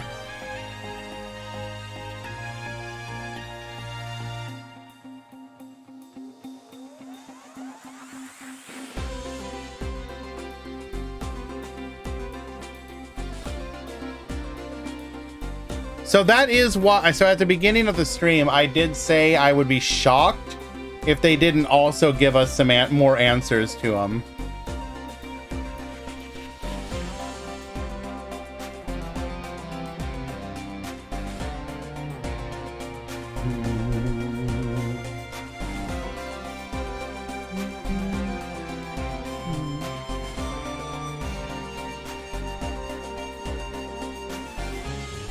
They need to do a lot to make them consistent to start with.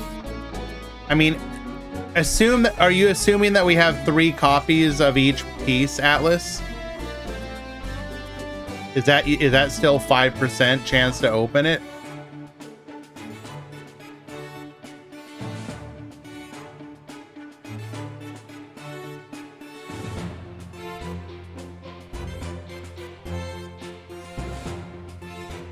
No problem, Giran. Yeah, we will be winding down here shortly.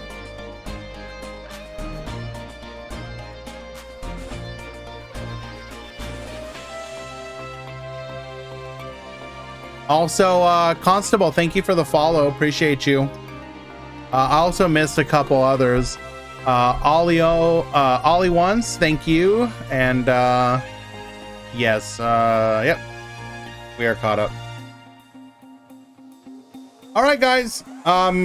We will call it here. If you made top 8, be sure to send me your deck list. Tomorrow, Dueling Meta Weekly, and then we will probably have an announcement on excuse me. We'll have an announcement on Tuesday for an additional tournament we'll probably holding this week on the weekend. So stay tuned for that. New box is Wednesday. I will also attempt to do new deck stream on Thursday. So this week, we should do Meta Weekly on Monday, Grand Prix on Wednesday, ladder stream on Thursday, and then something else on the weekend. So should be a busy week. Thank you for hanging out, everyone. Serena, Atlas, Disturbia, Kisara, Soup, Girin, everyone else, Dwan, appreciate you. All right, let's go find somebody to raid.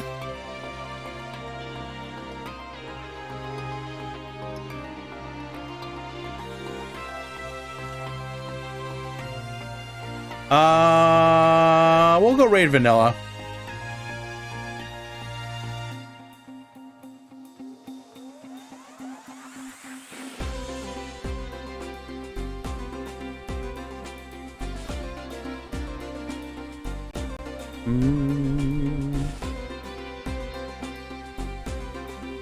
I will see you guys soon. Take care. Bye-bye.